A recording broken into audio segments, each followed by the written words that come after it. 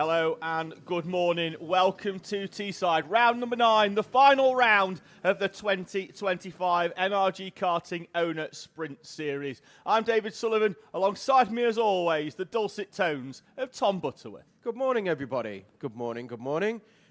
Welcome to the final round of the season. Looking forward to this one, David? Very much so. Still a few championships to get wrapped up, Tom. Today we've got both Bambino championships, Coma, and the Mini Mighty one, Tom, that we've been running as a 3-round championship. Pro Kart still has one championship to wrap up as well. That's in the novice class. We've got a 3-horse race in that one between Curtis Yule, Sam Neri, and Riley Matthews. So that'll be a good one. That's likely very much to go down to the wire for the final race of the 2025 season. Plenty of action yesterday, though, Tom, including a few maiden pole positions, a maiden race win in Honda Cadet for Tommy Burgoyne, and we've also had a maiden pole position as well this morning, I think, for Logan Grassi and Bambino. So it's been a breakout weekend. We always see that, don't we, Tom, towards the back end of season? Somebody always coming good at the final round, and it sets them up nicely for the following year. Yes, exactly that, David. We do. And nice to see Tommy Burgoyne stepping forward as well, because he was in Bambino's for a couple of seasons and then making his way up to Cadet and stepping forward. And like you say, and also another former Bambino as well, Abel Hutton, with a debut pole position yesterday as well. So like you say, drivers stepping forward all the time, and that's what we like to see, and that's what we're here for, to see that progression as they age up. They level up in experience and level up in skill as well. What I was about to think then, Tom, is I do like these double-header qualifying sessions at only 5 minutes, because particularly for R200s, they normally get an 8-minute quali. 3 wide down the back straight there. That's not qualifying, Tom. That's not qualifying. It's not the fastest way round, no. Is it? Is that by the time that they get to 5 or 6 minutes on these Mojo tyres, they're past their best anyway in terms of the level. So the extra 2 minutes they get at the end is almost like a formality. So it's a bit like me and you when we go karting, isn't it? Oh, the first 5 minutes. Awesome. Flying. After that, the combination of fatigue and lack of talent really starts to kick in. Definitely. So at the moment, 2.5 minutes to go in this qualifying session. Dexter Petty setting the time to beat. He's got a 10th in front of Aaron Berridge and then Peter Webster, but half a second splitting the top 7. In fact, 8, yeah, all the way down to Albie Cam on this 10-kart grid.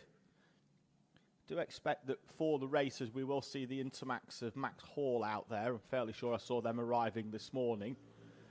But as Tom quite rightly mentioned yesterday, as Tom Nichols pumps in the fastest time and goes pole by a 10th of a second in the number 74 machine.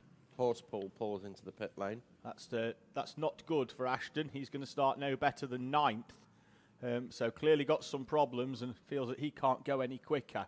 But 1 minute and 35 on the clock. It's been a good weekend off track as well, Tom. We've had fireworks last night, a superb display put on by the staff here at TSK-Motorsport. Fireworks on and off the track yesterday. Absolutely. It was a lovely evening. Everybody enjoyed themselves last night. Pete Savan was here. Roaring trade they did as well. And also we're raising money this weekend, Tom, for breast cancer awareness. This morning just been noted that we've just tipped into 4 figures this morning. So we've raised over £1,000, which is brilliant this weekend. Thank you to everybody that's contributed, either by providing prizes for the raffle or for buying tickets, having a go on the tombola as well. We are greatly appreciative. Tickets are still available. That will get drawn this afternoon by Crystal in reception. We've got some superb prizes, including vouchers to Rio Brazilian Steakhouse. We've got Arai helmets. We've got vouchers for physio and sports massage. We've got photo packages and loads of other stuff as well, for which we're greatly appreciative to everybody that at fairly short notice as well, Tom. We haven't had a lot of time to put this raffle together, and everybody, the karting community, particularly up here at Teesside, has really sort of stepped up to the plate on this one, and we are really, really appreciative of the efforts that everybody's made. I mean, funny story out of yesterday, Andrew McCrossan's mum gave him I think, £10 to go in and get a couple of strips of raffle tickets. And he didn't quite follow the instruction properly because he just bought £10 worth of stuff for the tombola. So he just did it for himself. He wanted to win the prizes that were right in front of him. But no, look, thank you for everybody that has taken part. Still opportunities. Thank you as well to my lovely wife who did the rounds last night round the paddock and still has more opportunities to... I tapped me up for a tenner. Absolutely. So... Final few drivers crossing the line. Tom Nichols on pole position for the final round of the season. He'll start alongside Dexter Petty on the front row, JJ Allen and Peter Webster row 2. Aaron Berridge and the reigning Honda Cadet champion stepping up to R200 today. Edward Rye will go off the outside of row number 3. Albie Cam and Harry Pennington with Ashton Horspool and Ronnie Harrer completing your 10-kart R200 grid here this weekend. And what they'll do now, Tom, is they'll all slow down on the way into the pits and all look at the big screen on the right-hand side so they can find out whereabouts they've qualified. So they'll come in, they'll have a quick look. See, look, all of them looking to the right-hand side. Look at the big screen, look at the big screen. I'm seeing whether we get a reaction from Nichols. No, he is very blasé about the fact that he's just qualified on pole position. Totally chilled. Yeah. Just part of the day job. Chill.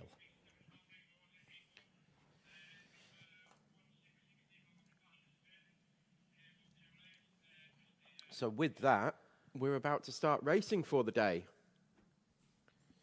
We've got an extra 2 drivers in Bambinos today over what we had yesterday on the entry list. So we're up from 6 to 8 entries with actually makes it nice because we've got 1 in each class as well. Yes. So we're running 2 classes in Bambinos. We've got the Mighty Bambinos, the electric karts, and we've got the C50 Coma Bambinos. And we have yesterday we had 3 drivers in each class, and today we've got 4 in each class. With the exception of heat number 1, because I do believe one of the Coma Bambinos did not make the gate this morning. 2 minutes from the prior session, gate get closed, which is standard procedure. So, unfortunately, we have had, we're down to 7. But they'll be back for heat number 2. Be all good.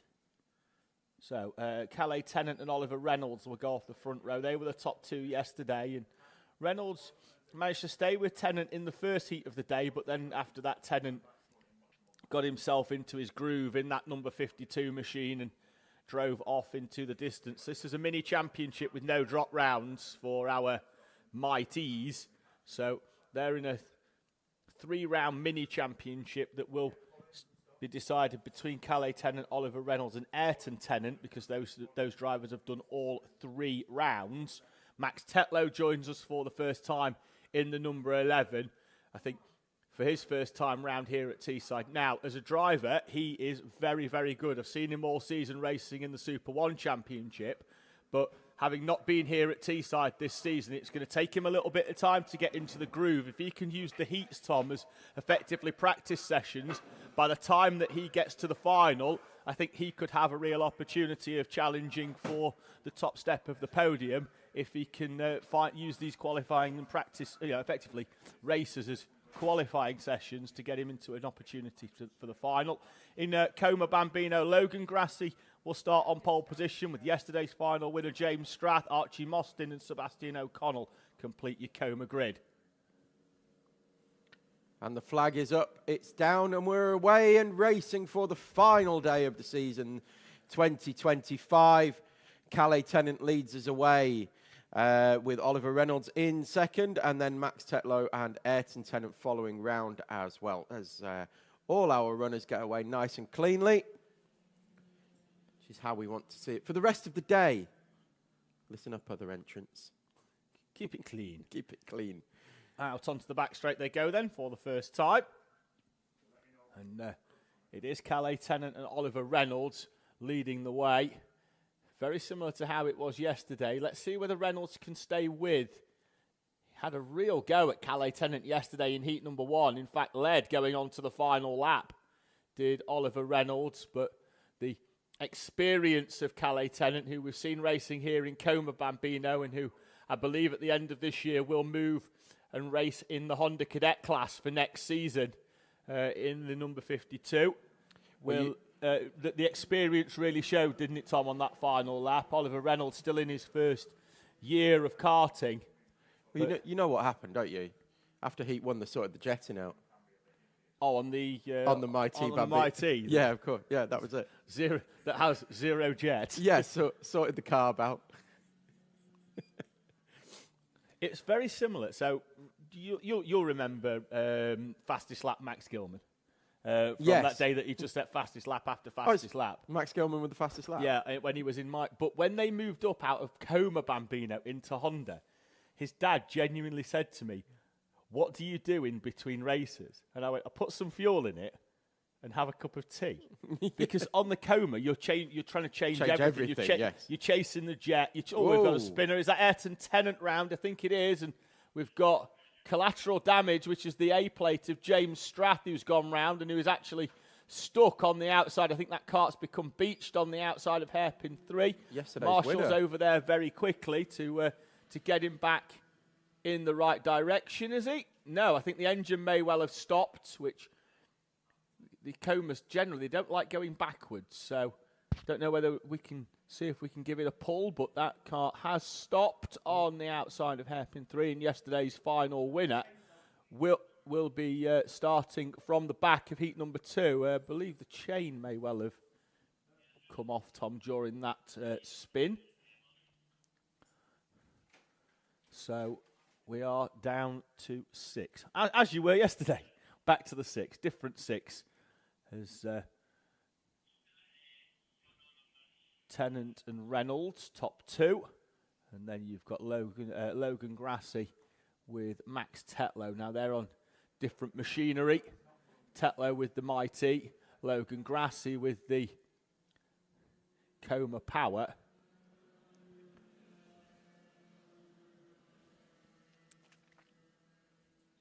Reynolds able to go with Calais Tennant so far. Gap is opening up a little bit, but good to see that Reynolds is right with Tennant again this morning. Also good to see Logan Grassi as well, able to go with the Mighty of Max Tetlow. And potentially overtake. The thing is as well, that's going to do him a world of good because it gives him a target, doesn't it, in front. At the moment, Archie Mostyn doesn't have. Personal besto from Mostyn on the last lap was 0.6 quicker than those in front of him. And Grassi did close the gap in as well on Max Tetlow. So, see whether Archie Mostyn comes into this.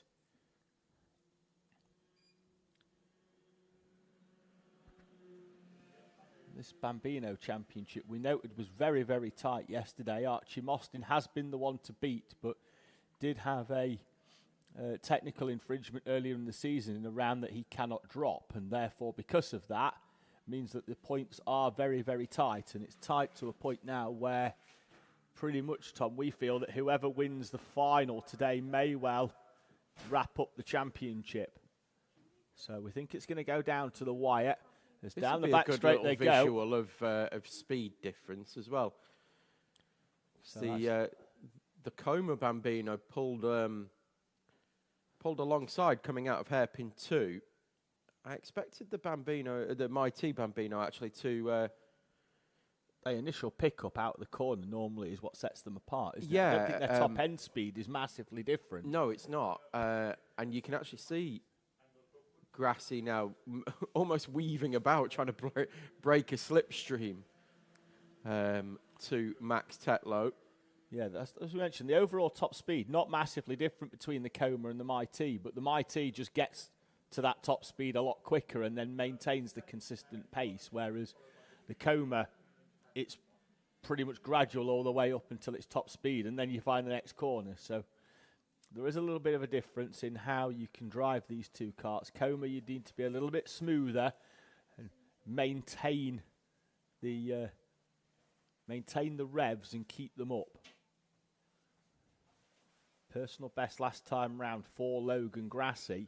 Same for Max Tetlow as well. So the two of them now, despite the fact that they have switched round, appear to be, and this will do Tetlow some favours as well, having only arrived this morning. Some of these Bambino drivers have been here since Friday. So they've had 2 days worth of either testing or racing. Tetlow's just rocked up this morning. And a full season of it. Yeah, and put the cart on the ground for his first outing here at Teesside. And we'll give him a little bit of a target in front of him and just the sort of lines as to where he needs to, try and keep that pace up and not scrub off some speed for the 11 of Tetlow. Takes a lot as well, doesn't it, Tom, to just turn up on a Sunday knowing the rest of the field have already effectively got 2 days on you at a track you've never been to before. But I think that's good. It takes the driver out of the comfort zone.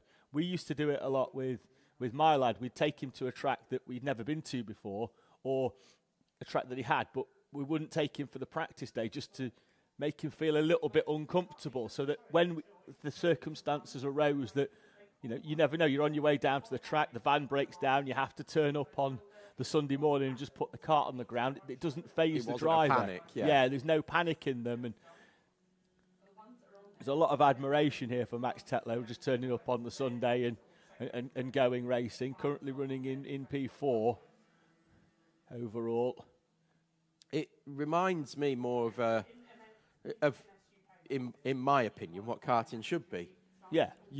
Dad and lad, rock up on the day, practice. Look out the window. Quick warm up. Oh, it's not raining. Let's go racing. Yeah, pretty much. Yeah, exactly that. Yeah, pretty much. You rock up, 3-lap warm up, qualifying, race. That's what karting should be. It shouldn't be, for me, 2 days of practice and testing and faffing about and spending fortunes on tyres and teams and all that kind of stuff. That's why I like it here so much, because there's so much of that here in the paddock. And that's the thing that will come into the fore, particularly as Bambino racing becomes more electric orientated, particularly going in, and it'll filter down in the fact that the actual sort of lowest age bracket, the only motorsport UK class now is Mighty. And that will filter down through club level as it naturally does. It'll start at the top and filter, the filter down system. Is that, you're probably going to spend a little bit more on the initial outlay of the kit, but you only need one engine. You don't need, 5, 6, 7 comas where you're sort of chasing the best engine all the time. You don't need 15 different jets. Yeah, exactly. And the sun comes out and you don't have to change a jet. Another retirement we've had down there, I think at hairpin 3, Tom. So at the very least, Tennant, actually. Not So triggered the timing system this time around. No, so we are down to 5. James Strath has a friend, though. So it's all, at least he stopped at the right end. They can have a little chat now, Tom. That'll be easy to recover them as well. Yeah. Because they can both go on the quad side by side. Both go on the quad. To be fair, they'll not quad them. They'll push them back in. They're light, aren't they? They'll just push them. I think we'll push that. But no, I think certainly as we head on to the final lap, that, and I think part of the thing, Tom, as well, is that, and that's why I think sim racing, even though that, you know, buying a sim rig is expensive, you know, if you want to buy the best kit, but once you've got it, you've got it. You know, your stub axle doesn't break on a sim rig. You know, no bent steering columns unless you get really angry with it. Mm-hmm. You know, so yes, there's a higher initial outlay, but once there, the actual spend then should be fairly consistent. Through comes Calais Tennant to take win number 9 and his 9th consecutive victory from 9 starts in the Might E class. Through will come Oliver Reynolds as well. Out of the final corner, it's going to be a first Coma victory for the number 28. Logan Grassi takes his first heat victory here at Teesside in the number 28. 3rd overall in front of the mighty of Max Tetlow, who finishes in 4th place. Archie Mostyn is your final runner in P number 5. We have 2 retirees, the 48 of Ayrton Tennant and the A plate of James Strath. They'll require some recovery from hairpin number 3. So that'll give you a couple of minutes, or us a couple of minutes, just to finish the point on the Mighties. Yeah, and I understand exactly what you're saying, is that the initial outlay is going to be more than a C50 Bambino, and so the attraction is still there for the for the C50. Yeah, but I don't know why. No, I agree with you as well, because then like you say, you spend all your time in between heats, changing setups and carbs and jets, and just tinkering basically. Whereas the Mighties, you'll just park it, charge it, and away you go again. The thing with that as well is sometimes it's not even fair on the driver, is it? That they've gone out, they drove really well, the wrong direction on carb or jetting because the weather conditions have changed, and all of a sudden they've dropped a second and a half, and you can't really develop your driver in such a way when things like that happen, Tom. Whereas when you're looking at the Mighty with the consistent powertrain, that doesn't change compared to the weather conditions. Although if it's anything like my hybrid vehicle, it doesn't charge quite so well in the winter. Oh, is that right? Don't get as many miles. Do you not? I get an extra couple of miles out of the hybrid in the summer. Oh. Yeah, I don't know why it does that. Just have a regular ICE car, then you don't have that problem. I don't, but I'd also have to pay more in benefit in kind tax. Ah, true. Tactical. It's a tax dodge. Tactical decision. That's why it's got a hybrid, ladies and gentlemen. You heard it here first. Of course it is. Got to have the company car. It's your fault we're all getting tax hikes. Pardon?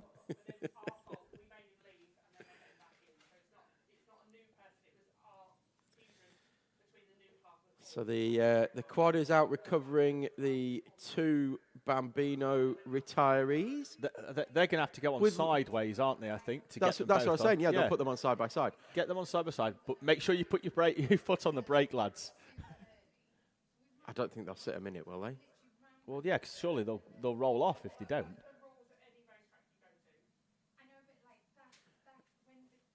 And then they will be recovered, and we will go racing once again with our first heat in Honda Cadet. Oh no, I think we've only got one on. We're going to push the other one back, I think, Tom.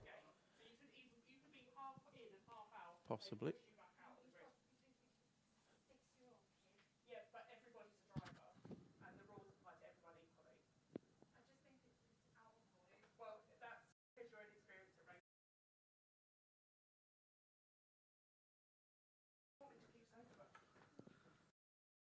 Is going to get pushed. Ayrton Tennant's on the quad. James Strath getting pushed in. And then we're going to go racing for Honda Cadet heat number 1. We'll try and bring you a grid. Oh, wait, that's still on senior pro kart. Yeah. Hang on. It's all right. He's taken the mic, ladies and gents. Got a mouse. Mike, mouse. There we are. There we go. Right, so your grid for Honda Cadets, which are about to get going in a couple of minutes' time, be Daniel Zayad on pole position from Sebastian McCarthy. Aaron Rigg will go off P3 with Francesco Di Caro in 4th. Abel Hutton 6th and Tommy Burgoyne 7th. Jack Thompson, who was our Commentator's Choice Award yesterday. Yes, he was. Did very well on debut yesterday. And picked up P8 in qualifying.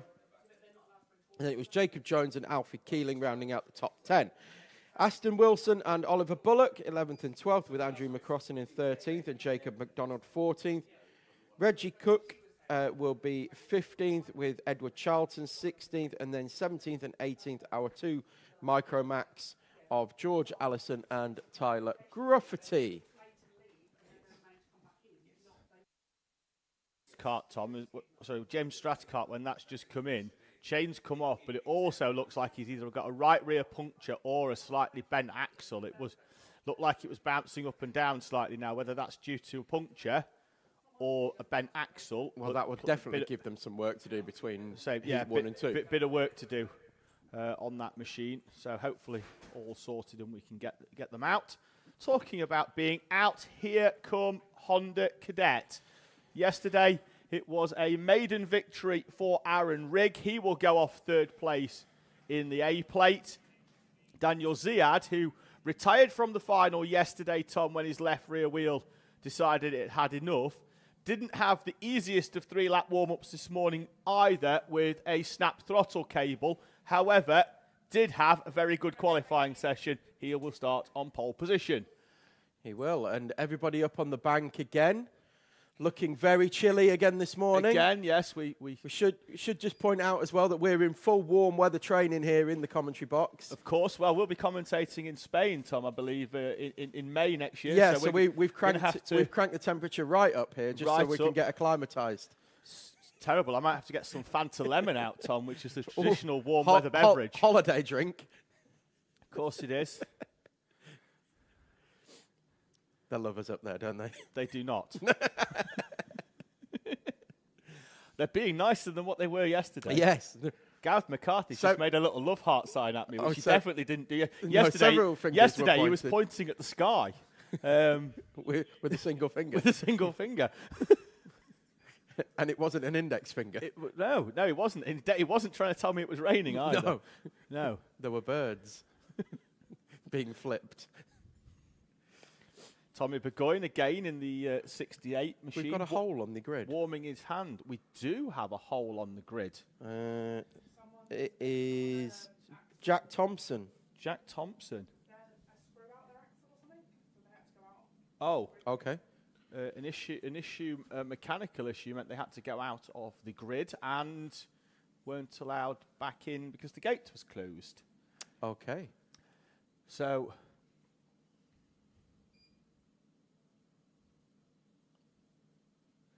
we do have a big clock on the wall. We don't have a beepy noise, whereas like when I've been to watch down at PF, they have it beeps at them, and then the gate like sort of automatically closes in like just like it's slammed shut. You could go up there and beep for them if you want. When it gets down to 2 minutes on there, just in the middle of the commentary, like they're coming through the beep chicane. Beep beep beep beep beep beep.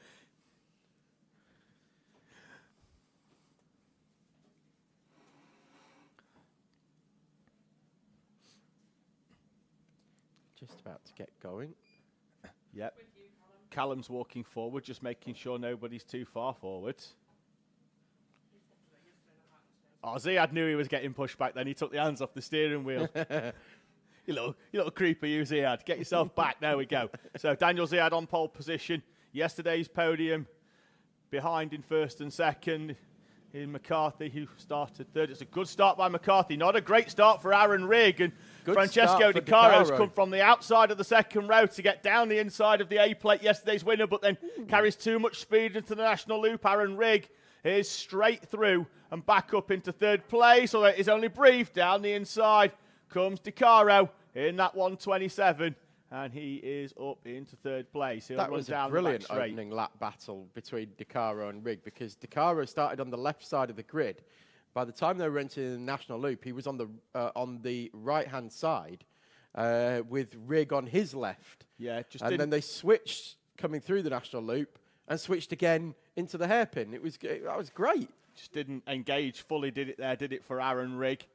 But he's going. The top six on a little bit of a breakaway. And there's a contact warning for the 78 of Alfie Keeling. He's getting his elbows out. It's almost a rite of passage, I think. That could be Alfie Keeling's first contact warning, Tom. He's arrived. Well, we will see what the sticker kit looks like and whether there's any stripes on it. Any circular stripes? Circular stripes, is that a thing? It's almost like wrestling in the squared circle. He's just making things up.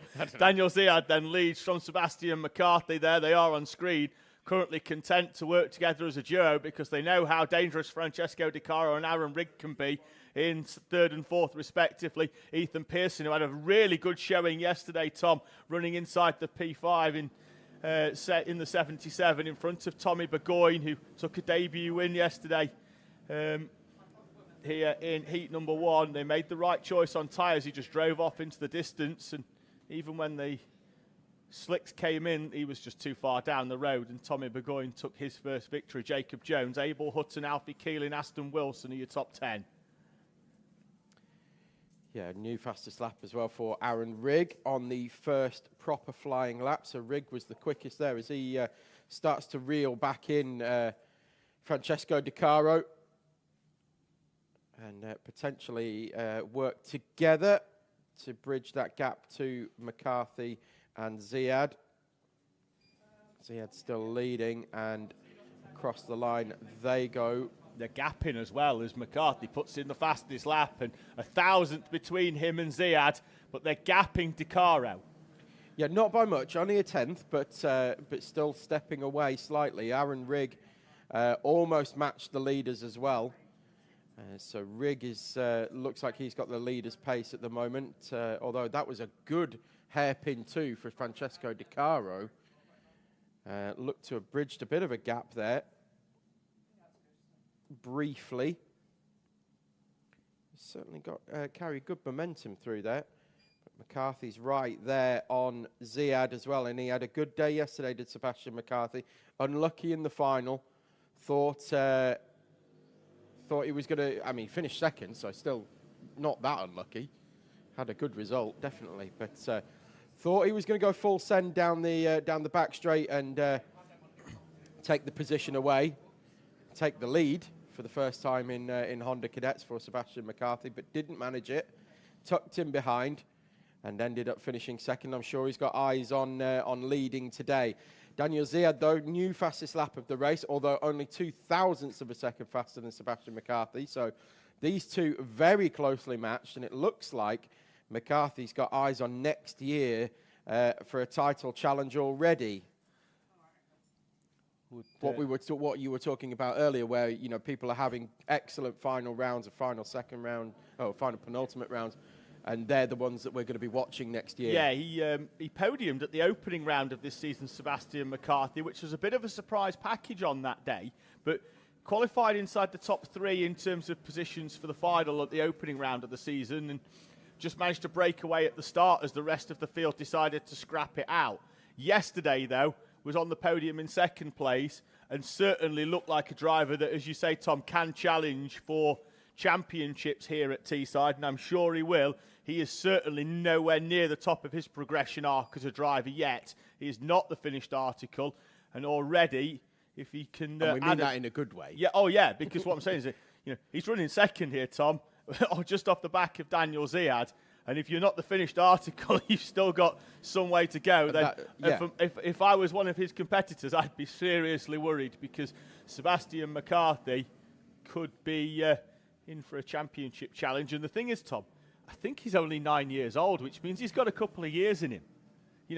Next year he could be challenging for a championship, but then if it doesn't come out, he's got another year after that, and another. He's still got time on his side.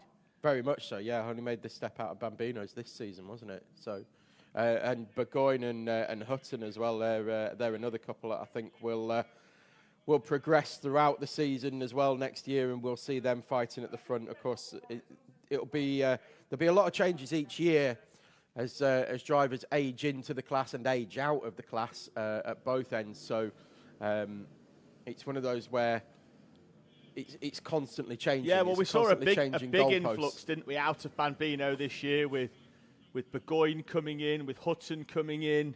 McCarthy was the year before. Oh, was it? My apologies. He's still very much at the younger end of it. Yeah. Edward Charlton started in Bambino, came in this year as well. Oliver Bullock we saw transition into Honda towards the back end of last season. But so you sort of see that big influx, and then your Bambinos come in, and they're all at the younger end, and then you'll not see as many come in, and then you'll get a big cluster come in and see where they sort of progress. I mean, 0.02 of a second a game between the top two. And McCarthy's just pushing Ziad along now. I mean, fully pushing him along. Well, again, though, it's only 1 point in the heats, isn't it? So, don't need to be an early hero. The lap times between the two, the amount of times it's been less than 100th of a second between them. Yeah. I think it's been every lap. There's been less than 100th of a second in terms of lap time. Well, yeah, 1,000th. But most of the time, it's either matched identically or 47.604 to 47.605 last time.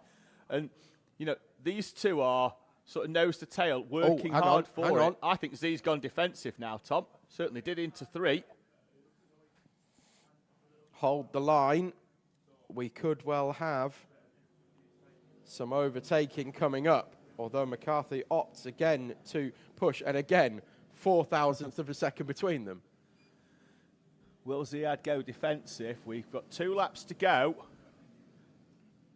And I'll be honest with you, I think McCarthy, certainly in the heats today, will be fairly content just to pick up adequate points to put him in the top 3 for the final, and then try and make that step up onto the top step, Tom.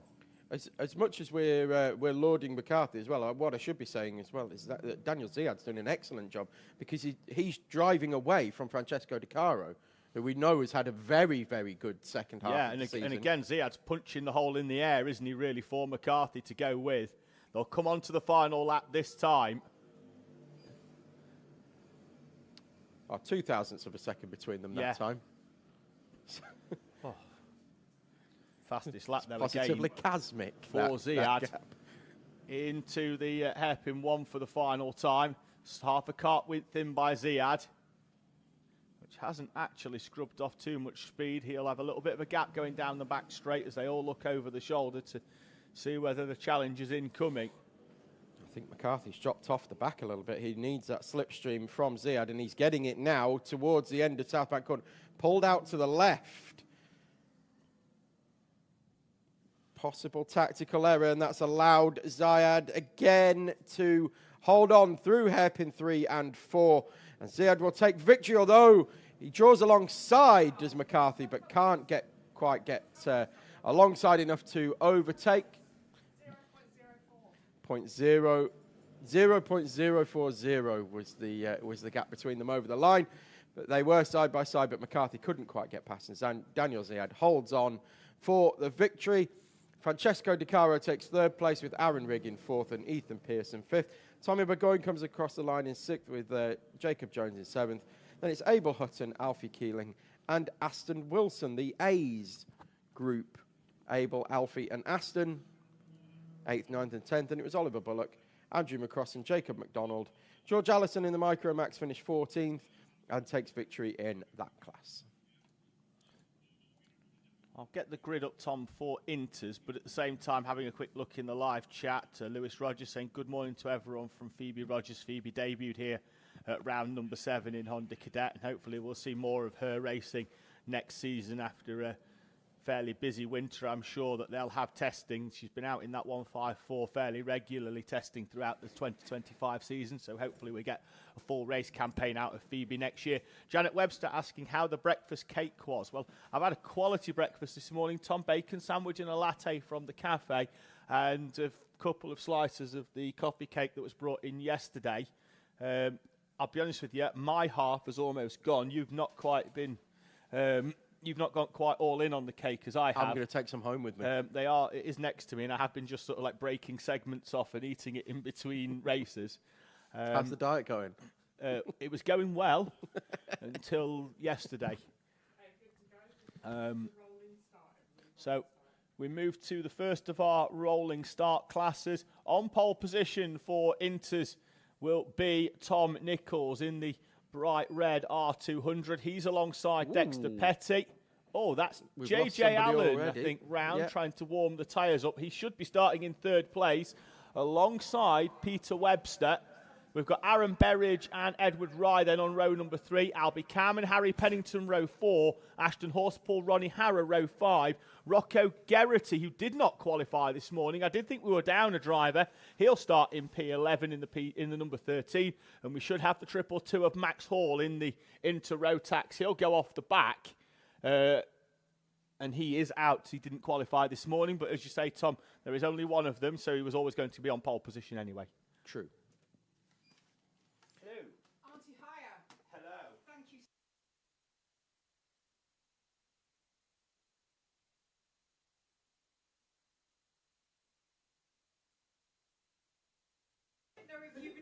And we're getting going here, and it is a good start for Tom Nichols as he holds the inside line into the national loop. Dexter Petty alongside. He's going to try and hang it around the outside and does slot into line. And they are almost single file, with the exception of Rocco Geraghty, who took the Ryanair over the top of the Wiggles. the right-hand curve. Got a little bit airborne, but managed to gather it all up, and they are line astern heading down the back straight for the first time. Good start from Aaron Berridge up into third place, having started P5. Nichols leads them from Petty. Then Berridge in the black suit, white helmet with the green and silver Nassau panel on the front of it in the 1-2-2. Over the timing line for the first time, then Nichols, Petty, Berridge, Allen, Horsepool up from 9th into 5th. Webster, Ronnie Harrer up into 7th place for the number 11 in front of Geraghty, Rye, Cam Pennington, and then Hall in that Intermax is right up onto the back of the R200s now already. Yeah, excellent showing so far from Ronnie Harrer, who was is improving day by day, heat by heat, lap by lap. Chains for the lead. That's Dexter Petty down the inside. Nichols couldn't get in because Petty was there, and I almost thought Aaron Berridge was going to sneak into the gap. Little bit of a nudge by Berridge into the back of Nichols, going round hairpin 3. No harm done. In fact, it's probably helped straighten Nichols up. Oh, that's who's on the grass. JJ Allen, is it? Yes, I believe it is on the grass on the outside. We've got a warning, I think, coming out for the 34 of Albie Cam. May well have been related to that one, Tom. Not 100% sure, because where I sit, there's a massive pillar that hides that bit of grass. That's why I normally try and stand up. I caught it at the back of the camera shot there. So we've got Horsepool and Webster now trying to make it a train of 5 breaking away. At the minute, we've got this front pair of Petty and Nichols. Berridge a little bit in no man's land in between. He's going to try and bridge that gap, but he might need some help from behind. Then we've got, behind that, it's Edward Rye leading the next group. Of course, Honda Cadet champion, crowned yesterday, so he's elected not to do the Honda Cadet race today, but has moved already into the R200 class. Try and get some experience under his belt there. So that's Edward Rye in 6th place with Rocco Geraghty, and then the Inter Rotax of Max Hall is in behind them in P8. Petty and Nichols starting to bridge a little bit of a gap here to Aaron Berridge. The one to watch for me, though, Tom, Ashton Horsepool has this knack, doesn't he, of not having a brilliant heat or not having a brilliant quali every now and again, and then in the next race we'll just pull out a level of brilliance that we've only seen from probably a handful of drivers at effectively cadet or inter-level, where they can go from the back and work their way through. And as you say it, right on cue, sets the fastest lap of the race. It's like a stealth fighter, isn't he? He just sort of appears when you least expect him. Well, we've had it before, haven't we? Where, like, he'll retire from Heat 1, start 12th, win Heat 2. Yes. And a lot of that is opening lap awareness. You know, you're starting at the back, you're going to try and work your way through. If you can pick up 5 places on lap 1 just by effectively going into gaps that other drivers have created for you as they try to make their moves, half your work's already done, isn't it? The problem he's got here is that at the moment, having not found a way through, and I was about to say the problem is I think he's going to end up getting into a battle, and then he gets down the inside of Aaron Berridge. Berridge is back down the inside of him again. The gap was 0.8 of a second to the leading duo. Peter Webster now has done the correct move, which is get right into the wheel tracks of Aaron Berridge down the inside, take full advantage by going down the inside, and he's moved himself up into 4th place, and Horsepool in going for 3rd comes out in P5. The gap was 0.8. That'll be around about 1.2 seconds, I think. It's just under the second mark, but they've not gained any time, that's for sure, Tom. Scrapping, and as Max Hall in that Intermax comes into this as well, we saw yesterday he was very, very clean at getting through traffic yesterday, was Max Hall, but these 3 battling together, he may well have to sort of wait till the back straight and just whip past all 3 of them. Yeah, potentially. On the next lap. That is looking like what might happen with that Micromax. Of course, it is significantly faster than these Honda R200s.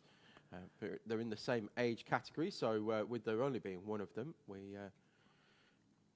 lump them together on the track. So Horsepool again looking very racy coming out of hairpin 4, and it actually cost him a bit of time as he took an alternative line to try and get a run on Peter Webster. Cost him initially, although he dragged back up. So it didn't hurt him too much in the end for Horspool. Managed to use the slipstream and that alternative line to get himself back up onto the rear bumper of Peter Webster. And there you go, David. You called it absolutely correctly. Dragging past down the back straight for Max Hall in that Micro Max. Horspool can really try and take advantage here because Hall down the inside of Webster, and that's opened the gap up, hasn't it? And Horspool comes straight through, almost right on script. Webster isn't particularly thrilled by that, but the move down the inside, now they can actually still now take full advantage here because Hall's going to go down the inside of Berridge when the time is right. And if they do, they're still using the slipstream, you see, of that into Max. Although Horspool did try and nose down the inside of the much quicker 222, but they've still got time, minute and 30. Hall through down the inside. Petty with a personal best on the previous lap, Tom, right at the front, and it still wasn't as fast as the time that Tom Nichols did. Yeah, true. But again, those two seem fairly... They're breaking away now at the front, aren't they? Yeah, but again, with only 1 point between them in the heats, those two seem fairly compliant, Tom, at the moment, to pick up 50 and 49 points in whichever order that may well be. Give themselves a chance later on.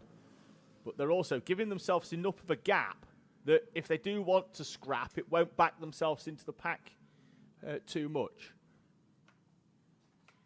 Yeah, Petty head down behind the steering wheel, trying to increase the or decrease the aerodynamic effect of hitting or being the first one to hit the air.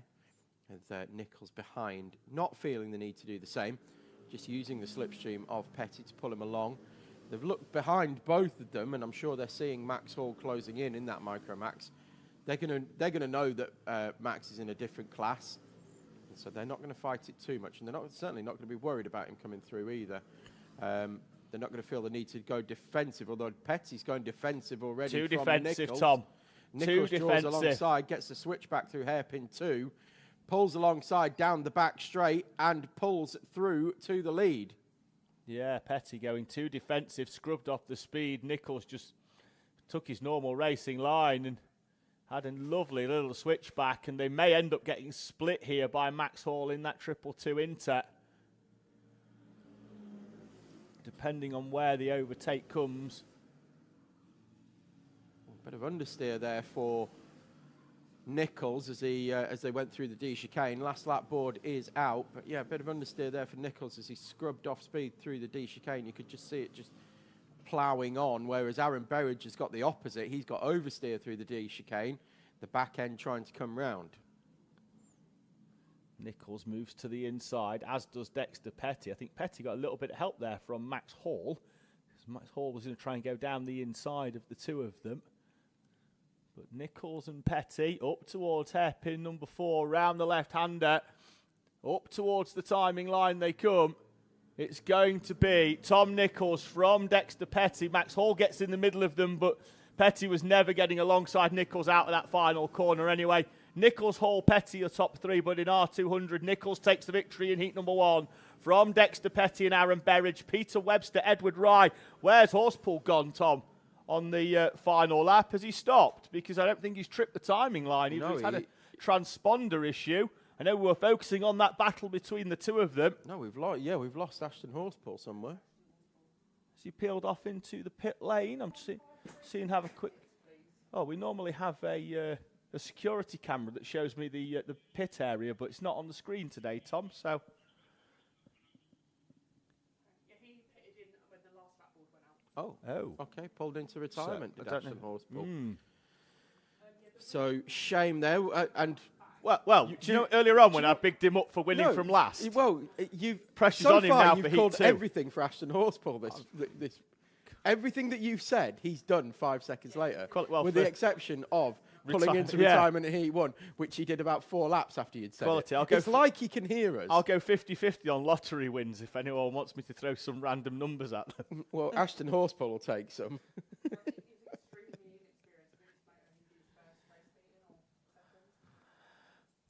So that brings to an end our Hondas for the time being. And we'll bring you a grid for for our only 2-stroke class. I was going to say the first of our 2-stroke classes, but it's actually our only 2-stroke class here this weekend, with the exception of the seniors, which we don't have. We don't have any senior Rotaxes here again today, which is a real shame. But junior Rotax only going out next, and it's going to be Layla Berryman going off pole position. Random grid rolling start, of course, with Rossi Costello alongside in P2. Then it's Joey Swan, who's made the step up from Inter Rotax this weekend. This will be his second day of racing. He's going to go from P3 with Jake Grufferty in 4th.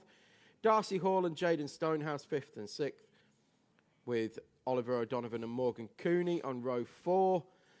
Evelyn Bye and Freddie Widrington, row 5. Isabella Stansmore Wilson and Holly Swan, row 6. And Hector Sedlowski and Jacob Carnes, row 7. And David Wilson was telling us last night that Isabella had taken a bit of umbrage at us for yesterday. She only picked up on the negative, Tom. We said a huge amount of nice things about Isabella Stansmore Wilson yesterday. Stationary car, it's Hector Savlowski in the back chicane. We are away in racing, though, because that is off the track. So we head up towards turn 1. Grufferty, is that down the inside of Rossi Costello?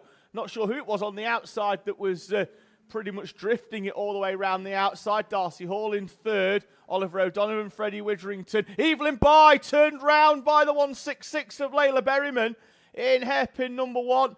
Isabella Stansmore Wilson already making up 5 or 6 places to run behind Berryman in the down the back straight. And then it looks like we've got Jaden Stonehouse in the 27th. Round goes Morgan Cooney. Yeah, not sure what happened with Morgan Cooney there, but definitely turned himself around, or got turned around. But Joey Swan immediately dropped to the back of the field off the start, but then has clearly made up some places as everybody else has been spinning off. But not sure why he dropped back from 3rd place on the grid. Immediately dropped to the back of the field round the national loop. So the 45 of Hector Sedlowski, you can see just sat at the side of the track there as well. And as you said, David, is already into retirement. There goes Isabella Stansmore Wilson. Of course, we were saying we got a little bit reprimanded, not by Isabella, but yesterday for apparently saying she was erratic. Well, we did say that she had an erratic style at times. We also said she made some really nice overtakes. We were full of praise for her drive in the final, but she picked up on the negative, and that was it. That one word that we said, and that was all of the focus. It was. Like, don't focus on the good stuff we said. Just focus on the one thing that we said that still didn't have enough confidence to come and complain herself. No, she sent her dad. Delegated her dad to come and in fairness, he didn't say it. He was fine about it. Yeah, he was absolutely. He was cool.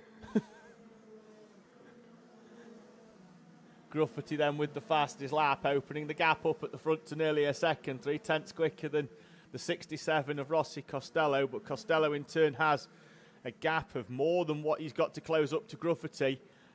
In front of Oliver O'Donovan and Freddie Widrington.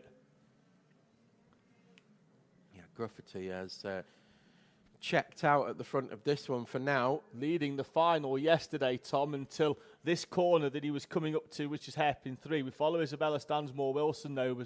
This is the corner that Grufferty had the problem at. Went down the inside, and just as he clipped that curb on the inside, pop, the rear bumper came out, and that was a mechanical flag as the bumper was dragging on the floor. It wasn't safe, and Grufferty's opportunity of winning the final yesterday was curtailed with a few laps to go. I can imagine those bolts have been checked and then they've been checked again, and then on the grid, somebody's checked them again just to be on the safe side. Double tight and further down, well, completely down the order and off the track. We've had a woolly hat fall down the bank, Tom, to the right-hand side. Send the small boy to retrieve it.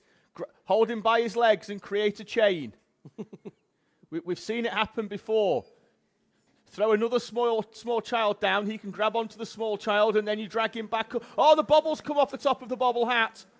Oh, carnage off track, Tom. There's a race going on. There is. Bobbles coming off hat, though. That's heartbreak territory. I've cried over far less than that.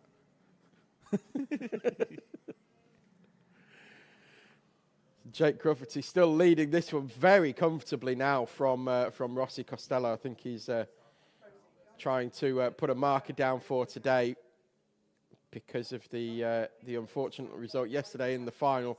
Trying to stamp a marker down early in this one. Show the rest of the field who's boss, or who's going to be boss today. And by the looks of it, it's going to be Jake Gruffity, although Jacob Carnes just whacks in a new fastest lap of the race and was almost a quarter of a second quicker than anybody else out there. He's right up onto the back of Isabella Stansmore-Wilson. You can see them there running in the second of the 2 twos in 5th and 6th place. We follow the battle for Berryman in 7th, who has got a bit of a gap to Darcy Hall, Holly Swan and Jaden Stonehouse in the green machine. Number 27 there. Then they've got a gap back to Evelyn Bye, who had that opening lap spin, as did Morgan Cooney. He's running in P13 at the moment, and 3 seconds off the back of Joey Swan. He's got a little bit of work to close in on. Swan was a little bit quicker last time, but Swan puts in a personal best. After a day of testing Friday and racing in a junior Rotax for the first time yesterday, how that lad can keep putting in personal bests, given his slender frame, Tom, I've got no idea. But he is, to be fair, yesterday his uncle said to Joey when I was talking to them at the pizza, he went, "Put your hands above your head, Joey," and he was really struggling. Oh dear. Poor lad was really struggling to get his arms up anywhere beyond the shoulder height. Oh, bless him. Bit of Radox in the bath last night wouldn't have done him any harm at all. But definitely going to be feeling it Tuesday. Be all right tomorrow. The adrenaline will still be there. Oh, I don't know. He'll be missing racing too much. It's Tuesday when it'll really I don't know hurt. whether half term's just gone or whether it's coming up, but I hope it's coming up for his sake. It'll give him a full week to recover. Oof, if not, the yeah. bloke, would you like to write on Monday, Joey? No, I can't feel my arm. So You'll have to do it for me. Stansmore Wilson has found a way past Oliver O'Donovan on the previous lap, and now Jacob Carnes is going to try and find a way through as well. He's had great pace so far, Carnes, but catching is one thing, finding a way past is another. We're back to a train of 5 further back as well there. Berryman Hall, Swan, Stonehouse and Bye. I can imagine that Joey Swan's plans for this winter will, or in his diary, it'll say school, gym. Change for second place. Rossi Costello has been reeled in by that train of carts earlier that we'd said that he was closer to Gruffity than what they were to him. Well, yeah, now they're right all really over quickly. him. And we've already had Witherington down the inside. Stansmore Wilson is through as well. Now we've got Carnes and O'Donovan all over the back. And has Costello got a problem, maybe? Well, because he could high on tyre pressures early doors, Tom, to try and break away. May now mean that those tyres are past their best with 3 to go, just in terms of tyre pressure. He's almost a second off his personal best pace. Yeah, maybe he was lacking a little bit of grip now. He looked really good in the early phase of the race, although wide goes Witherington because Stansmore Wilson's created the gap. It looked like Costello was going to try and go down the inside as well there. So through goes Jacob Carnes, who created a hole for himself, I think, there. It's fair to say. Pushed on Rossi Costello and then created an opening for himself. I mean, given that what we've seen with Costello's early race pace, but that seems to have fallen off a cliff. I think the overtake was going to be inevitable anyway. Oh, well, it was what Carnes certainly needed forced to do, the issue. Yeah. Because now Carnes has kept in touch with Witherington and Stansmore Wilson, whereas you see Oliver O'Donovan hasn't made it through quite as quickly and is now There's a gap opened up for those three. Yeah, he needs these to scrap, doesn't he? Because if he can't get past Rossi Costello, and he's certainly not close enough, but that will help matters, as down the inside goes Jacob Carnes, although Carnes, I think, held a hand up, didn't he, for an apology and allowed Widrington back through. Yeah, that's good awareness from Carnes in that he doesn't want to pick up a penalty. Picked up a contact warning for it, though. Could that have been for the Costello one earlier, Tom? Maybe, don't know. Either way, he's picked one up, and we've picked up on it as well, Tom, and we are prevalent. Mid-race, and Tom's showing me a picture of his dog with a lightsaber having a fight with his daughter, who also has a lightsaber. We'll talk about that a little bit more, Tom, when there's more appropriate time for it. Jake Grufferty still popping in personal best. He'll cross the timing line now. 57 on the clock. That's 3 laps to go. Oh, round goes. Oh, Darcy Hall hard into the tyres at hairpin 4 on the exit. Contact between herself and it looks like it could well be Evelyn Bye. I would be very surprised, Tom, if we see the checkered flag in this race. Hall has gone through the tyres, does not look at all comfortable. We'll cover it under local yellow at the moment, and we are not red flag, as we said, Tom. Very surprised if we were going to see the end of that race, given the impact into the wall, and with Hall keeled over in the cart, the red flag comes out. Jake Grufferty will take the victory because it will be declared with 20 seconds on the clock. Contact round hairpin number 4 between the drivers in that one. Darcy Hall goes hard into the tyre war. Red flag is out. Our drivers will peel off into the pit lane with only 20 seconds of the race remaining, and the race will be declared. It will go back a full lap from where they were, but as it stands on track, Grufferty from Stansmore, Wilson, Widrington, Carnes and Costello will be your top 5. No changes in the final few laps for them.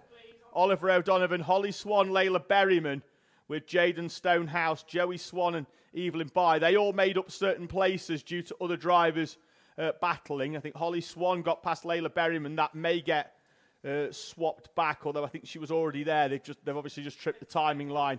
Post-checkered flag. So, well, the good news is that Darcy Hall is upright in the cart, keeping her in it just for now as a safety measure, and the emergency team are on their way. We say this all the time, Tom. we do not rush. No, when we would have rather red flag. As in be we cautious. rush to get the red flag out, but yes, we don't rush the assessment process. The driver's well-being is the most important thing here. So we'll have a slight delay as Hector Savlosky's cart gets wheeled back. It'll emerge into the camera shot. It's already gone through the camera shot. That's further back, but his cart will get pushed back in. I'm just trying to figure out what was wrong with that on the opening lap. I did see the marshal lift it up. That could well have just been to check if the chain was still attached to it, but his cart getting pushed back in. He cuts a somber figure as he walks back in his opening race, but somewhat luckily, Tom, because we do run random grids in our junior and senior classes, he doesn't have to start from the back. Sad shoulders. Yeah, oh yes, they're definitely they're low, aren't they? They're very low. Them white lapels are really telling their own story of his walk back in. Yeah, very much so. Right, so we will just have a brief pause while Darcy Hall is assessed, and we will be back with you very shortly.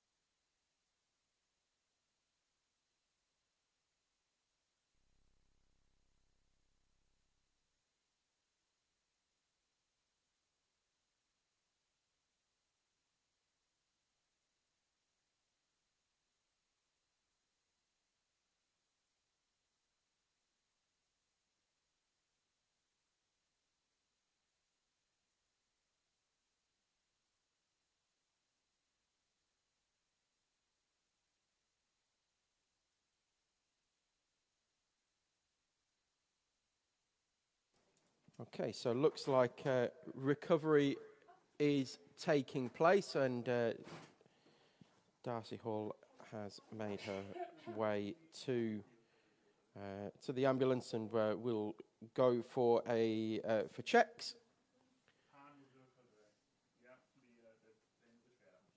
Looks like it's purely precautionary at the moment, thankfully. We'll give you an update as and when we have one.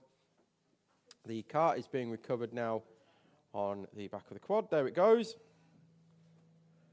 And a bit of a bent, missing Nassau panel for that one, but doesn't look to be too badly damaged, thankfully. I don't know, the radiator was hanging off, but that could just be the top bracket that's... So that was a result declared for the Rotaxes, and we will next have the junior pro karts heading out. Although I'm trying to find a grid for that. No, if Cat presses play before we press that, it basically sets it ready for the race. So we'll wing it. Should we wing it? Wing it. We'll wing it. We'll just guess. Oh. Hang on. If I stretch this over here, I might be able to read it. No, my voice went like that because I choked myself. That's as far as you're going to go, Okay, Tom. I'll tell you what. Right, look, I can do it there. So, Reece Cranston's going to go off pole position with Ashton Carmichael alongside. Then it's Adam Roberts. So I need stronger glasses. Tom's eyes are painted I need to get the binoculars out. Painted on them. Ted Hall, and then Josh Brown, Liam Edmonds, Elvis Hartley, Reese Dodds. Then it's Joshua Sullivan and Matthew Plant, Daniel Camp, and Mia Duffel. So that's your grid for Junior Pro Kart.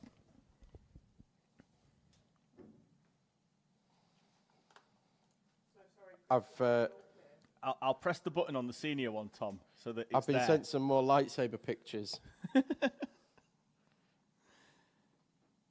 you know who doesn't look happy? The dog. The dog. It's not a puppet.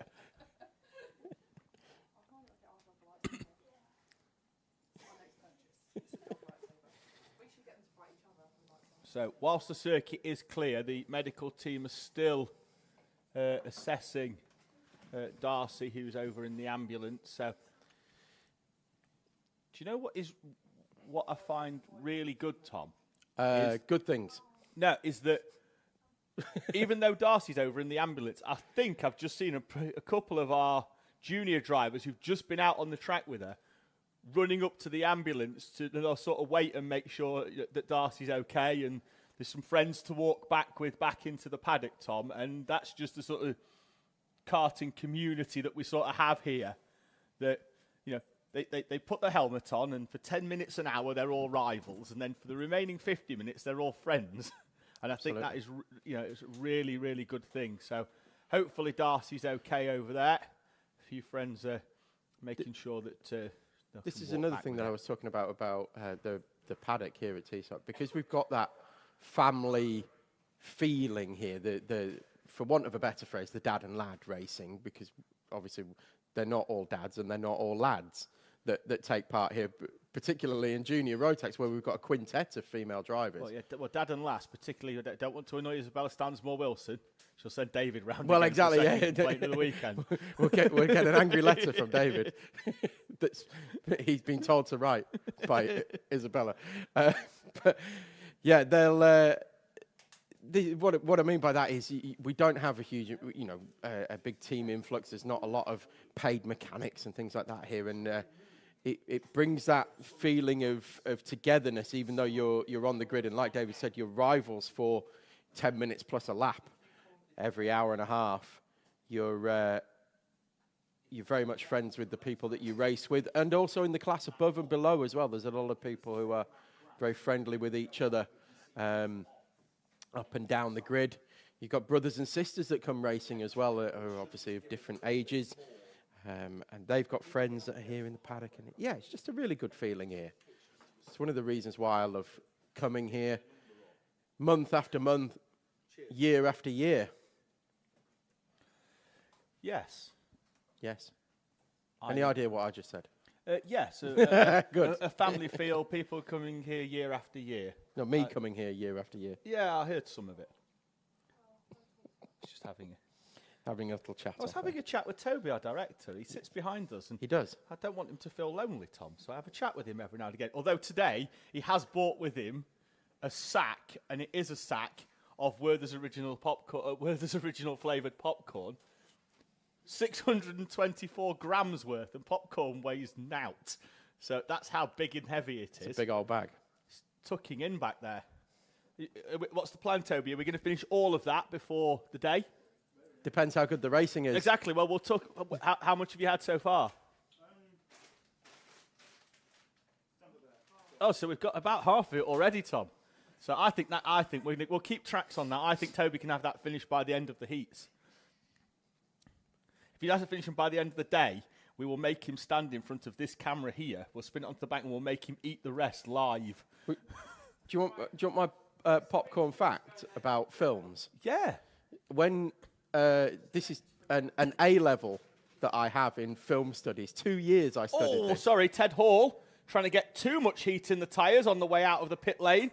Hero yesterday taking his first podium here at Teesside. 0 this morning by spinning out of the dummy grid. So went to college, 2 years A level studying film studies, and I learned a few things that'll that are good little factoids when you're watching a movie and stuff like that. But one of the ones that I learned is that when they're making blockbuster films, like proper blockbuster films, think Top Gun Maverick and stuff like that, they actually script in bits where you're going to eat popcorn in the cinema. Like quite. They'll peak and trough the action because people stop eating when it's all action packed. Oh. And they want people to eat popcorn. Oh, I thought it'd be like like the scenes. The cinemas don't like it if it's just all action all the time. Like the music scenes, like the volleyball scene in Top Gun, where it's just all just music, nobody talking. That's when people shovel it in. But you're saying that no, because that's all action. Talking about, there'll be no popcorn eaten in this one. Tom Junior Pro Kart coming up towards the timing line. We're away in racing. It's a good start from the outside by Ashton Carmichael. Is he going to get in front of Reece Cranston? No, he does not. Few drivers going wide into a bit of a scrap. Through they come. Carmichael in second, then behind Cranston. Hartley, Brown, Sullivan is up in front of Liam Edmonds. Ted Hall, Matthew Plant down the inside of Daniel Camp. Daniel Camp back down the inside of Matthew Plant. They'll run 3 wide down the back straight, and Elvis Hartley's going to run out the tarmac, find some grass and lose some places. Yeah, a bit of a wiggle as he came out of hairpin 2. It lost grip, but Reece Cranston taking up his usual position at the front of this one. Of course, was there pretty much all day yesterday as well. With Ashton Carmichael showing well early doors in P2. Sullivan already through, though, to P3. Started P9. Liam Edmonds started P6 up into P4. Good start for those. And, Ted Hall as well, who also had a good day yesterday, currently sitting P5, although had a bit of an adventure coming out of the pits from the dummy grid. Hall and Brown yesterday with their first podiums here at Teesside in second and third respectively. Changed for second and third on track. Sullivan up in front of Carmichael with a good move down the back straight and into South Bank. Got a bit of a gap though to catch up our new champion of 2025, Reece Cranston, who started on pole, and will have a gap of 1.2 seconds as they cross the timing line at the end of lap number 2. Yep, so it's Cranston from Sullivan. Carmichael now third with Edmonds fourth, then Ted Hall. Brown, Hartley, Camp, Plant and Duffel, the top 10. Roberts and Dodds round out the 12 runners. I think it's an interesting fight going on towards the rear of the field, though, with Duffel and Roberts. They're very close together. Barely made any screen time yesterday for Duffel and Roberts because they were. Let's find them now. That's what I was going to say. I think it's worth having a look at them. Hairpin 3. They'll come out of hairpin 4 in a minute. If we can drop back onto it, white cart, overall white cart, and then the 135. They'll come up and over the timing line now, but they're having a great little scrap. Reece Dodds is just off the back of them as well, so we'll hang fire hopefully and pick them up as they come round. The duo just off the back of this. They'll come through the camera shot there, but try and pick them up more prominently. This is a battle going on with 4 of them, from Josh Brown down to Daniel Camp. There's your battle there as a duo between Mia Duffel and Adam Roberts. Roberts is going to try and get down the inside, up towards the South Bank corner, draws alongside and then pops back behind Mia Duffel. Gap at the front's out to 1.5 seconds. Cranston turning the screw at the front, and I think it's going to have gone out again. So he puts in another personal best. It has. It's gone out to 1.7, but at the same time, Sullivan is gapping the battle behind of Liam Edmonds, and who's got past Ashton Carmichael on that lap to move himself up into third place. I just thought it was worth mentioning Mia Duffel and Adam Roberts because they're making progress as well. First time that we've seen Mia Duffel here, I believe, other than yesterday, of course, but this weekend, I mean, for Mia Duffel. Adam Roberts making progress as well, and this is what we like to see. This is why we come to Teesside and why we love racing here, as Roberts now scythes up the inside of Mia Duffel, who actually manages to hold on around the outside and hold on to the position of both drivers. Getting faster and making progress towards the front. Also getting faster is Reece Cranston, who just puts in a new fastest lap of the race. See that lovely segue that I did there?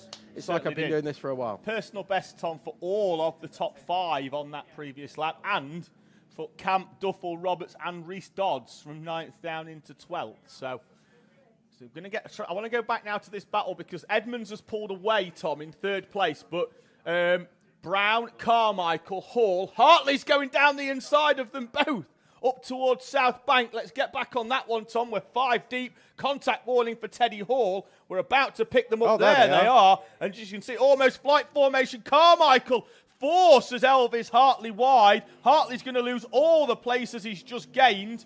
Carmichael into the back of Hartley. Then they're side-by-side, Hartley and Matthew Plant. Yeah, Matthew Plant wasn't happy with being squeezed, but Hartley, I think, was a bit aggrieved at being pushed wide, and we have now Carmichael. I was going to say there's Daniel Camp, I think it is, that's just overtaken Matthew Plant as well. So all change in this group that's now headed by Ashton Carmichael for 5th place, and change again as Ted Hall comes back down the inside and retakes the position. Elvis Hartley's going to have some as well in at hairpin 3. Going to try and squeeze Ashton Carmichael, but it doesn't push it through enough. Carmichael holds on, and that then leaves Hartley open to attack. Might give Hall the opportunity to break away that, Tom, I think. Although, to be fair, they're still squabbling behind, and now Carmichael's got a bit of a gap between Camp and Plant and Hartley. I think Hartley's back up the inside again of, I believe that was Plant. So I think there was a all change again at the National Loop. And Daniel Camp now just tapping the helmet and saying, let's go, let's work together to try and bridge that gap back to Ted Hall and Ashton Carmichael. That didn't work out too well, though, because Elvis Hartley immediately drew alongside at hairpin 3. And that's now put Matthew Plant alongside. 2nd place, Tom's tightening up. Sullivan's dropped into the 47.4s on the last couple of laps. Pace-wise, 47.5, 47.4 is nearly a second off his pace at the start of this race. And Liam Edmonds is really starting to reel in Sullivan in the 13. Gap at the front is out to 3.6. I think Josh Brown is closing in as well slightly. He is... Yeah, he is. He closed up 0.6 of a second on Sullivan that lap alone, did Josh Brown. So these 3 coming together. A contact warning going out for Matthew Plant, who is just about to come through now.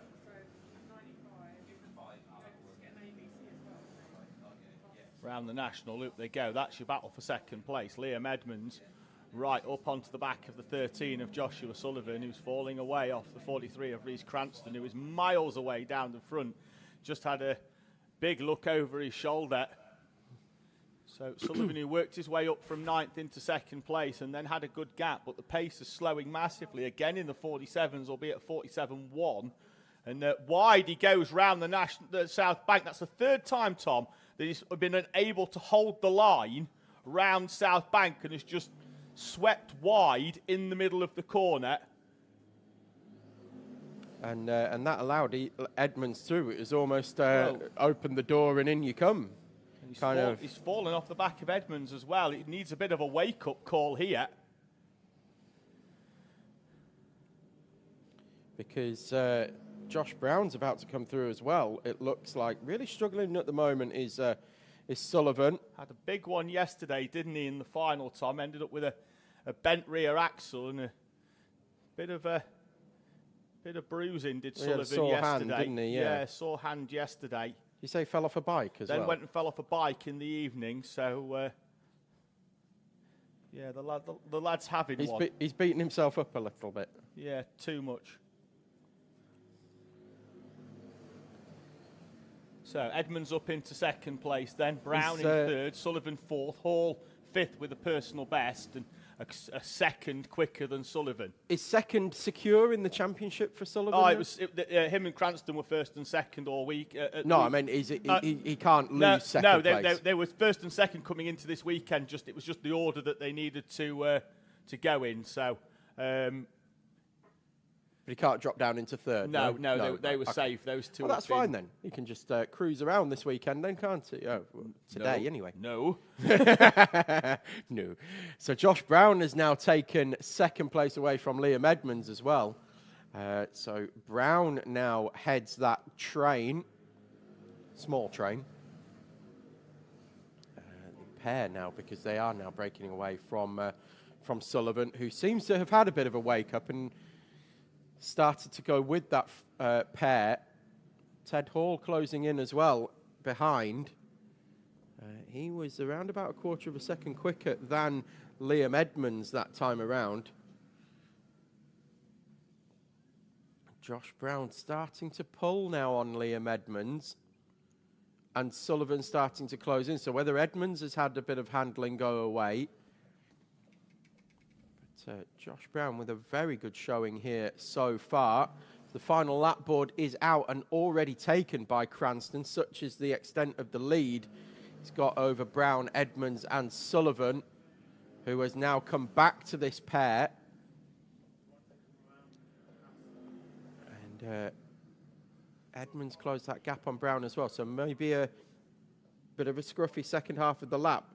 Sullivan put in a personal best that lap around and is now side by side with Edmonds between hairpin 1 and 2. Going to try and get a good run out of there and draw alongside again.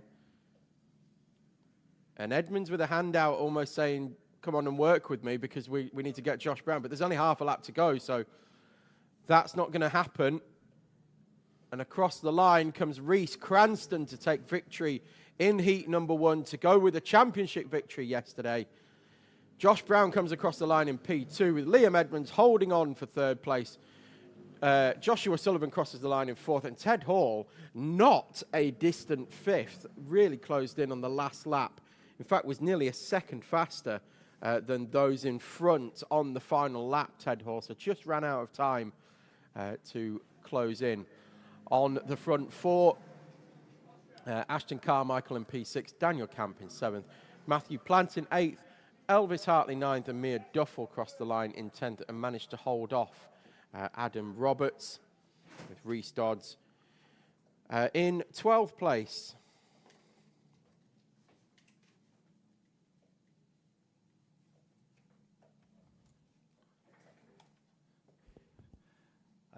I'd got the senior grid, Tom, before the button, so you don't have to go do a half marathon to get the grid for seniors now. Walk 3 feet across the commentary box? 3 feet. How many steps are we on today? Oh, not as many as yesterday. Oh, I'm under 1,000 today, which has been hotel to car to commentary box. That's it. Anyway, William Harkus will go from pole position. Random grid rolling start for Senior Pro Kart. This will be the final Heat 1, or the last Heat 1 race before we restart with our Bambinos in our second cycle of heats. So William Harkus, pole position. Joseph Williamson in P2, Oliver Hill in P3, and Isaac Duff in P4. Freddie Cowley in P5 with Matthew Hauschby in P6 and Maximus Shields in P7, newly crowned champion Maximus Shields. We'll come back onto that in a moment, although Shields running 42 today, not 43. No, he's running 43. Okay, on our system it says 42. Max Mannion will go off P8 with George Ludwell P9, Marty Gilfillan in 10th, and Zach Dawson 11th. Sam Neri P12 with Ike Needham 13th, Zachary Hudson in 14th, Curtis Yule 15th, and newly crowned clubman champion Danny Bean will go from P16, but has already elevated themselves up to the pro class, as has Isaac Duff in P4 as well. And Riley Matthews will go off P17 and last. Yeah, Danny Bean and Isaac Duff already promoting themselves up to the pro class now that the Clubman Championship is done and dusted by way of Danny Bean. Good to see for those two as well. So, we grid up nicely. Wasn't convinced we were getting this one going at the first time of asking, but Harkus and Williamson have managed to get They went very early, though, didn't they? Yeah, but they've got themselves gridded nicely up towards the first corner. Spinner in the mid-pack. Have we got... No. Yep, we have. We've got Shields pitched up on side of Oliver Hill. And Maximus Shields straight out of his cart, back into it. And powers down before he's even managed to sit back in the seat. He's got a bit of work to do now, Tom. He has, yeah. There's a finger needed to be pulled out now for Max Shields. I think that all started because they powered down early. We have got an acceleration cone on the straight bit of the start-finish line, and they were putting the power down at a good 50, 60 metres before that cone. So that's where it all started. And then they've gone into the National Loop at absolute flat chat. For my own and 4 wide isn't going to work. For my own entertainment now, when Shields comes over the line at the end of lap 1, I'm going to see how far he is off the lead. Okay. And then I'm going to see how far he is off the end of the race. William Harkus, I think, is retiring now. Shields, 12.4 seconds. From a pole position berth as well for William Harkus. 12.4 seconds off the leader is Maximus Shields. Oh, bent track rod. Okay. Apparently. For William Harkus. A lot of these pro karts run the nylon track rods, Tom, so that gives a little bit of cushion. Some of them don't. Some of them will run the metal ones and they do bend, but just gives you a little bit of cushion. Cushion for the pushing? Yeah, well, they're not getting bent every 5 minutes, are they? Well, no, so it can get a little bit rough, as Curtis Yule demonstrates for us. No contact, though. He just came in sideways. Just reversed it into hairpin 3. Zach Dawson sets the fastest lap of the race that time around with a 46.9. No, he doesn't, because Max Shields has now come across the line and done a 46.5. So he was 0.4 of a second quicker than anybody else on the track that time around, and 0.8 of a second quicker than leader Joseph Williamson. In fact, you can see Shields there appearing around hairpin 4, but the gap was 11.6 seconds that Shields was behind the leader that time around.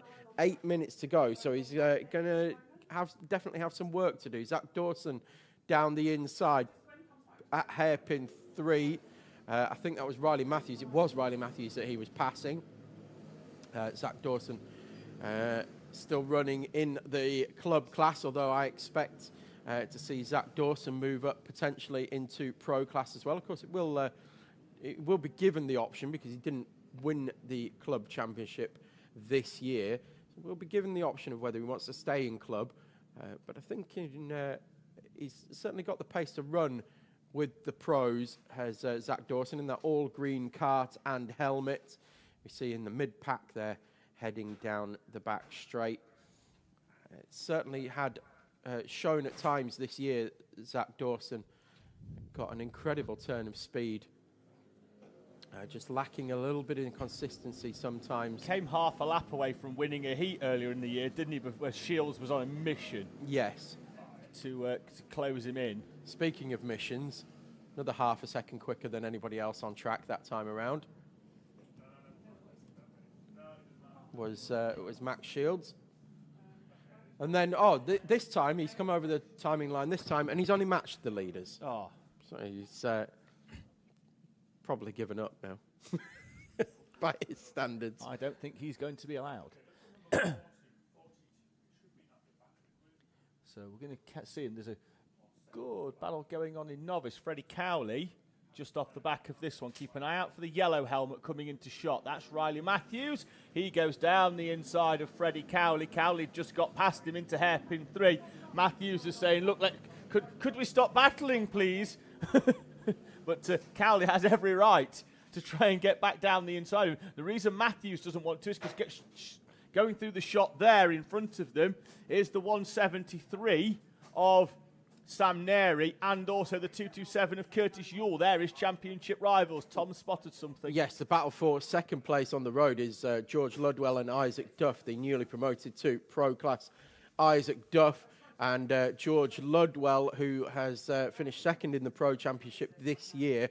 They're fighting it out. There they are on screen. And George Ludwell set the fastest lap of the race last time around and then immediately went on the attack over Isaac Duff through hairpin 1 and 2. But it's as you were at the moment between Duff and Ludwell. And Isaac Duff, we were saying yesterday, but it's worth mentioning again today, really stepped up this year in terms of pace as Isaac Duff, and as we can see, is already fighting at the front of the overall Introducing himself field. to George Ludwell. He's hi, I'm Isaac. I'm a pro driver, you know. I am now. He's still got the red numbers, but they'll change, I'm sure, for next season to a yellow background, because that's what the pro class run. And Ludwell doing his very best to attack Isaac Duff.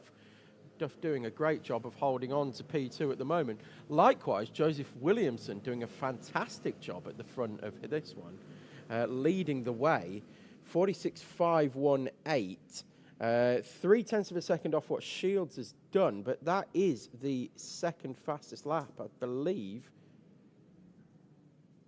of the race. Third fastest lap of the race for Joseph Williamson. So doing very well. Only George Ludwell and Max Shields have gone quicker than Williamson so far. Not won a in heat this before. heat. Williamson. No. 4 minutes away. And gapping the field at the front is Joseph Williamson. Although Ludwell takes a tenth out of him now, he's in front of Isaac Duff, but he's going to need more than that to reel in Joseph Williamson at the front. And Williamson is working that 811 car hard, almost out of the seat around hairpin number 1. We'll give it 30 seconds. I want to follow him next time we see him at hairpin number 1, but he's almost like a sidecar over the side of the kart. I'm trying to release the weight off that inside left rear, trying to lift it off the floor as much so the kart can unicycle round and not have the inside rear push on. No slip differential on these karts, so the inside wheel goes a lot less distance than the outside. So if you can get that inside left lifted a little bit, it does help the rotation of the kart no end. Shields with a new fastest lap of the race of a 46.0 was 0.2 quicker than Zach Dawson, who was the next quickest car out there in P7 for Dawson. So Dawson making his way through the field. Likewise, Danny Bean making his way through the field as well, up to 8th place. But Williamson still showing very well here, just under 2 seconds in the lead now from George Ludwell, although Ludwell starting to reel in, was 0.3 quicker than Williamson that time around. Williamson's pace dropping off a little bit, although it does go a couple of tenths quicker than his previous lap that time around. Tenth and a half by Ludwell, though. He's got the scent. Ludwell is starting to reel him in now. He's got the target in front of him. The hair is there for George Ludwell. He's going to start chasing down, and he's actually dropping Isaac Duff as well now that he's got through. Shields is up to 10th now, Tom. Ike Needham in 4th as well, so good showing through the field for the pro drivers.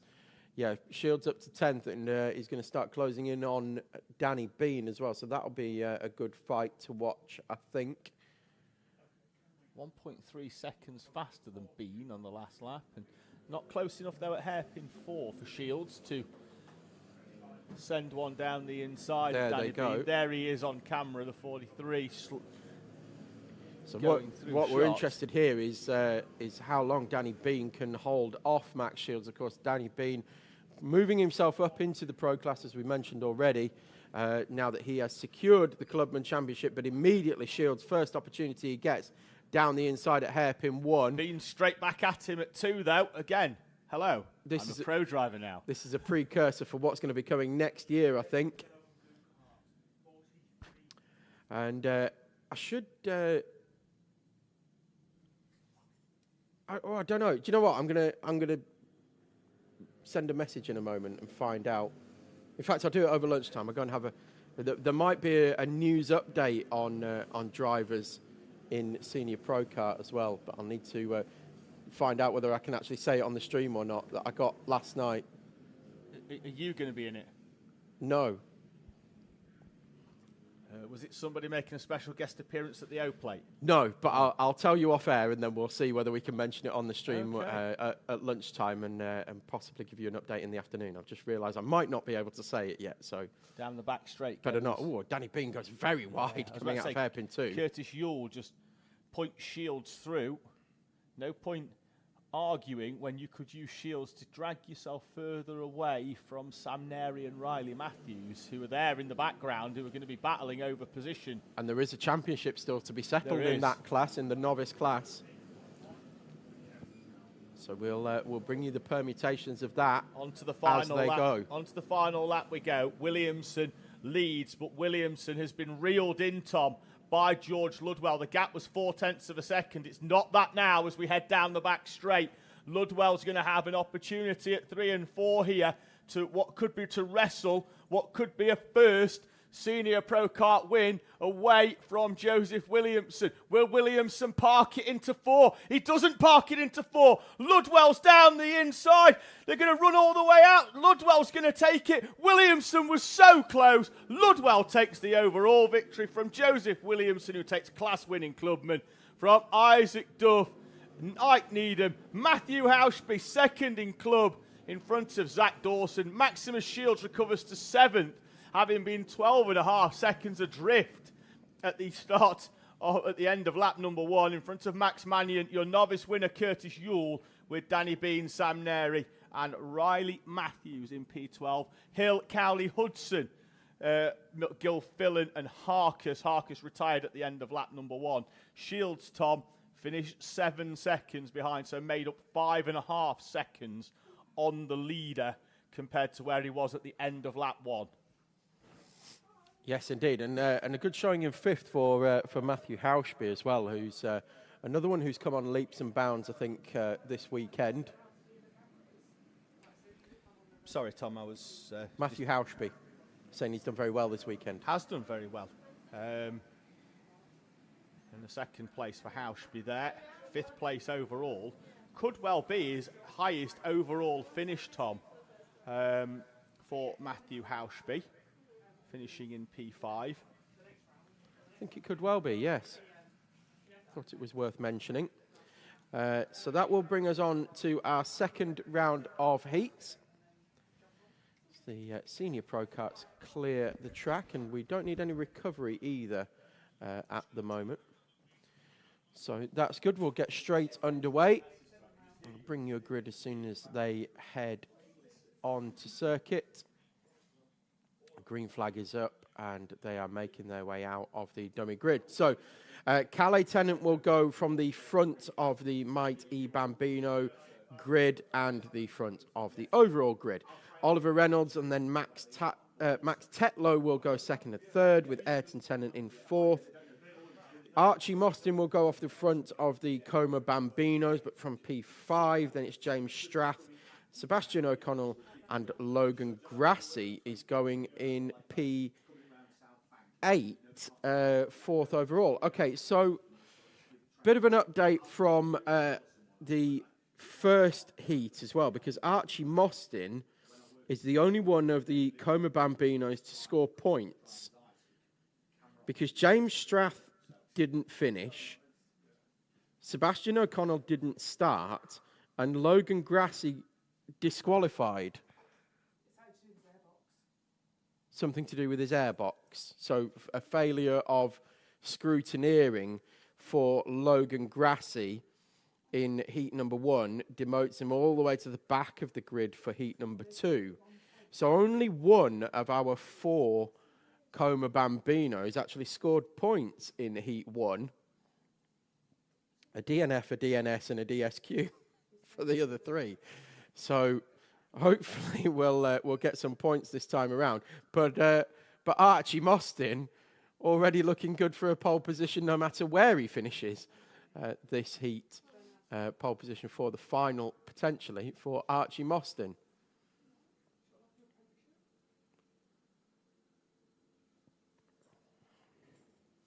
So we're about to get going. The Bambinos, of course, with their grid helpers. I'm still waiting on one turning up in a bikini and holding an umbrella for the grid helpers for the Bambinos. Although looking at the state of them, it's probably doing us a favour.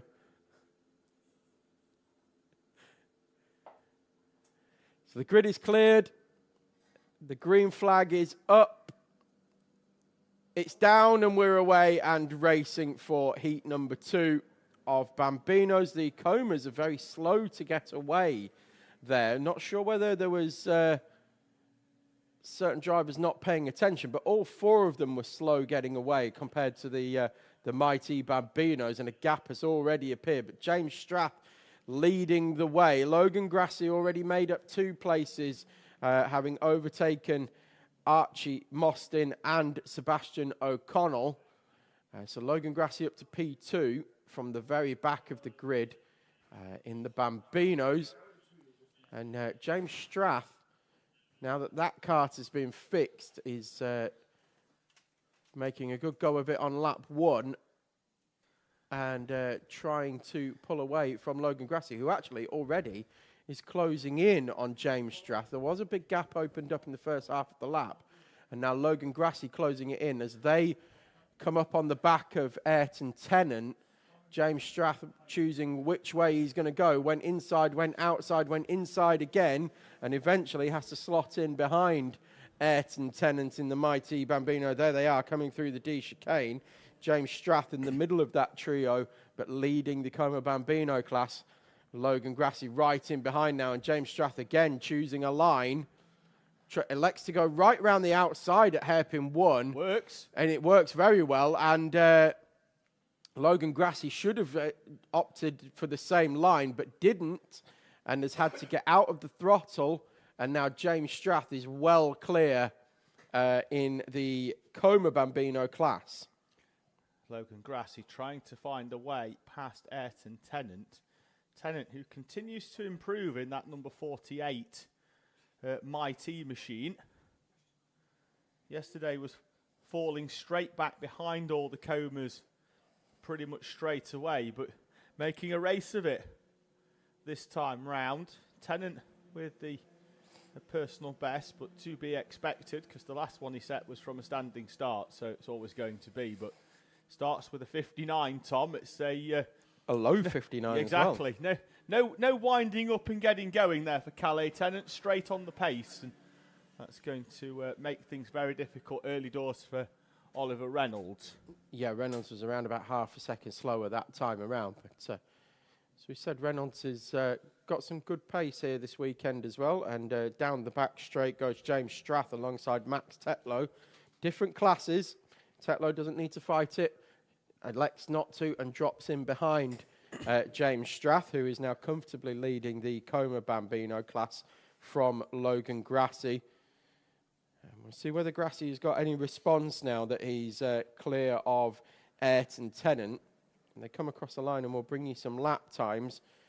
Well, Strath's put Tetlow in between the 2 of them, which will be handy for Strath. And Grassi was 0.3 faster than Strath now that he's got clear air, but has got Max Tetlow to overtake in a lap or so's time. I think he'll be on the back of Tetlow.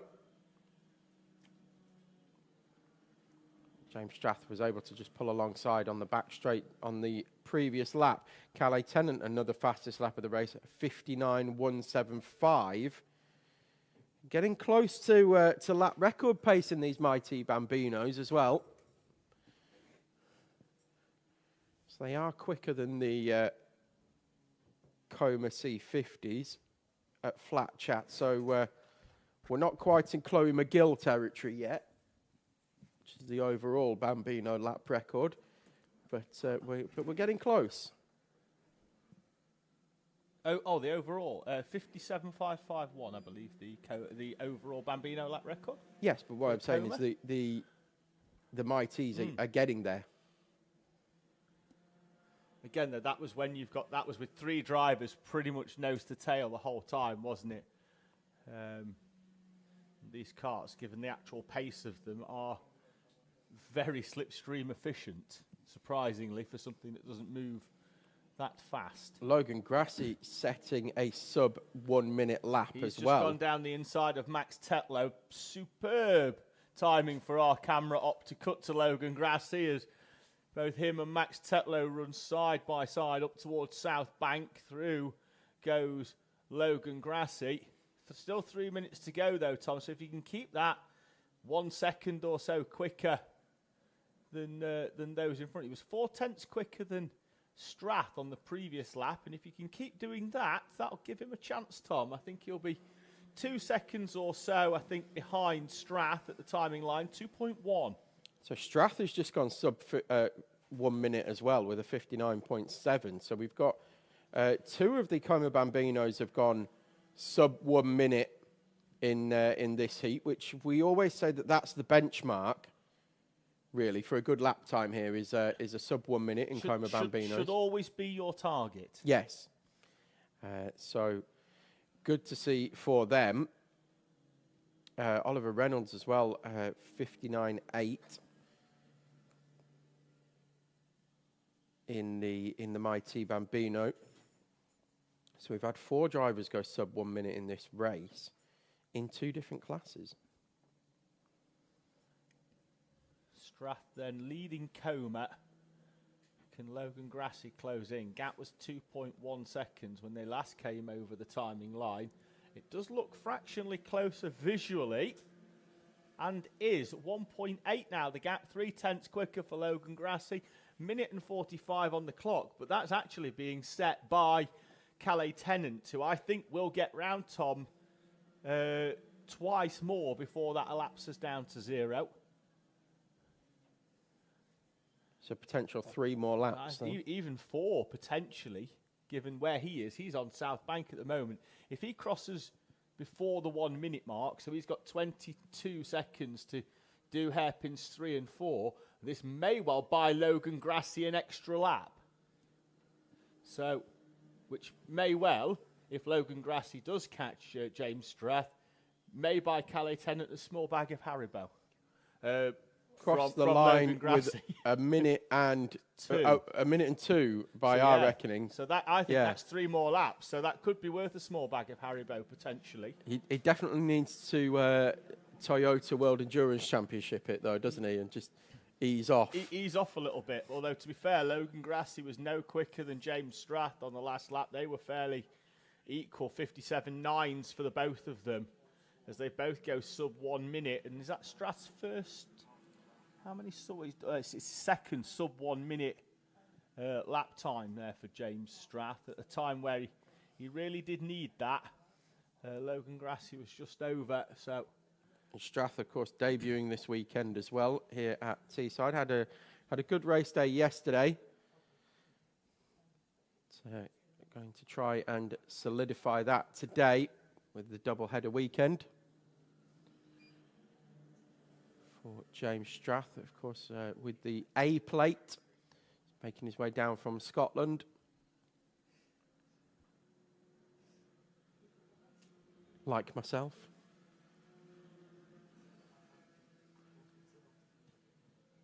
We haven't had a mention yet so far that I've driven down from Scotland, have we? No, you spent most of yesterday morning crying about it. Yeah, it was a it was a busy old day yesterday morning, wasn't it? Got up Friday, didn't you? Pretty much, yeah. It was almost Friday when I got up and made my way down here. But Good recovery last night, anyway. Early bed for me. My body clock's going to be absolutely pumped this week, though. Oh, God. Tell us you work nights again. I work nights, but I'm on holiday week after, so I'm not too bothered. Look, I can spend 2 days by the pool recovering. Last lap board is out and already been taken by Cadet Tennant. We look at Logan Grassi, still trying to reel in James Strath, but last time around there was a couple of tenths between them, and Strath was the quicker.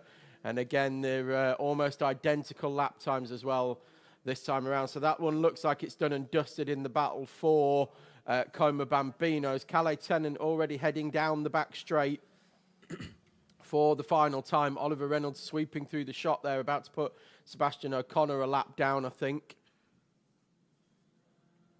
Yes, heading down the back straight now.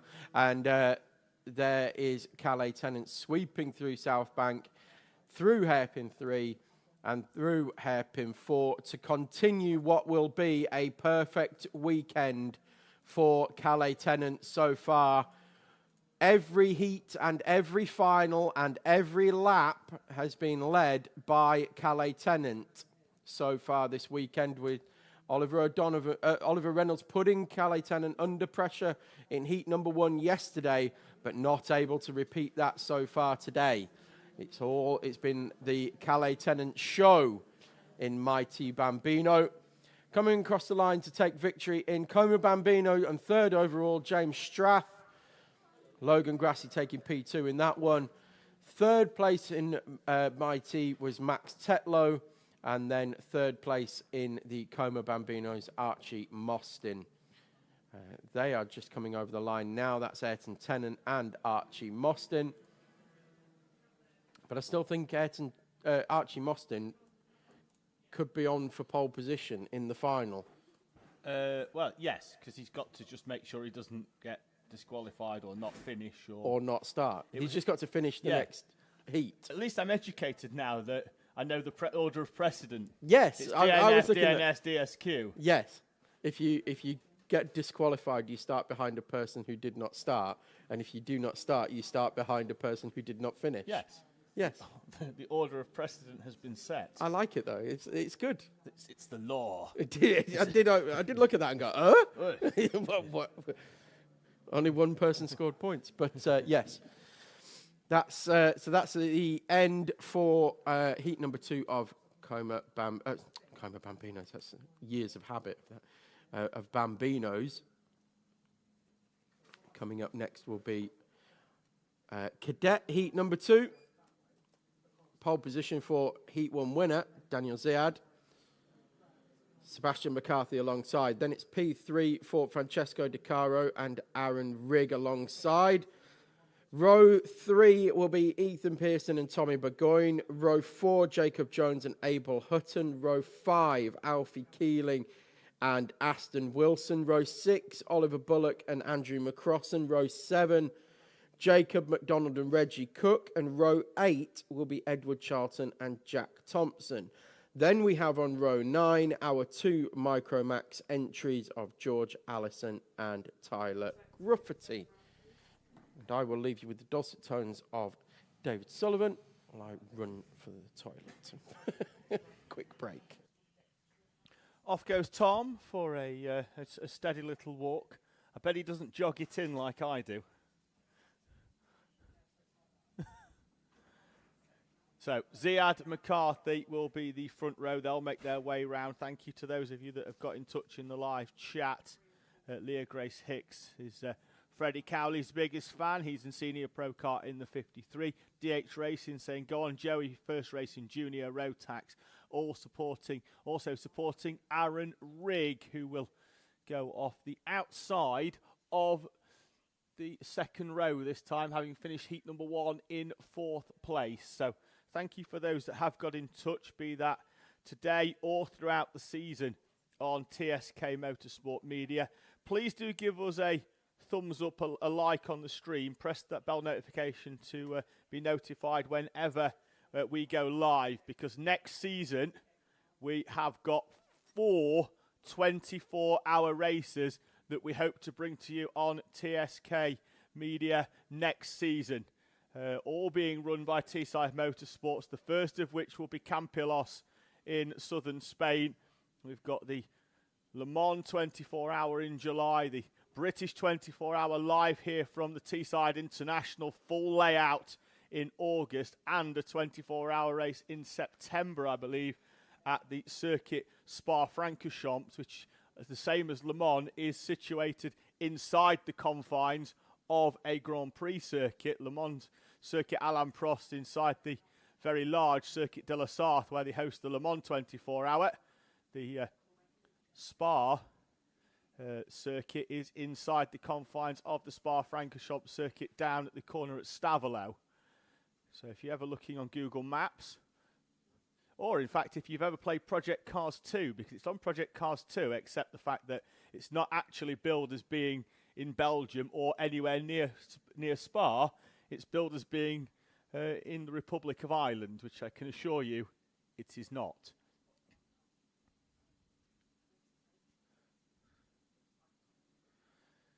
So the two Micro Maxes are put in of Tyler Gruffety and George Allison. Now, they are a little bit more prone to a rolling start, or our Micros, so the Hondas normally are able to get away a little bit quicker.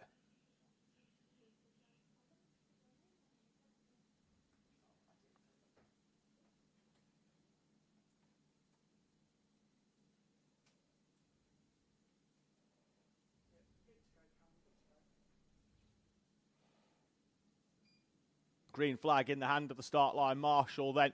Green is up, green is down. Good start by McCarthy. Can he get across in front of Di Caro? I think he can. Yes, he can. Door closed on Di Caro. Up into second place then from the outside. Going to get across for Sebastian McCarthy. Ziad will lead us through then. Everybody nicely into single file as they head up towards hairpin number one. Di Caro down the inside. So much so that not only did he overtake McCarthy, he nearly sideswiped Daniel Ziad as well. Ziad leads Di Caro up into second place. And Aaron Rigg all over the back of Sebastian McCarthy as they head up towards South Bank for the first time. Ziad's got a few kart lengths, but washes out mid-corner. Aaron Rigg with a nose down the inside, not quite close enough to the back of Sebastian McCarthy. And already the top 5 in fact, because Ethan Pearson's going with them as well, are on a bit of a breakaway. Then there's Burgoyne, and then it's going to be the 42 of Jacob Jones. Front of Abel Hutton, Alfie Keeling, Aston Wilson making up a place on the opening lap, moves him back up in front of the fast-starting Oliver Bullock. Bullock started 11th, but crossed the line P10, so he made a good start. The top 4 are not going to be as you were, are they? Oh, they were almost, because Aaron Rigg had a nose down the inside of Sebastian McCarthy. Decided it's too early in the race to be sliding one down the inside of there and risking losing the toe off the back of the leading duo of Ziad and Di Caro. Got a warning going out for the 16 of Aston Wilson. So we head up towards the timing line at the end of lap number 2. Don't think we've had any changes inside the top 10. We have not. But the top 4, again on a bit of a breakaway. Pearson went with on lap number 1, but he's falling back into the clutches of Tommy Burgoyne in 6th place, who was 2 tenths quicker on that previous lap, was Tommy Burgoyne. Has a bit of a target and doesn't have to defend. Run down the back straight. Could well see Abel Hutton making moves down the inside of Jacob Jones. Drew alongside. Jones closed the door. Hutton then eases off the throttle when I think he could well have had track position there and just kept his foot in. This train of 4, and it is a train, the Daniel Ziad directing the traffic from the front and everybody else firmly staying in his wheel tracks. Aaron Rigg has dropped a few kart lengths coming out of hairpin 4. Looked like he was right behind them though coming through.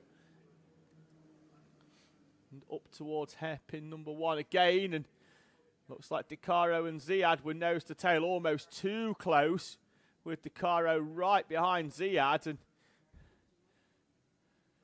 not a lot Di Caro could have done there. Ziad on the brakes, half a kart length a little bit too earlier than he normally is, and meaning Di Caro was right behind him, and often you'll see that it won't actually hamper the driver in front. The driver behind then will stamp on the brakes a little bit too much. DeCaro doing well to keep that kart facing in the right direction. It has opened up a kart length overall, but they close that back up over the timing line as Daniel Ziad is treated to a little bit of whiplash as the train of three behind him introduce themselves into his rear bumper over the timing line.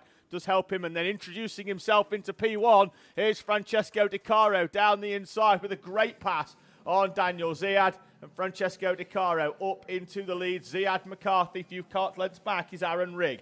Yeah, DeCaro taking the lead for the first time this weekend then, as McCarthy does now have a pop to the inside down the back straight of Daniel Ziad, but wasn't close enough to make a move. Just had a little look down the inside. Aaron Rigg going with. DeCaro now sets about trying to pull away from Daniel Ziad. Daniel Ziad says, no, thank you very much. I'm going to hold on as hard as I can to the rear bumper of Francesco DeCaro. Aaron Rigg setting a new fastest lap of the race that time around with a triple slipstream from those in front.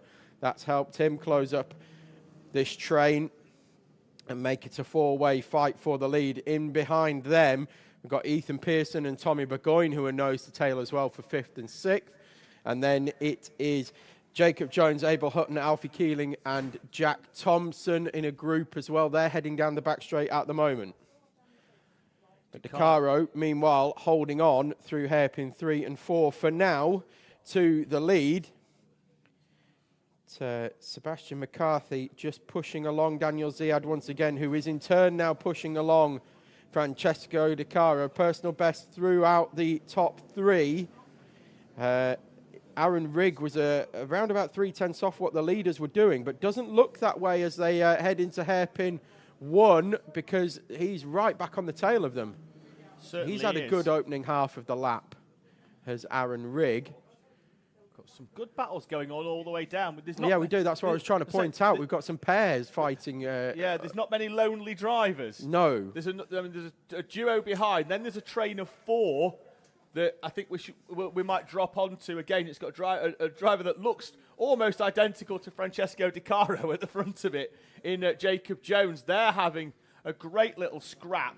So there's your duo coming out of Burgoyne and the 77 of Ethan Pearson. Then here we've got coming over the timing line there, Jacob Jones, Abel Hutton, Jack Thompson, Alfie Keeling, all having a super battle. And we're going to swap because they've been swapping round. Thompson's down the inside of Keeling on that previous lap, so we'll pick them up as they head up towards us. And then that's Thompson again now, down the inside of Abel Hutton. His kart seems to be coming good, Tom, in the final few minutes, because I wouldn't be surprised if he managed to drag his way past Jacob Jones up towards South Bank. Thought he was going to pop out there, but that's 2 in 2 laps so far for yesterday's commentator's choice winner, Jack Thompson, and he's going to go down the inside into hairpin number 3.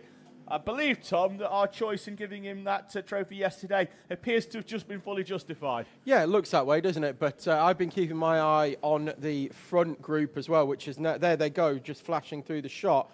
To the right-hand side. That's it's now fractured a little bit because Aaron Rigg overtook Sebastian McCarthy. It split the group of 4 into 2 pairs, but now Rigg using the double slipstream of the 2 in front to pull himself back up, and McCarthy along with, and very soon we're going to have one group of 4 once again. And we already do as they head into hairpin 3. So we'll try and pick those up on screen as we are still side by side further down the order with this group. There's the leaders, and now you can see that they are one train of 4 again. Aaron Rigg with a new fastest lap of the race. Not surprising, that one, as he makes his way up onto the back of Daniel Ziad. DeCaro has been so far unchallenged since he's hit the front. Had a difficult day yesterday. Missing heat 1 and then having to fight his way through from the back in heat 2 and then heat 3. He started sort of 7th or 8th, didn't he? Yeah. And then... ended the day on the podium, though, didn't he? He did, yes. Place. But it was a difficult day by his standards anyway, certainly in the second half of the season where he's been very, very quick as Francesco Di Caro. But back where he feels he belongs. On to the final lap then. Di Caro from Ziad, Rigg, McCarthy. Here's your top 4. I get the feeling, Tom, that we're potentially looking at our podium, but in what order? Down the inside into hairpin 1 goes Daniel Ziad. Down the inside into hairpin 2 goes Aaron Rigg. Rigg's going to be on the inside. McCarthy's got a push job to do here. Get in the wheel tracks of the A-plate, because when they come up towards South Bank, Di Caro's going to try and turn in, and he's going to find McCarthy on the inside. McCarthy's through as well. The race leader's gone from 1st to 4th in the space of half a lap. Ziad's going to win it. Riggs round there. Down the inside goes Di Caro again. All action final lap in heat number 2 for Honda Cadet. Ziad from Rigg, Di Caro and McCarthy. That's your top 4 in front of Ethan Pearson and Tommy Burgoyne. Thompson will come through to win that train of 4 that was battling behind in front of Jones, Hutton and Alfie Keeling. That was the usual Honda Cadet chaos that we've become accustomed to over the years on the final lap. It's not necessarily been that so far this weekend, has it? It's been fairly settled, I think. It's been a steady away class so far this weekend. But then the blue touch paper has been lit like the fireworks that we had last night. Certainly was. Great final lap there. You look like you could use a drink. Would you like one? I'm all right, mate. It's got the word cherry on it. You don't like cherry tango? Don't do cherry anything. Oh. Don't even do cherry bakewells. Something wrong with you. I know. I don't do cherry bakewells, believe it or not. Exactly. And I don't do actual cherries, but I do like cherry drops and cherry flavoured things, which is a bit of an odd one, isn't it?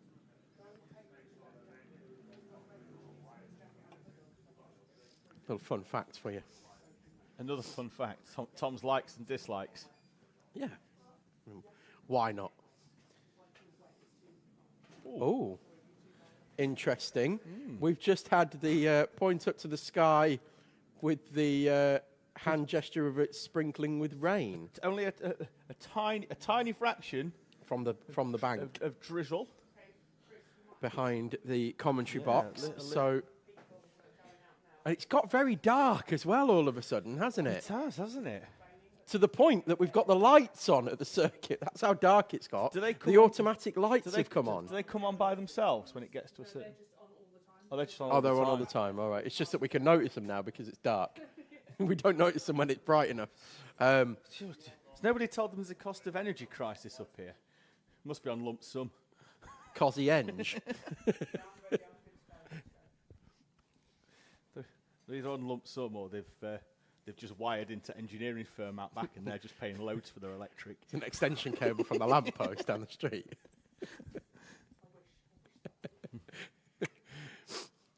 Yes, I wish, yeah. I can imagine. So on this occasion, Max Hall in the Intermax. He's gone out first. I think that's experience from heat number 1. Yeah. Well, see, yesterday he was having a few technical problems, so it was wise that he went out at the back. And yes. This morning they appear to have got over that problem, and now he's gone out at the front. What we have to remember is the R200s take a while to actually grid up, so he doesn't need to be too far in front, or he'll catch them. Before they've even set off. Yeah, exactly. So he needs to back it right down. So these are obviously going to slow down because they've got to form a grid. Max Hall doesn't have to form a grid because he's just, well, on his own.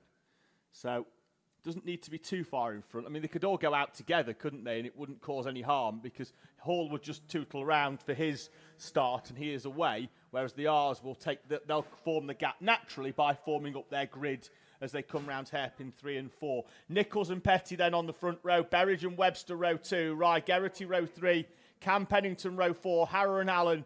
And then Ashton Horsepool off the back after his Heat 1 tribulations. Up towards the National then for the first time. Berridge from the second row sweeps through because Tom Nichols leaves a massive inviting gap down the inside, and through comes Aaron Berridge. Nichols into second, Petty in third. Albie Cam up into fourth place with Edward Rye, and then down the inside of Tom Nichols goes Dexter Petty. Petty, though, scrubs off some speed by going down the inside. Nichols back up into second place. Edward Rye in that number 8 is trying to come back into things as he tries to get alongside Albie Cam, who has made a great start up in this race. Rye is through. There's a contact warning as well for the 10 of JJ Allen.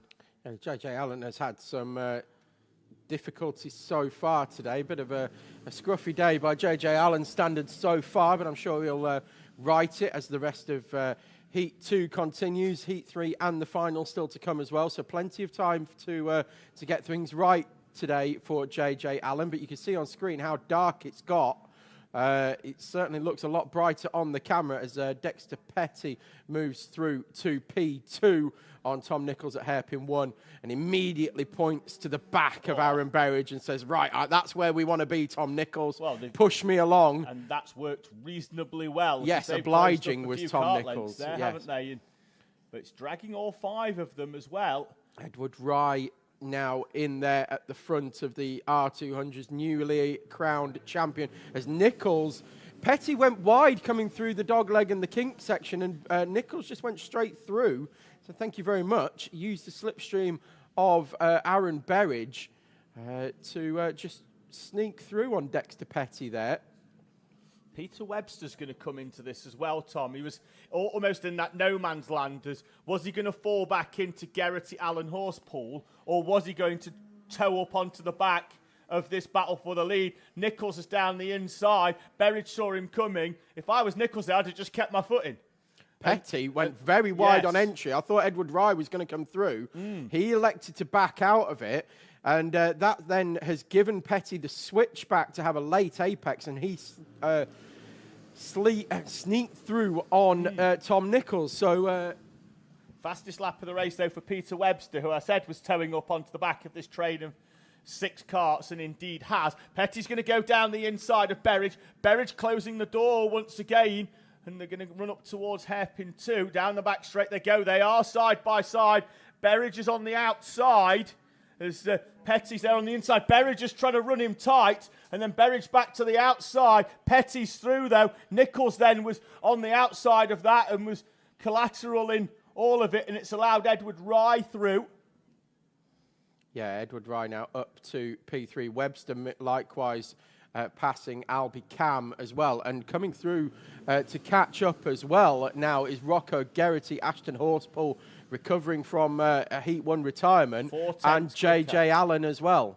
4/10 quicker that train was, Tom, compared to the tail end of the train in front of them. So, and then down the inside goes Horspool on Geraghty. And now, he's now going to pull Geraghty, I think, along. But is that going to lose them a few tenths? Probably not. It will. Well, here comes Nichols back at Rye. If they start fighting here in this front group, Dexter Petty in the prime position at the minute with a bit of a gap back to Aaron Berridge now. Certainly by the standards of what we've had throughout this race so far, where they've been nose to tail this group. But Dexter Petty he had a bit of a lead and then he went wide coming out of hairpin 4. That's going to give Berridge a run, particularly with a push from behind from Edward Rye. And now they are all back together once again. Certainly are. Rye adjusting well. He has tested R200s, Tom, but took him a little bit of a while this morning to get into that front back, and they all concertina together, and that's going to give Peter Webster an opportunity. They all slowed each other down, Tom, by running into the back of each other, and Peter Webster, who was a cart length back, had the opportunity to react the fastest, and he's reacted his way up into 4th place. He was down in 6th earlier on, and has moved 7th, I think, at one point overall, because Max Hall is out at the front. Let's not forget him. But Petty, Berridge, Rye slightly wide there. And now Webster in front of Nichols, who's fallen back throughout this race, but is still in the lead pack. Yes, he is. And coming into shot, there is Ashton Horspool bringing along Rocco Geraghty and JJ Allen as well.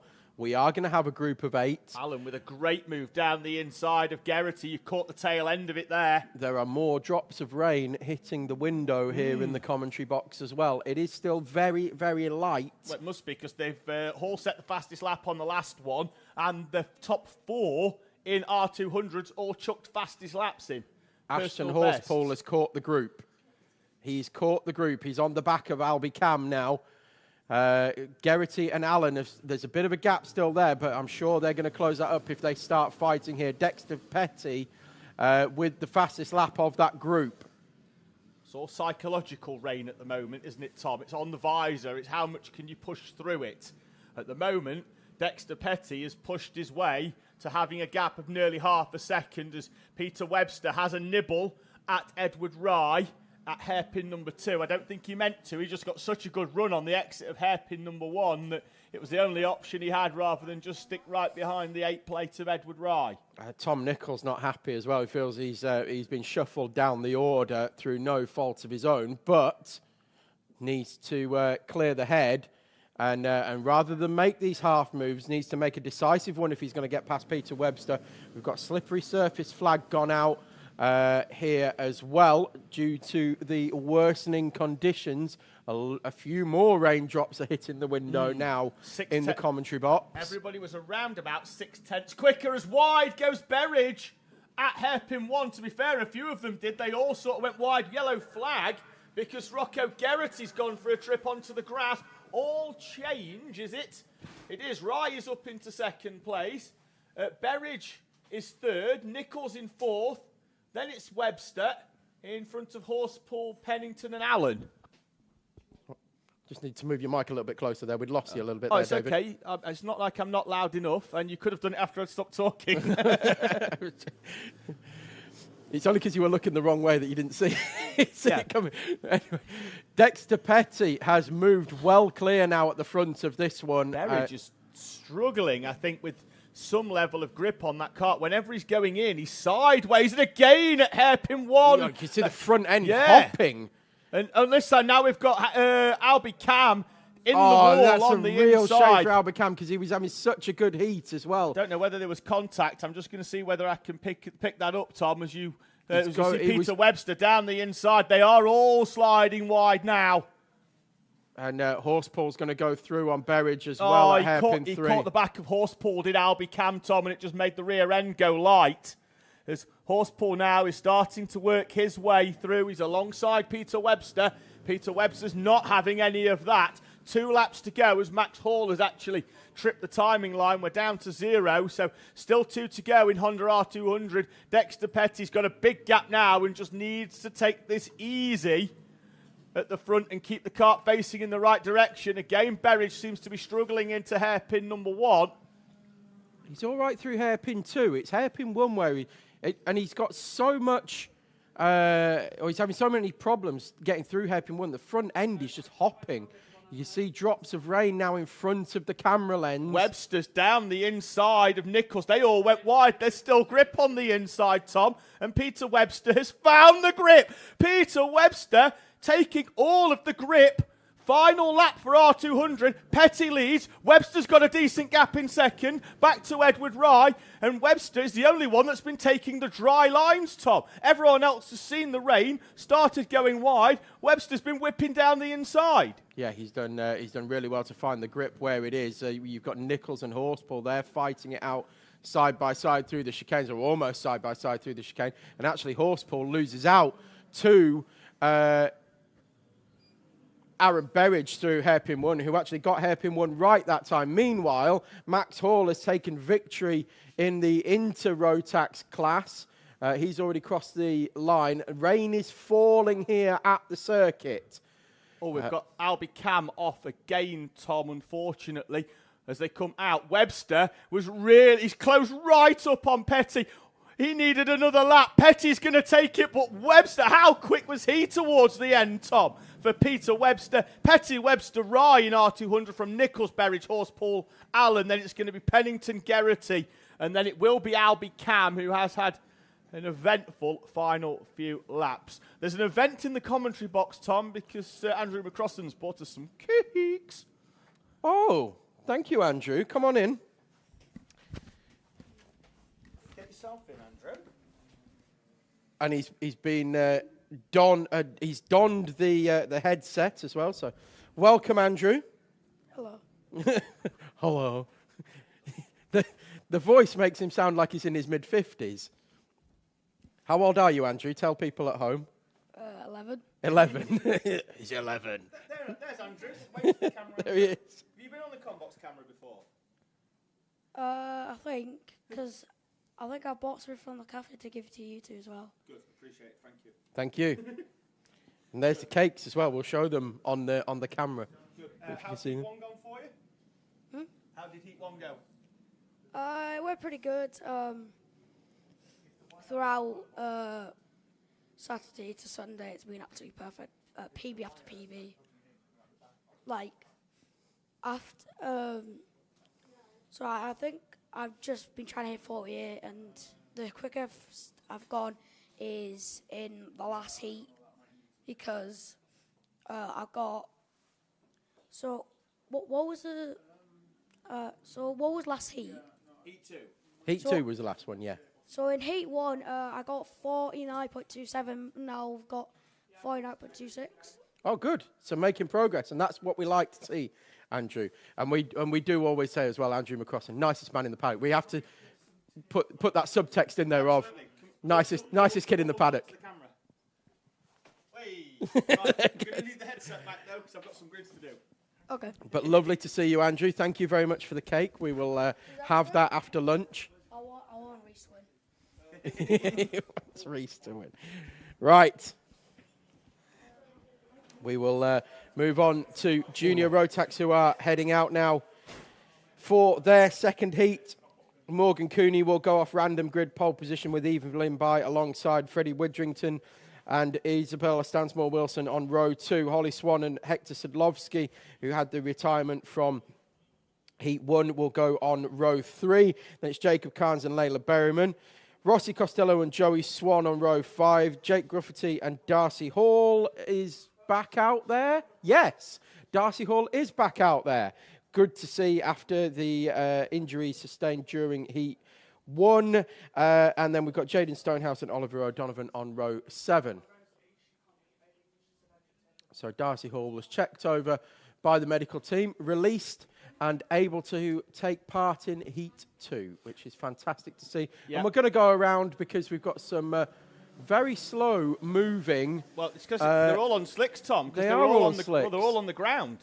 They were all on the ground in the dummy grid when it really started to affect the drivers in the last couple of laps of that R200 race. So such are the tricky conditions that we've actually, we weren't able to grid up by the time we've headed round. Probably not a bad thing, though, really. It'll give them an extra lap to A, find where the wet patches are, but B, get some warmth into the tyres and able to get some grip as well. Isabella Stansmore-Wilson is off the back of the group. She should be starting P4, but it's going to have to do some work here to retake position. Because there's a fair way back. You're diving in for the cake now. I'm going to save mine until after lunch. Because I've got no self-control, Tom. Rossi Costello's having an issue. Not sure why he's bouncing up and down in the seat and what that's going to achieve. But it's porpoising like that Mercedes from 2 years ago. Has it oiled up? And he's doing that to try and get some momentum. I don't know. It looked good anyway. He was having loads of fun. Like he's bump starting it. So Isabella Stansmore-Wilson is going off the back, but not as far off the back as Rossi Costello, who is now relegated to the rear of the field. But we are away and racing now.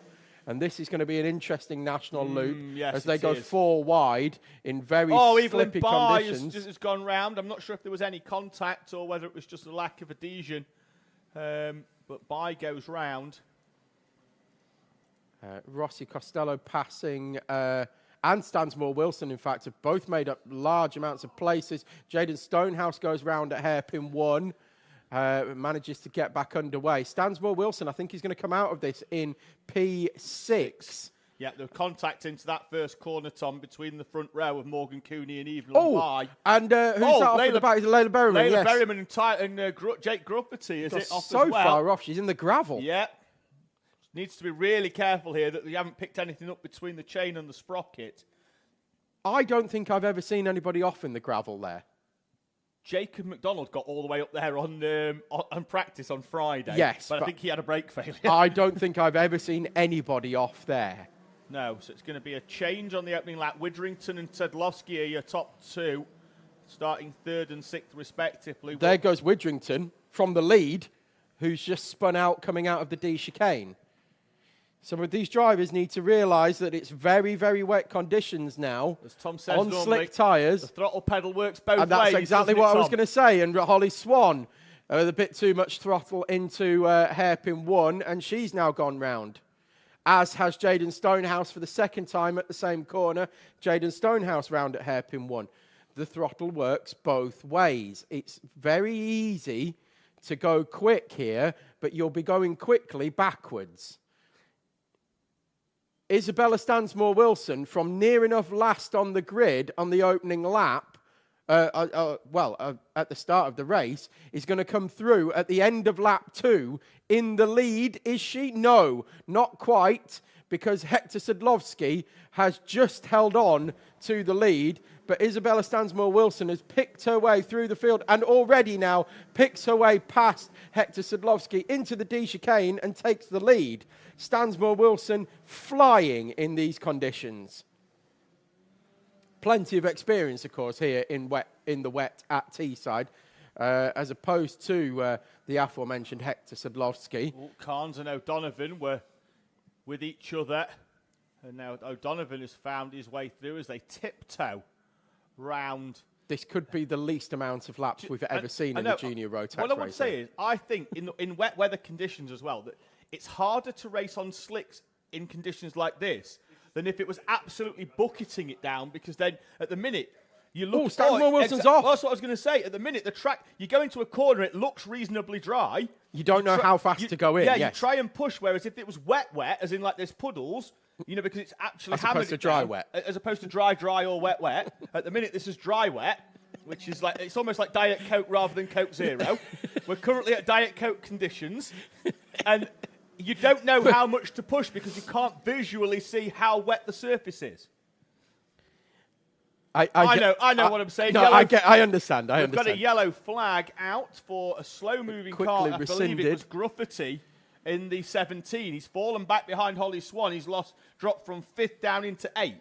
The camera people that we've got here at the side of the circuit are going to have to do a very good job trying to keep up with what we're saying, because we're going to have to try and commentate out of the window for this race, because there's going to be so much going on at every corner, and they're going to have to try and keep up with us rather than us keep up with them for a change in this one. So it is still Stansmore-Wilson leading, but it's now O'Donovan in second place. Through to third now is Jacob Carnes. No, it isn't. Hector Sadlowski's got the up and under, and he's come through. What was it, David? Stansmore-Wilson's taking that wide line on purpose. She's finding the concrete on the outside to try and hit that and rotate her into hairpin 3.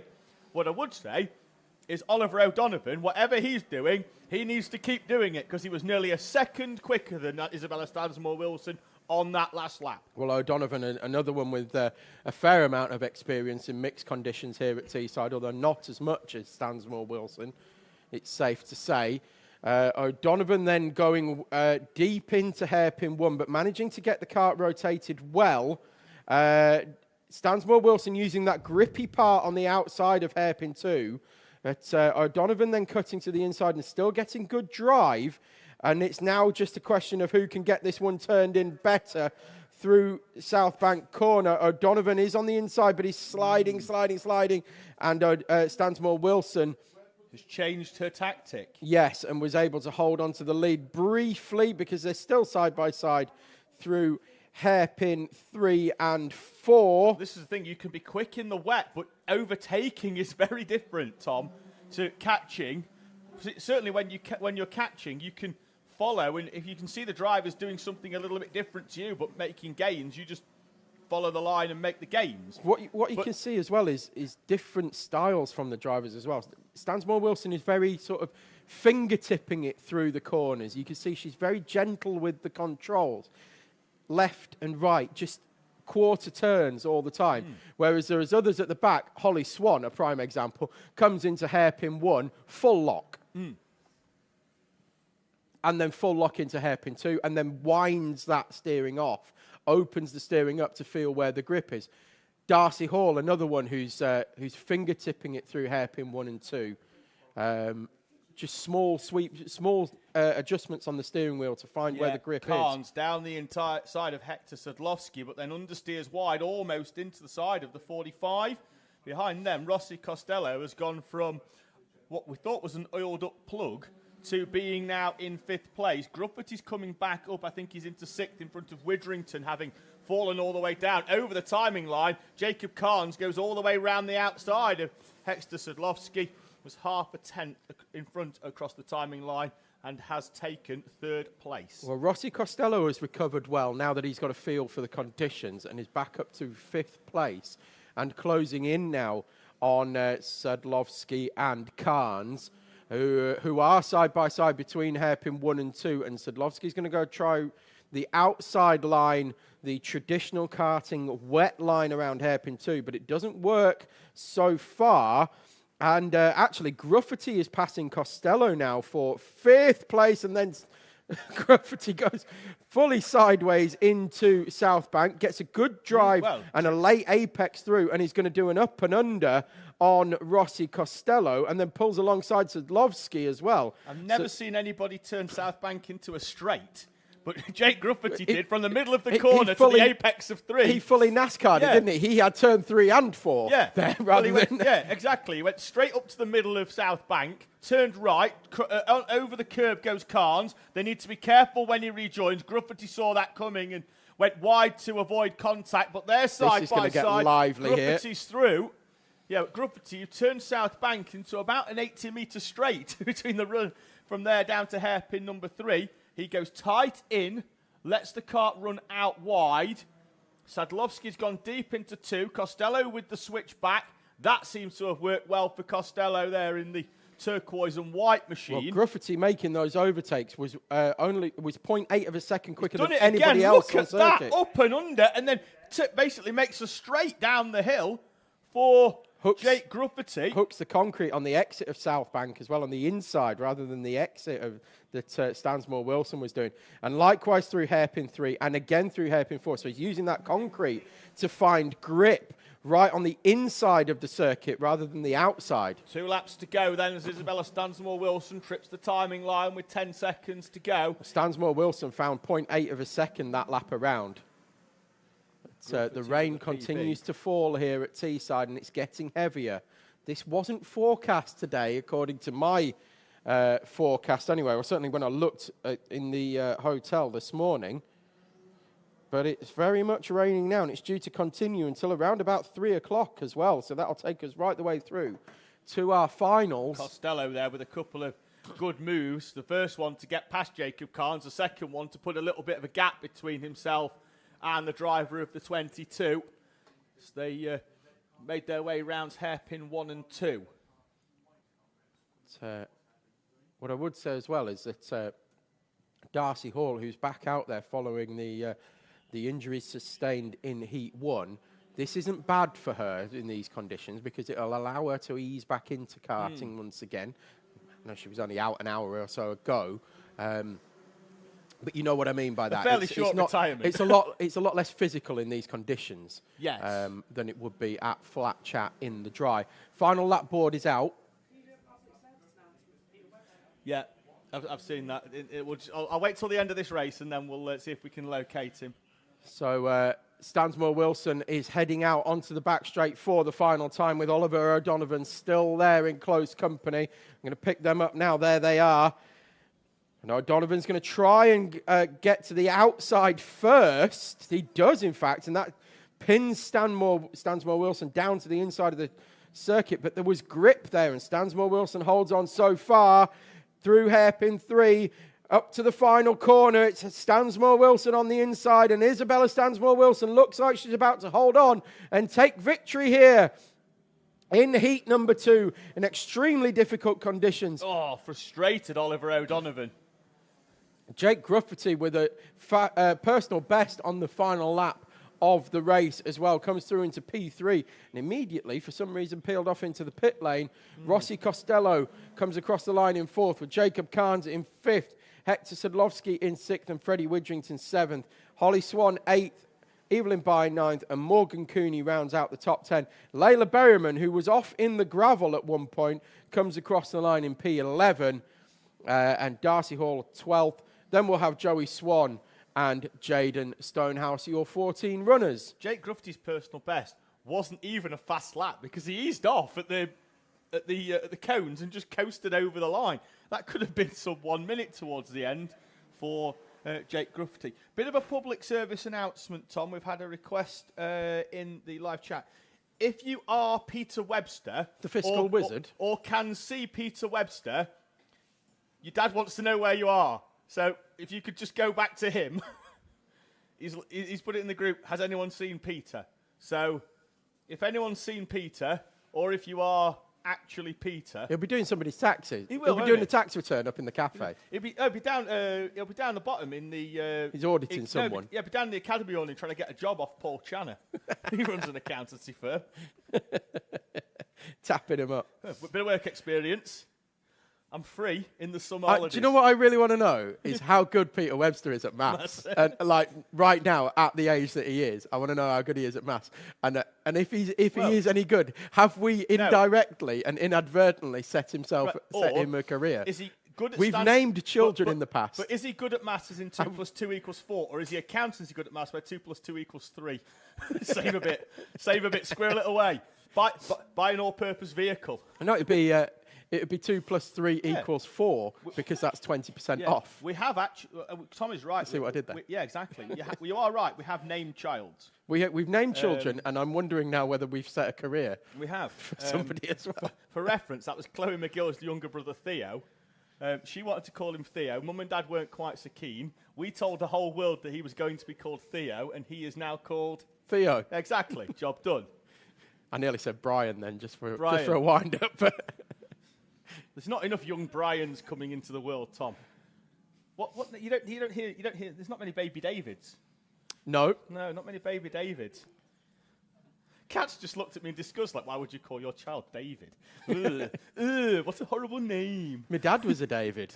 I think boys' names are odd because some boys' names are definitely adult names. Oh, like Clive. Yes. Clive's an adult name. Clive, Keith. How did you name a baby that adult name? Right, let's grid this up.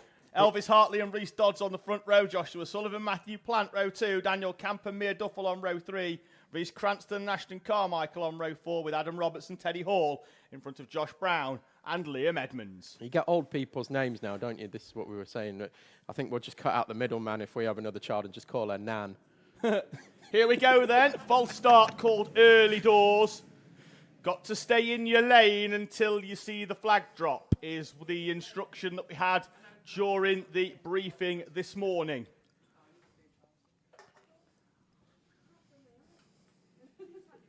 And not enough children are told to do that, are they, Tom? Stay in your lane. Stay in your lane. Not when you're karting.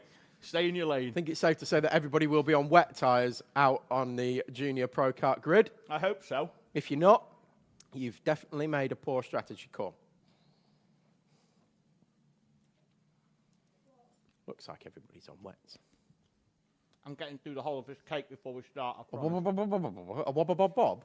A wobba-bob-bob.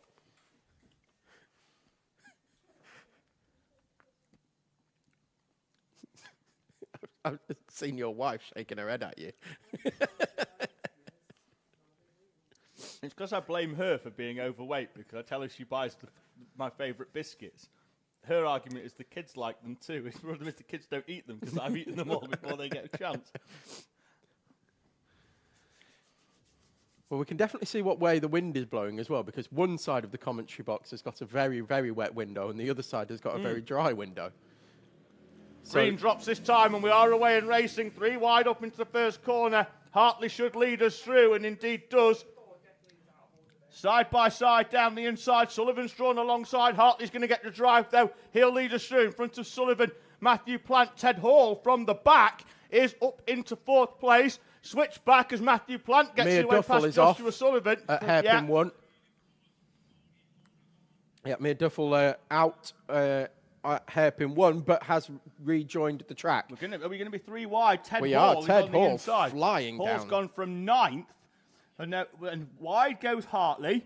Very wide goes Hartley. I think Sullivan's in the lead when we come back to the shot. He is. Ted Hall in 2nd place. Hartley then Plant. And then that's Carmichael in front of Cranston as Liam Edmonds and Josh Brown go side by side.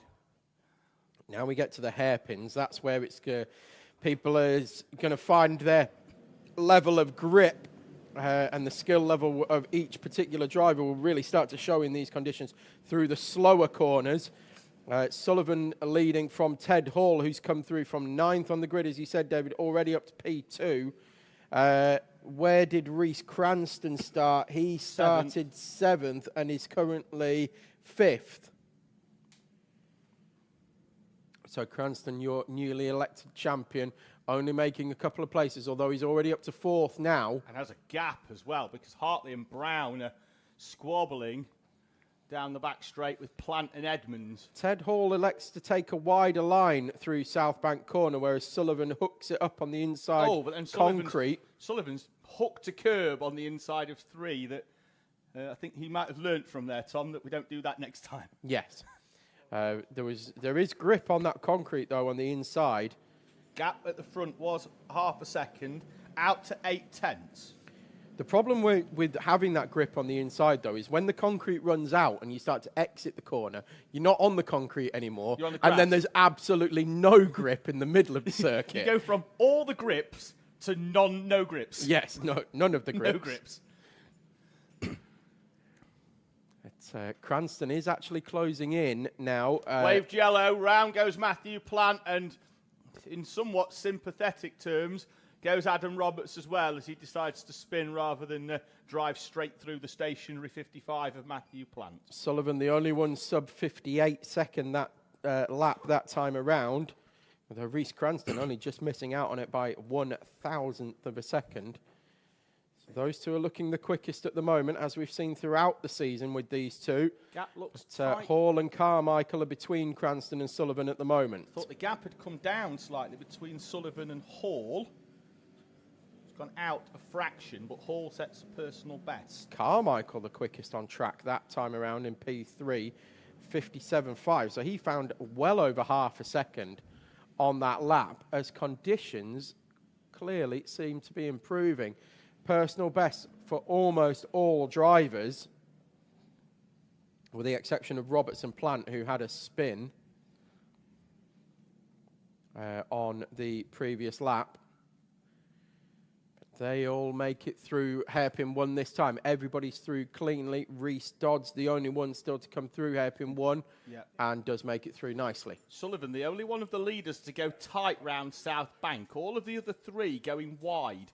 And what that is, Tom, is that Sullivan's got no reference point. So he thinks that that's the fastest line. The other 3 behind can see whether they feel that they're gaining by going wide round there. Sullivan doesn't have a reference point. Does have the fastest lap of the race, though. Yeah, and he was 4/10 quicker than those behind, with the exception of Cranston, who is now starting to reel in Ashton Carmichael at a rate of knots. And I think he's going to put a move on here at hairpin 1. Does dive to the inside as Carmichael goes outside, and it's going to be a slide job for Cranston, is it? Couldn't quite get in front between 1 and 2, and Carmichael holds on. There was probably about an inch or so that more that Reece Cranston needed to be through to get that slide completed in front of Carmichael, and Carmichael would have then nosed into the rear of Cranston, and they'd have ended up in the reverse of the positions they exited hairpin 2. But they are both still, Tom, catching Teddy Hall. Yes, they are. Gap was 0.6 of a second. Hall was 1.3 off Sullivan last time round. Gap is out to 1.6. Gap is down, though, from 3rd to 2nd by 4/10 of a second. They were 0.2 quicker up onto the back of Teddy Hall. Well, Sullivan with a new fastest lap of the race. Has he got a hoodie on? No, it's a coat with a hood that is inside the collar. Tucked in, so it doesn't have a parachute effect. He doesn't like a full wetsuit because he doesn't like it being round his neck, so he wears ski bottoms, which he hasn't got on, and a zipped-up coat without a hood on it, because you can't have a hood. 3 wide, Tom, down the back straight. Hall saying that Carmichael squeezed him onto the curb, and Hall needing to get back on before the concrete ran out means that Carmichael's up to 2nd. No, he's not. Cranston now is going to be up to 2nd. Carmichael's now up to 2nd. Cranston's now up to 2nd. And Cranston holds on to 2nd. We finally got it sorted. Oh, we do entertain ourselves. I love it when it's wet conditions And like he this. set the fastest lap by 0.3. Just going back onto to what young Sullivan is wearing as well. I've said this for years. You say you can find all this really expensive karting gear, all this wet gear and stuff, and it's absolute dross. It does nothing for you. It costs a fortune, and it doesn't keep you dry or anything like that. You're better off finding something along the lines of ski wear that is, or like hiking gear and stuff like that. That's a waterproof layer, and putting that on because they're much more comfortable. We wear salopettes and a coat. Do the job. I used to wear. You don't get if you fall over at skiing, your legs don't get wet. I used to wear a boiler suit, almost like a synthetic rubber boiler suit. Cranston's breaking away, Tom, from Ashton Carmichael. Gap was 2.1 to the lead. It's 2.2 now. Sullivan with the personal best. Beat, though, by Josh Brown with a 56.7. So almost matching the leader, Brown, but he's not close to the trio in front, although they have spread out. No, he had a difficult few laps while he was finding the grip level, did Josh Brown. But now the times have come down by 3 seconds a lap. In fact, 4 seconds a lap. We're now going quicker than we were at the start of the race. So I think it's safe to say it's drying up a little bit out there, but also drivers finding where the grip is and pushing the karts harder and harder as they go through this race. But just to touch on where the gear again. Yeah, so I used to wear like a synthetic rubber boiler suit, but also on my hands. I didn't wear my race gloves either because I found that in conditions like this, where it's particularly cold outside as well today, my hands were freezing and they were wet on top. So I used to wear work gloves, like big, thick work gloves that I'd have for when I was truck driving. In the cold, what we'd normally do, the little thin rubber mechanic gloves. Yes. Pop them on before you put your race gloves on. Yes. That way they an just extra help. Layer, yes. They just help a little bit. Cranston launches himself over the curb, going through the chicanes, and then almost runs out of tarmac as he's trying to find some extra grip at hairpin number 1. Down the back straight they go. Some lap traffic in front for the leaders to contend with. Sullivan has contended with it by going down the inside of South Bank. A lot of the drivers now, Tom, seem to be finding that middle line a little bit more to their liking, rather than going high and wide as they did earlier on. Keep an eye on that gap at the front. It's 2.4 as they cross the line. There'll be 3 laps to go at the end of this one. Carmichael's gone through the traffic. Gap out to 2.7. Nobody closing except Ted Hall. He takes 2 tenths out. Josh Brown, 8 tenths out. He's going to be right in the mix here. Brown coming good at the business end of race 2. And the fastest lap of the race as well for Josh Brown. Absolutely flying along. Just needed that at the start of the race. And he'd have been right there. But he is the quickest car on circuit at the moment is Josh Brown. And he's starting to make inroads very quickly onto the back of Ted Hall and Ashton Carmichael. Potential podium for Josh Brown if he can keep this momentum up. Be 2 laps to go because we're already under the lap times that have been being done, 56, 57 seconds. So Sullivan will cross the timing line with around about 25-ish seconds on the clock. You'll see him come into shot. There goes Josh Brown. Already on the inside of Ted Hall, wasting absolutely no time. Hall's wrestled it back, though, Tom. He's got the grip on the outside. Get the feeling that Brown might have gone a little low on pressure, and now they're up, Tom.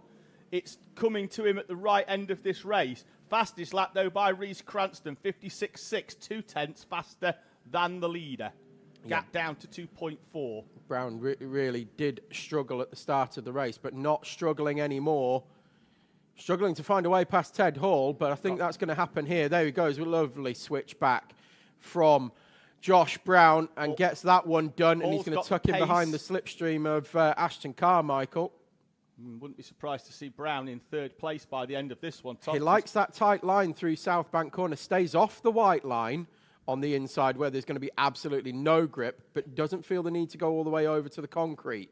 Last lap board, Tom, is out. Josh Brown's going to have 1 run out of this corner and 1 lap to try and hold on. This is almost a repeat of what happened with Ted Hall on the previous lap, so we'll see whether... Well, he's had a dress rehearsal, hasn't he? Well, that's what I mean. He's going to have a go at hairpin 1 here, I think, and on Ashton Carmichael. Can he find a way through? Carmichael goes wide. Brown Yes, goes there he tight. goes. Carmichael all the way around the outside. Brown needs to implement that little switchback that he did on Teddy Hall. Dress rehearsal went well. The main event appears to have gone well as well for Josh Brown. He's going to have track position heading up towards South Bank. Carmichael, though, with a switchback of his own, goes from the outside to the inside. Brown's going to do the same as they head up towards hairpin 3. They'll still need to sort themselves out. Out of the final corner, though, the lad that tells me he can't race in the wet is going to take the victory in heat number 2. From Reese Cranston, side by side, up towards the timing line. Carmichael and Brown. Carmichael round the outside. He finishes in 3rd place from Josh Brown and Ted Hall. Liam Edmonds crosses the line in P6. And then is it going to be Daniel Camp or is it going to be Adam Roberts? Roberts, after that spin earlier on, has come right back into this.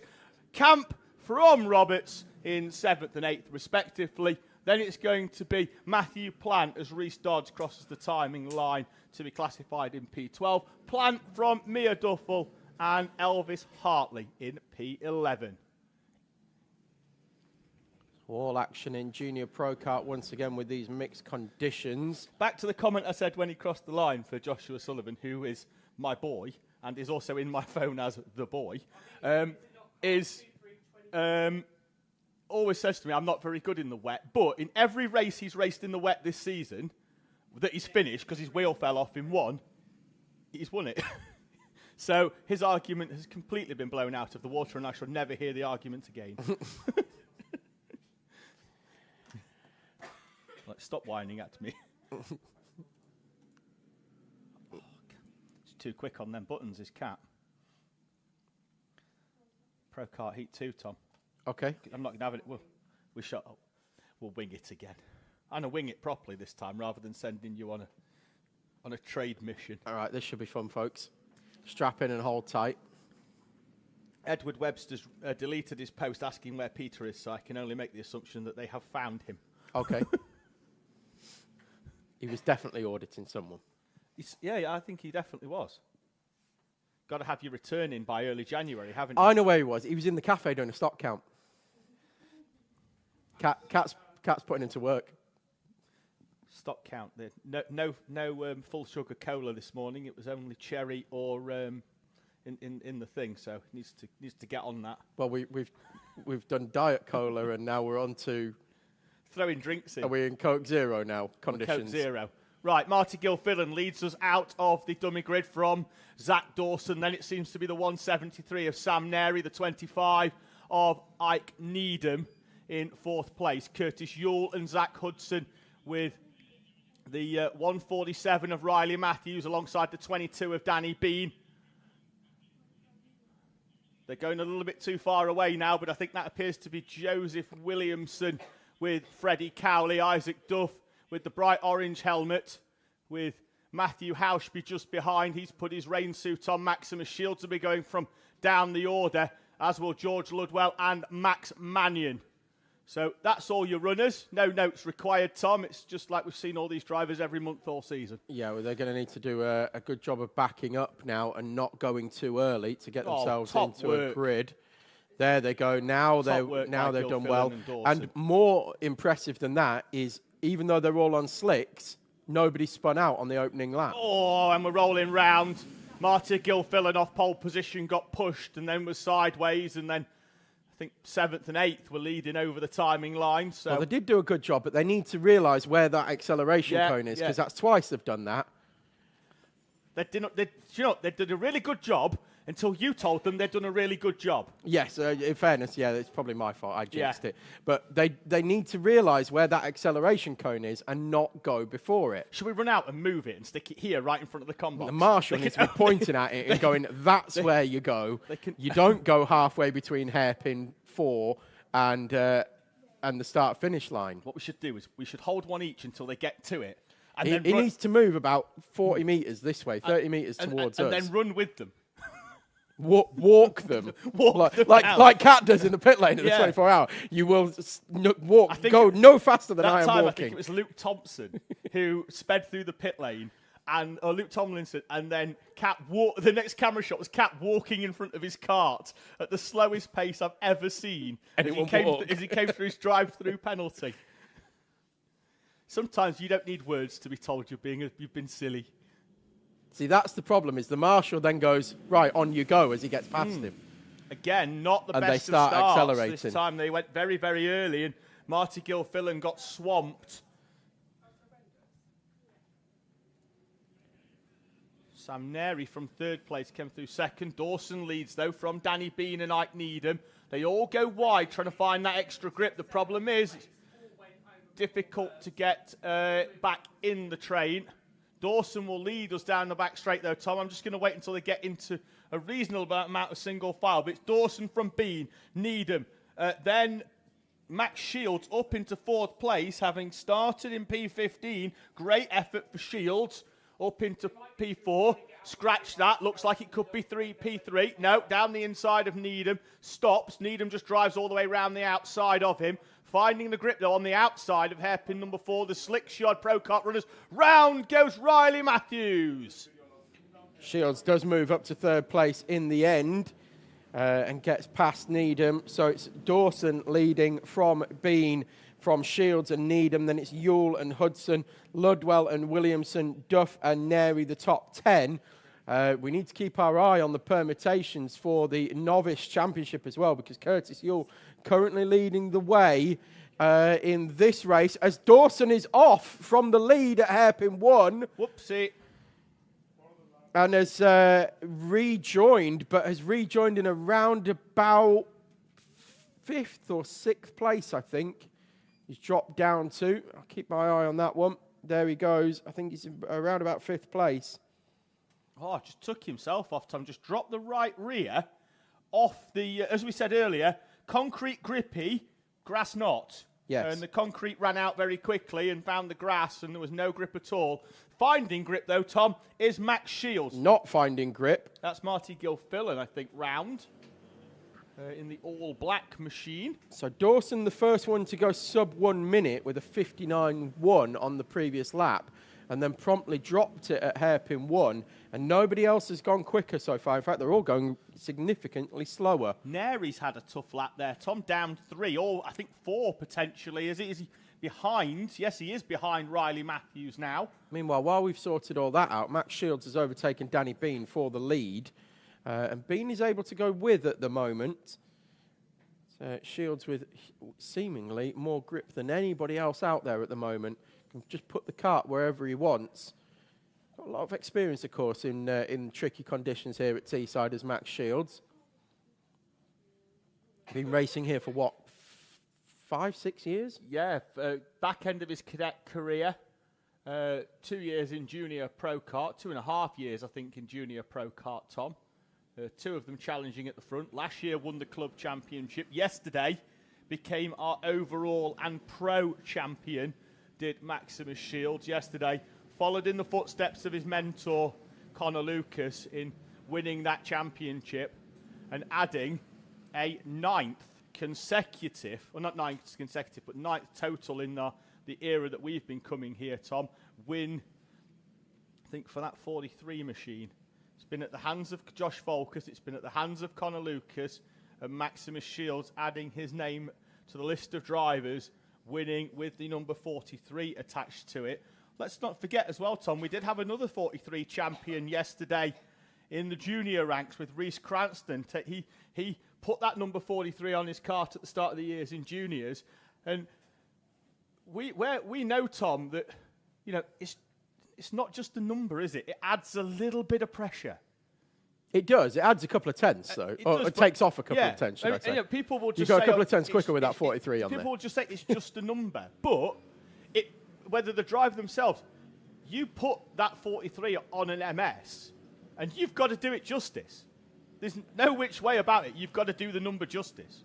Or off goes Joseph Williamson through the D chicane. I know what you're saying, because here at Teesside, it's like having a number 1 on your kart. It is, yeah, definitely. And with that, obviously, comes pressure that you need to perform as number 1. We don't run number 1 in for the championship winner here. I mean, they could elect to run number 1, I suppose, next year if they wanted to. They can pick whatever number they want. But the only team I really see that runs number 1 is Titan Motorsport in the rounds of BPEC that they do. Joshua and I had a conversation after he won the Cadet Championship. With number 13 on. No, he said, can I run the number 1? I said, did you win the British? He said, no. I said, well, there's your answer. Oh, okay.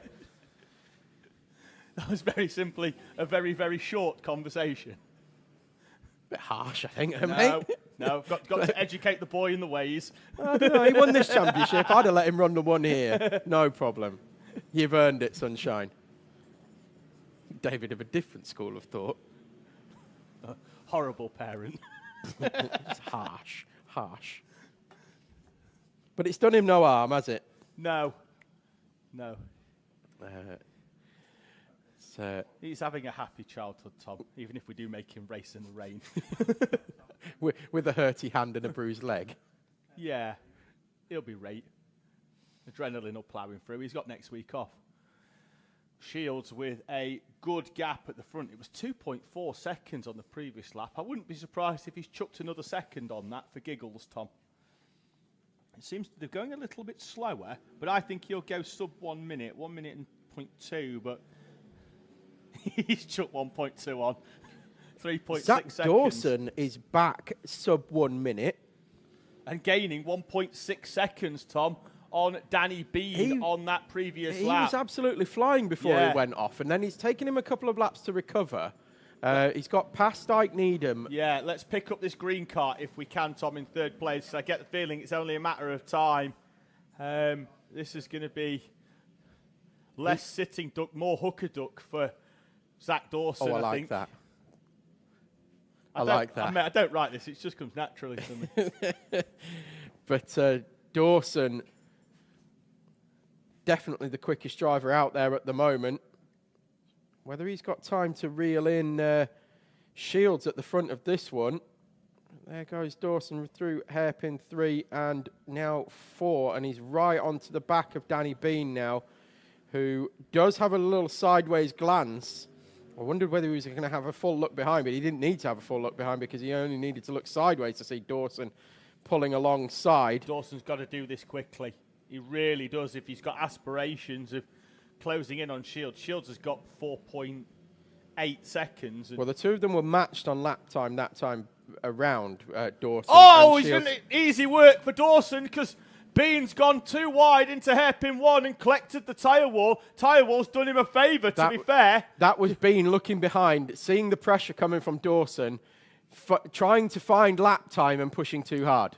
That's all that was pure pressure from Dawson. During the lunch break, he needs to go and give that tyre wall a pack, because if it wasn't there, he'd have been on destination grass and probably about 4 metres off and well down the order, spinning his wheels. But that tyre wall's just kept him on the concrete, returned him to the tarmac, and minimal damage in terms of track position. Loses 1 place, but to be fair, he was probably going to lose it anyway, given the pace of Zach Dawson. Right, well, the gap between Dawson and Shields has gone out to 5.2 seconds. We've got 1 minute and 45 plus a lap to go, so at least 2 more laps, probably 3 laps as they head round. Was Dawson there, Tom, to the grass? I don't think Dawson's going to have enough time to catch Shields.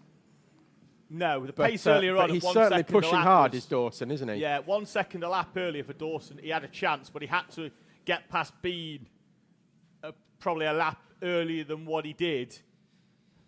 Bean now is going to come under pressure, I think, from Ike Needham, and because he was 1.7 seconds quicker, Tom. So fall back, and we shall pick up the next battle here, I feel. And there we do, because there's Danny Bean sliding through the shot. Ike Needham and George Ludwell are going to battle it out over third place. Deep they go into hairpin number 4. And let's say Needham was 1.7 seconds quicker on the previous lap, but now he's caught Bean 4/10, but now he can only go as fast as what Bean can go. I think Dawson has potentially conceded the overall victory here to Maximus Shields because he's only a 10th quicker than Shields that time around, and looks like he's possibly settling for second place because he's backed his own pace down. He sees the gap increasing to Danny Bean, and he's certainly not going to be able to catch Shields, barring any mistake from Shields. So he seems to have backed the pace down a bit, does Zach Dawson. But very, very noteworthy performance from Zach Dawson, who was off at hairpin 1. Probably lost 5 or 6 seconds, and he's only going to be around 5 seconds behind Shields as well. So could have very much been on for an overall victory here for Zach Dawson in wet conditions on slick tyres. So 6 seconds, Tom, he lost. Great showing for Zach Dawson. Well, 7 seconds with the fact he's chucking it. He did a 59.1 earlier on, down to the 1 minute mark. But yeah, he'd have been, I think, leading this race, Tom, or at the very least challenging with Shields for the victory. As it stands, though, it looks like Max Shields could be on his way to yet another win here at Teesside. Yeah, showing extremely well is Dawson. Been just about holding off Ike Needham for the final step of the podium, but second in class. George Ludwell right there as well to pick up any pieces should this come to blows. Needham looking down the inside, still looking down the inside, then falls into line. Over the line comes Maximus Shields to take victory in heat number 2. And gets sideways over the line, as does Dawson, and he comes across the line in P2. Bean does hold on only just from Ike Needham and George Ludwell, with Bean coming over the line in what we like to call the full grinsel. Yeah, you can't overtake the cart, Tom, if the cart is twice as wide as it was when you first went at to do 45 the degrees from the track. Speaking of which, that's the full grinsel there from Isaac Duff. Got to keep it sideways over the timing line. You're not allowed to straighten up until you've seen the start line. That's the rule to be bestowed the full grinsel.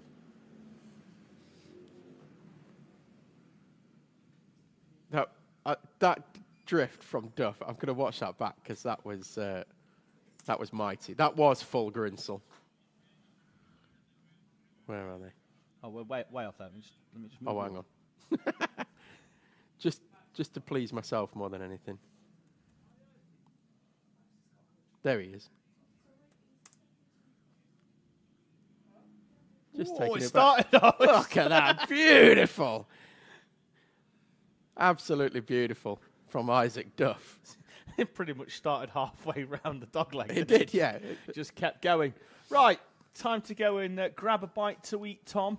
Thank you very much to those of that you have got in touch via the live chat. On board Birrell saying well done to Oliver, almost last to first. And Layla Bell Racing saying good luck to Peter and Tom in R200. We'll be able to see how they go on in around about half an hour's time when we come back for heat number 3 and the finals here from round number 9 of the NRG Karting Owners Sprint Series. We'll be back at 1:15, Tom, which will be around about 40 minutes. So you can not only can you have your dinner, you can have a pudding as well. I've got my cake here. Yeah, exactly. I've got my croissant cake. This is my croissant cake. I guarantee I'll have a bit more coffee cake later on. And we'll see you in about 40 minutes' time. Don't go too far away, though. There'll be some superb action this afternoon live here from TSK-Motorsport.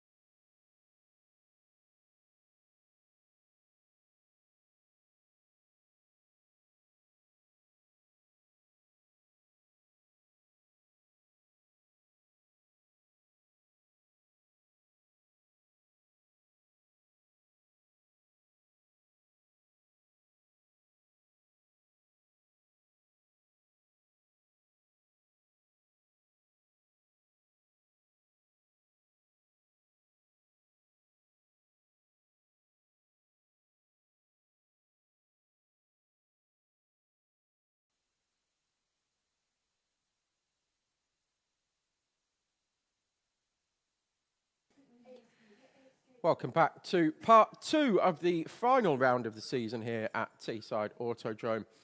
Round 9 of the Owner-Driver Sprint Championship. Bambino's just taking up their position for their last heat of the day. It's going to be Cadet Tennant going off pole position with Oliver Reynolds alongside and Max Tetlow and Ayrton Tennant, the 4 runners in the MIT class. They are already in position on the front 4 positions on the grid. Then we have James Strath at the front of the Como Bambinos with Logan Grassi and Archie Mostyn, and Sebastian O'Connell completing the 8 runners. 4 in the MIT class, 4 in the Como Bambino C50. And Peter Webster has not only been found, but he's found his way to the commentary box, and he's brought more cake with him as well. So that's very nice of you, Peter. Thank you very much. No worries. He brought marble cake this time as well, so Yep. David and I will have a little sample of that in a few minutes. Let's get Bambinos underway first. We've got Callum, the start line marshal, heading towards the start line. He's got the green flag in hand. It's up, it's down, and we're away and racing for the final heats, set of heats of the day. Good start for Logan Grassi in the Como C50s. He's already away and through to the lead. As you can see, very changed conditions from Heat 2 for Bambinos. Extremely wet out there now. Rooster tails already coming up from the tyres. Such is the wet conditions on track. We'll get them through the first couple of laps here, Peter, and then we'll come over and have a chat with you. No worries. But it's going to be Cadet Tennant leading the way in the Mighty Bambinos. Oh, we've got a triple spin there. We have got triple spin in Como Bambino. James Strath is round, Logan Grassi is round, and I think that was Archie Mostyn as well. No, it wasn't. It was Sebastian O'Connell has gone round.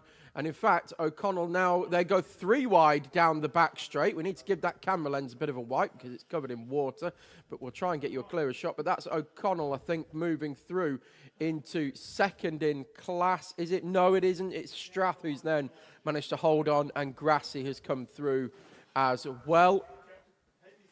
So leading us over the line for the first time, we've got Cadet Tennant.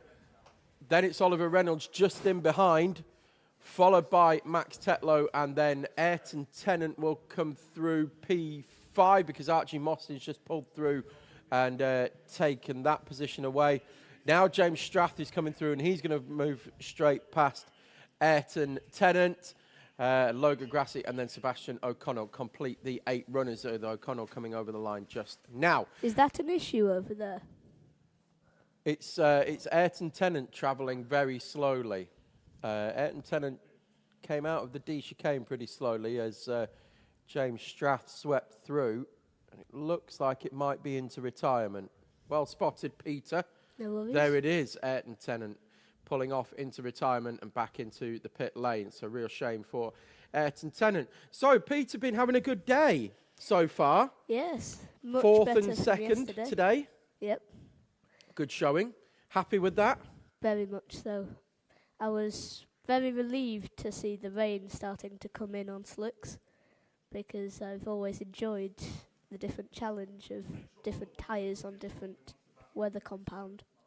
Right, and managed to find some grip definitely in the wet conditions and hold yourself all the way up to P2. So an almost victory as well. You have sights on victory at one point. I had been watching Dexter at the start when it was raining. He did look to have it under control, but then his rear end started sliding.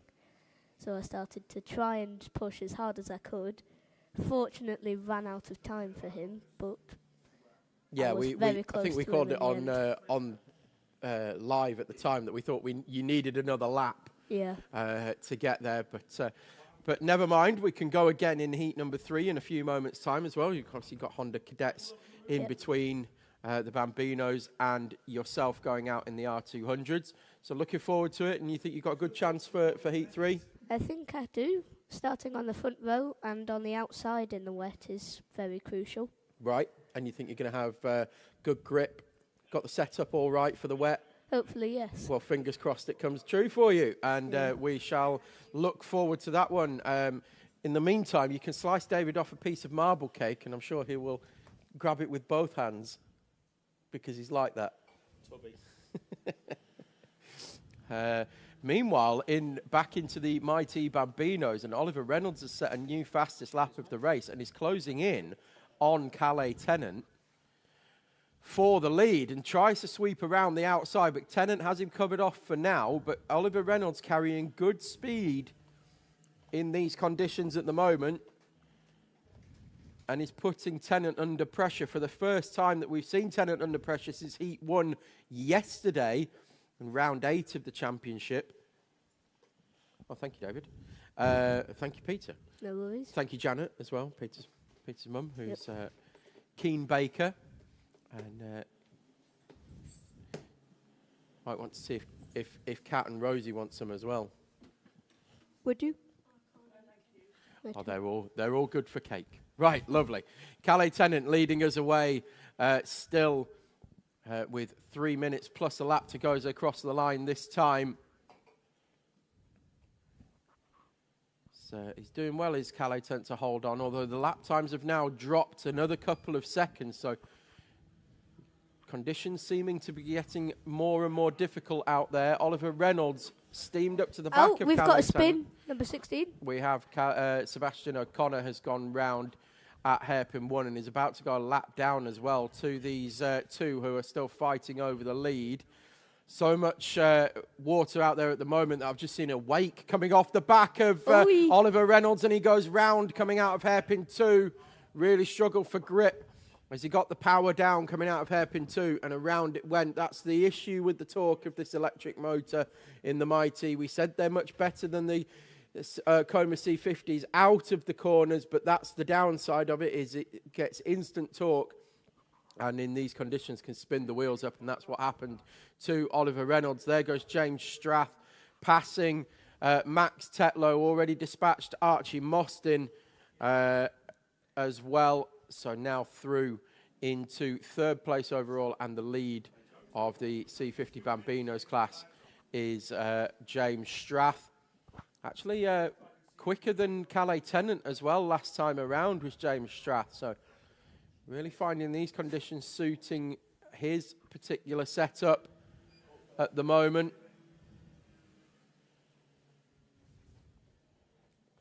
Reynolds has caught he caught right up against Sebastian O'Connell. He caught right up to Sebastian O'Connell and then got caught out with the overspeed, did Oliver Reynolds. And round again and again goes Oliver Reynolds. So having some adventures in this heat, but still managing to hold on to second, such was his lead.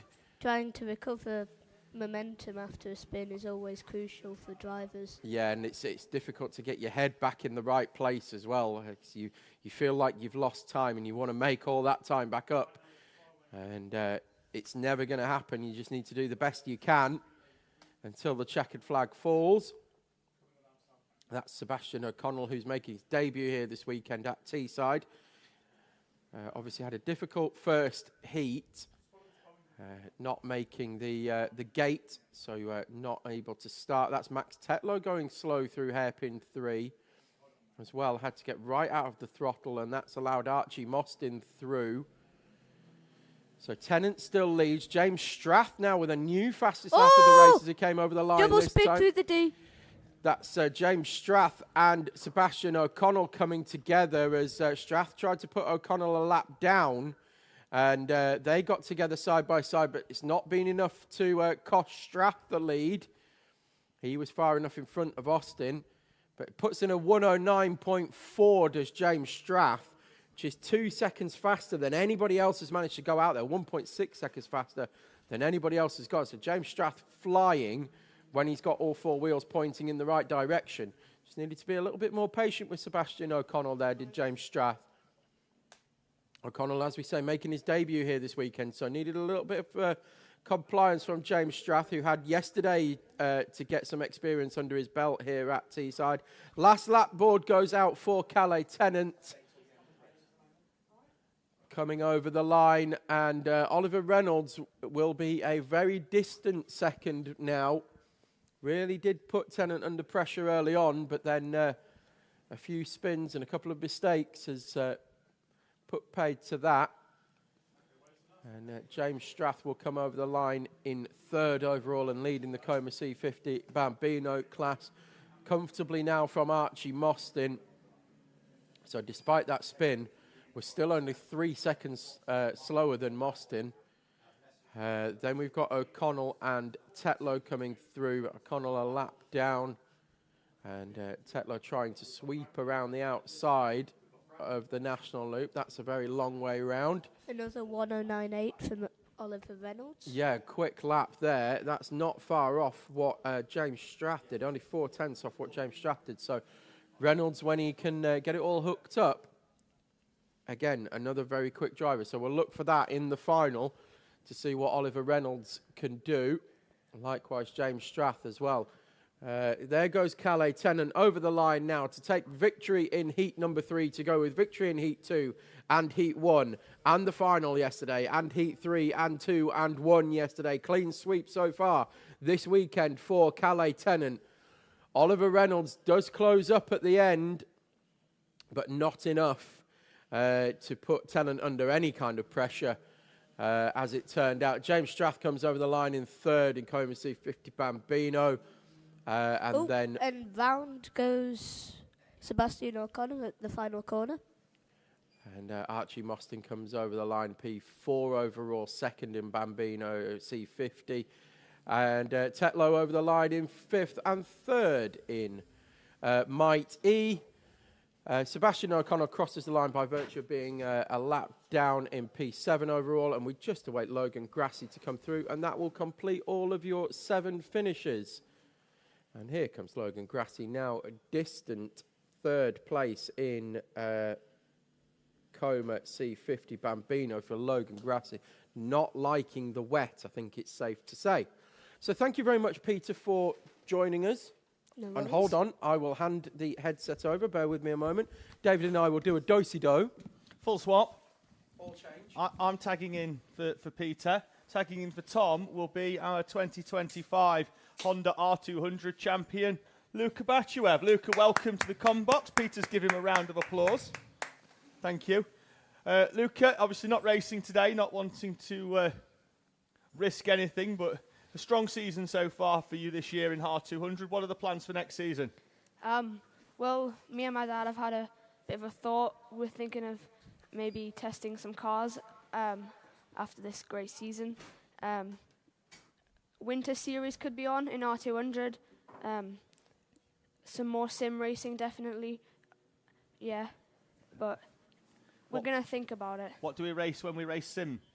I think iRacing's good. F4. Yeah, anything really goes. Good stuff. I did speak to your dad earlier, and he did say that there was a consideration for sort of testing some cars heading towards next season and for the future. R200, they'll be out with Honda Cadet heading out now. Stick with us for that one, Luca, if that's all right, 'cause this is a class where you've also had a top 3 in the championship in last season in 2024. For this one, it will be Daniel Ziad and Aaron Rigg going off the front row. Francesco Di Caro and Sebastian McCarthy, row 2. Ethan Pearson and Tommy Burgoyne on row 3 in front of Jack Thompson and Jacob Jones. Abel Hutton starts 9th, Alfie Keeling 10th. Aston Wilson and Oliver Bullock will share row number 6 in front of Andrew McCrossan and Jacob McDonald. Reggie Cook and Edward Charlton complete your Hondas. Then it's Tyler Gruffity and George Allison in 17th and 18th in micro, of which one of them, that's Gruffity, who stopped on the outside of the national loop. He's got going again. Hondas, I'm sure, Luca, this will be a class where you've come out of and obviously moved into R200, but something I'm fairly sure that you keep an eye on as a class that you've raced in. Obviously, Edward Rye has won it and Francesco Di Caro's pushed him hard. Who's it that's caught your eye this season? I think it's been a great battle in R200. I think Edward's been really consistent, but Francesco's put up a very good fight. I think there's a lot of new names from Bambino. Yeah, I think it's changed quite a lot. I think Daniel's done well to move up into the top 5, I think, this season. Yeah, it's been a great grid. It's been really good. R200 as well, the class that you've been in. Obviously, you've got that wrapped up a day early, effectively, having won the championship yesterday. But that's been a class where this has been any one of 6 of you that can challenge for the victory. It's been really close in R200, hasn't it, this year? Yeah, it has. It's been one person wins, then the other. It's really difficult, you know, to put a bet on someone. Yeah, I mean, if we look at the results from R200 throughout the season, we've not had many clean sweep weekends. I think actually your 214, I think, from yesterday was the highest point score of the season. 215 being the maximum point score, but that certainly ended the season on a high. But it has been a case where, you know, drivers have turned up and had a good round and then not followed it up the following round. You've been really consistent, particularly with finals, having won at rounds 2, 3, 5 and yesterday as well. So it's been a really strong performance throughout the year for yourself in R200. Stick with us though for Honda. Tom can have a little bit more of a break and eat that massive slab of marble cake that's come in, although we have been heavy on cake this weekend, haven't we, Tom? Taking it easy for a minute. All of the tombola prizes have gone, which is fantastic. Raffle's still open till the end of the third round of heats. So if anybody does want one, when you're popping back from the bank, feel free from watching this race, feel free to pop back into reception. We're going to draw that and announce it before the end of the day in case people do need to make the long trip home. Green flag in hand then, Luca, for the start of this third heat. We're away in racing. Good start from Aaron Rigg on the outside. Same for Sebastian McCarthy. Everybody slotting in, trying to get into the right side. But as we head up towards the first corner, is the grip on the inside? Is it on the outside? Ziad goes wide. Ziad's gained 2 or 3 cart lengths. Splashing through the puddles, though. Edward Charlton is round. Ethan Peters, that's Oliver Bullock is round as well in the 18.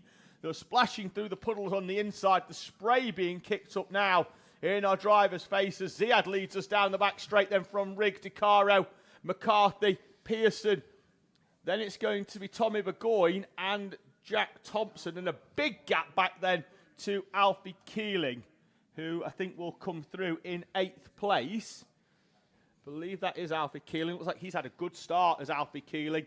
Started in 10th place, crossed the line in 11th, so didn't get away perfectly, but has had a good start, although Jacob Jones comes down the inside of him, and the top 8, or top 7 by the look of things, down to Thompson in the number 7. He went well yesterday on wet tyres, albeit on a much drier surface than what this is.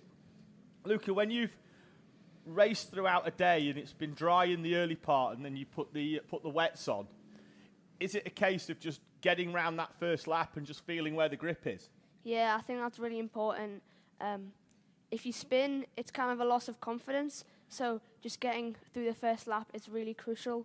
Then you just see where the grip is, compare yourself. And then Abel Hutton out. His cart being picked up by the 2 marshals and recovered. That stops on the outside of the national loop, but that's been covered and recovered very, very quickly. That I don't think the yellow flag will affect the racing, which is perhaps a good job because Francesco Di Caro is going all out to try and get past the A plate of Aaron Rigg. And the reason he's doing that is because at the front, Daniel Ziad is opening up the gap. At the front, 4/10 quicker on the previous lap, opens the gap up to 7/10 of a second. And Francesco Di Caro will not want to allow Daniel Ziad to get too far away. So it looks like Alfie Keeling might have had a spin because he's back behind Oliver Bullock now and did a 102, I think, on the previous, a 110 on the previous lap. There was a 102 for Reggie Cook, but he did make up a place on that previous lap because Keeling lost 4 with a spin. So just keeping an eye out at the lead. It looks like Rigg is a little bit closer this time to Daniel Ziad. And Tom and I mentioned earlier, Luca, that the problem with being at the front is you've got no reference point. If the track starts to dry or a line is a little bit different, you don't know the driver in second place has done a different line that might be a little bit quicker than yours. So you are almost paving the way for the other drivers. And as you can see there, Aaron Rigg, 4/10 quicker than Daniel Ziad on that previous lap. We have got a top 4 now rather than a top 7. And although just behind, that looks like there's a move down the inside by Jack Thompson on Tommy Burgoyne, and he's managed to get that one done. So That's where it's at. Riggs looking good here, though, Luca. Do you think he's got enough to try and get past Daniel Ziad? Yeah, I think the good thing about being behind someone is it gives you like the motivation, and it gives you a bit of a reference point where you can improve where you're doing well. I think he has a chance. Yeah. Yeah, it looks like he's got the pace. The problem that he's going to have is finding where he can find a way through, because now he's up onto the back of Daniel Ziad. If he follows Ziad's lines, he can only go as fast as what Ziad does. So, fastest of the race, though, Jacob Jones there, going purple down in 8th place. And not a million miles away now off the back of Tommy Burgoyne, actually. We're all fairly equidistant there, you can see, with the exception of your two leaders, as Aaron Rigg tries to get alongside Daniel Ziad on exit. Let's see whether he pulls out to go down the inside. They'll probably end up going around the middle part of the corner. Indeed, they do. And then dropping back down into the bowl. Rigg is a little bit tighter. He turns down a little bit earlier. And then we'll try and get down the inside. Gives Ziad a little tap into the rear quarter. No harm done, which could have been a lot worse, but is a tighter out of 4. They'll run side by side up towards the timing line, round the outside. That's a great move by Aaron Rigg, and we've got a change for the lead. Rigg from Ziad, DeCaro, McCarthy, and Pearson, your top 5. And Aaron Rigg there, Luke, who just found the grip on the inside of the exit of hairpin number 4, and it just slingshotted him past Daniel Ziad. Yeah, it was a great move. There's nothing you can do when the other driver has just got more grip than you. Now Ziad should be able to learn, though, from Aaron Rigg, but the problem is he can't stay with him. Look at the gap that Rigg's pulled already. Now, he's going to need this gap, because I think before the end of this race, Luca, they're going to catch the traffic in front. You can actually see the traffic when they come up and over the timing line, that they're not a million miles away. And we've got a spin up at hairpin number 4. Looks like it's Edward Charlton having gone round, but they are going to catch some traffic. Charlton's just going to have to wait on the outside. I think that's a wise choice. And now being instructed by the marshal to rotate that number 99 machine back in the right direction. And, yeah, like I say, we're going to have to... Oh, Riggs off! The leader clips the puddle on the inside, spins himself full 360. One of the micros of George Allison is on the inside, and Aaron Riggs going to have to do all the hard work again. Immediately going down the inside of Francesco DeCaro. DeCaro's on the inside. Riggs going to try and drive all the way around the outside of him and get the power down on the concrete on the outside. They'll be side by side. DeCaro slotting back in. So they're past the early part of the lap traffic. Rigg goes wide. DeCaro's down the inside. Rigg's got more pace. Oh, I thought they were going to come together as they crossed lines. It may still happen into hairpin 3. Rigg's all the way around the outside. The confidence he's got to take his hand off the wheel to gesticulate his displeasure with Francesco DeCaro while still turning in the wet. Round hairpin number 3. Then DeCaro clips the puddle on the inside. Aaron Rigg back up into second place. Minute 15 on the clock. Can he close in and get past Daniel Ziad again? All over the action, left, right and centre here. Luca, do you think that Rigg can catch Ziad? Because that's a big gap now. I think it's a big gap, but anything can happen in the wet. A big gap may seem big in the dry, but in the wet it can be a lot less. Yeah, we're going to get 3 laps in here, because they'll cross the line with around about 15 seconds to go, I believe, lapping in the 57s for most of the field. Aaron Rigg, even with that pirouette on the last lap, was still only a second and a half off Ziad, and he is closing back in. So there'll be 2 laps to go at the end of this one. Gap was 0.8 of a second. I think it'd probably be down to around about half a second. And a fastest lap as well. 0.3 quicker, despite the fact that Ziad puts in a personal best. And Ziad slightly sideways round the national loop, but gets that kart rotated. And Aaron Rigg, who by law, Tom, and I say Tom because he is still listening, he's here, because he's Scottish, he has to be good in the wet. There's no, it's a law. As Tom always points out, that he lives in Glasgow, and every single day it rains. Without fail, it rains. And therefore, it's almost built into your DNA at birth that you have to be able to drive in the wet. And we're about to find out whether, on this final lap, Aaron Rigg can put that into practice. He's using that line again that almost worked for him last time on Ziad. He was a little bit closer that time, currently eating a face full of spray over the timing line. Daniel Ziad and Aaron Rigg, one to go. Who's your money on here, Luca? It could be anyone. Aaron Rigg looks very confident.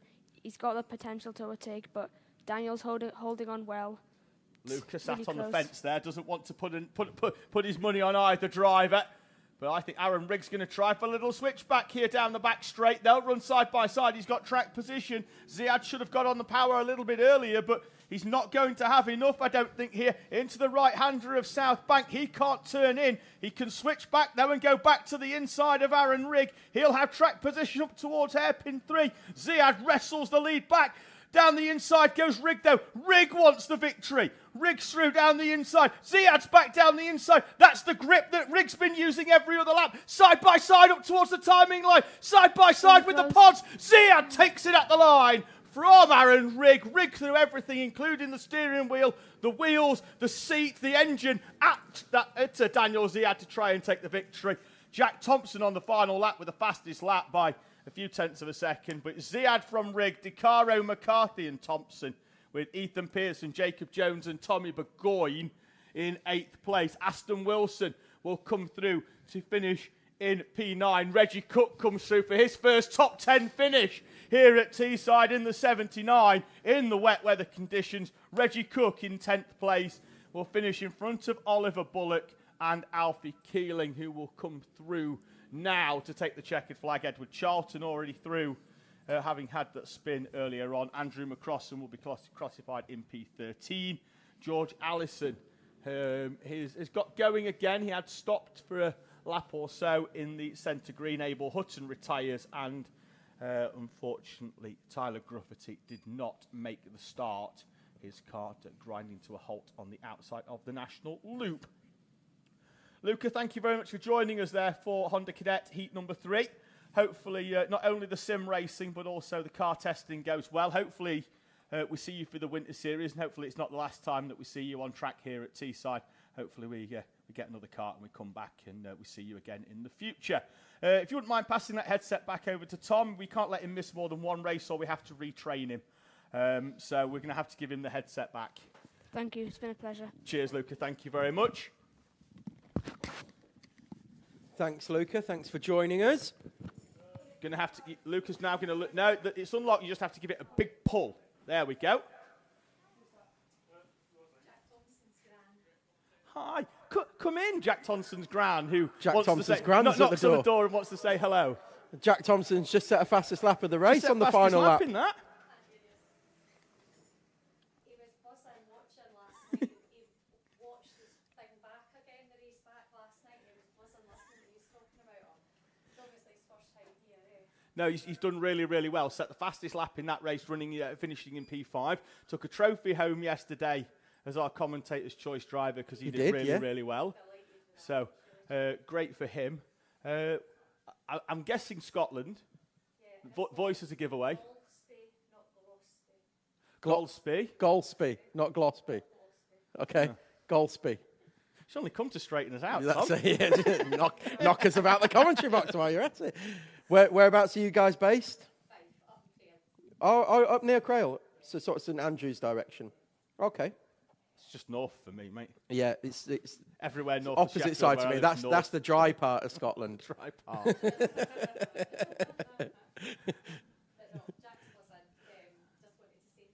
Oh, you're more than welcome. Yeah.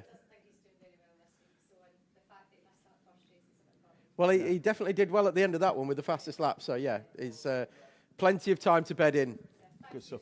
Pleasure. Thank you very much. Honda R200 and Intermax heading out. We've had a spin on the outlap, I think, for Harry Pennington. Max Hall will lead us round then in the sole Intermax. Dexter Petty, having won heat number 2, will go off pole position with Peter Webster alongside.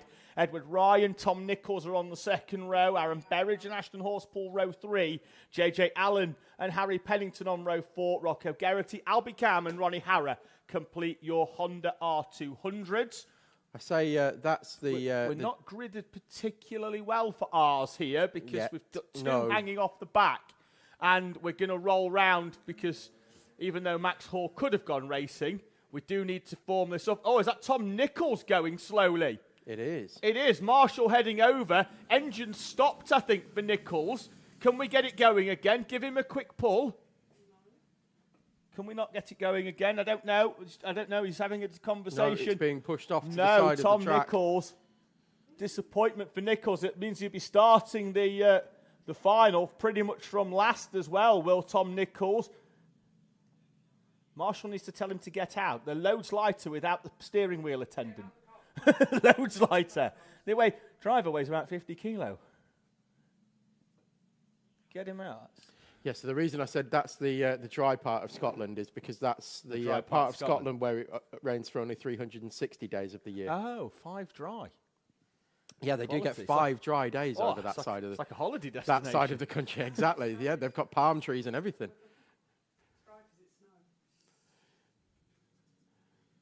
Here we go then. So, right, Max Hall will now get underway in the Inter, and he's actually done a good job of not being too far in front of the now regridded R200s, although Albie Cam has just dropped off the back. Second slow car, Ashton Horsepool. Oh, it's Ashton Horsepool. Stops. Yeah.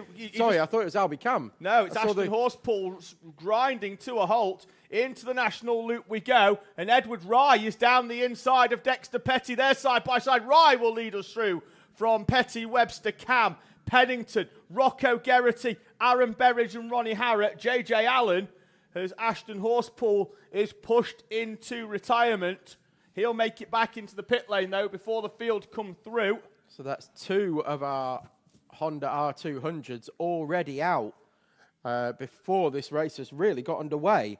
Yeah. Edward Rye is going to be leading the way, though, in the R200 class from Peter Webster. No, it's not. It's Dexter Petty. Now, in second place. We had a waved yellow, but the track is clear, and I think we're all sorted and are in the right order now. So through they come. Right from Webster, Petty, Pennington, who does always tend to go well in the wet. Albie Cam, who went well in the wet in Honda 200. Let's see whether he can convert that into going well in the wet in R200, where he's got a little bit more power and certainly more torque on corner exit. But well, the reason I thought it was Cam was because it's so dark here at the circuit at the moment. The camera lens wasn't adjusted, and it looked like it was all black and silver pods on Ashton Horsepool's. Of course, you can see out the window. I've got a pillar in the way, but you could see out the window that it was Ashton Horsepool.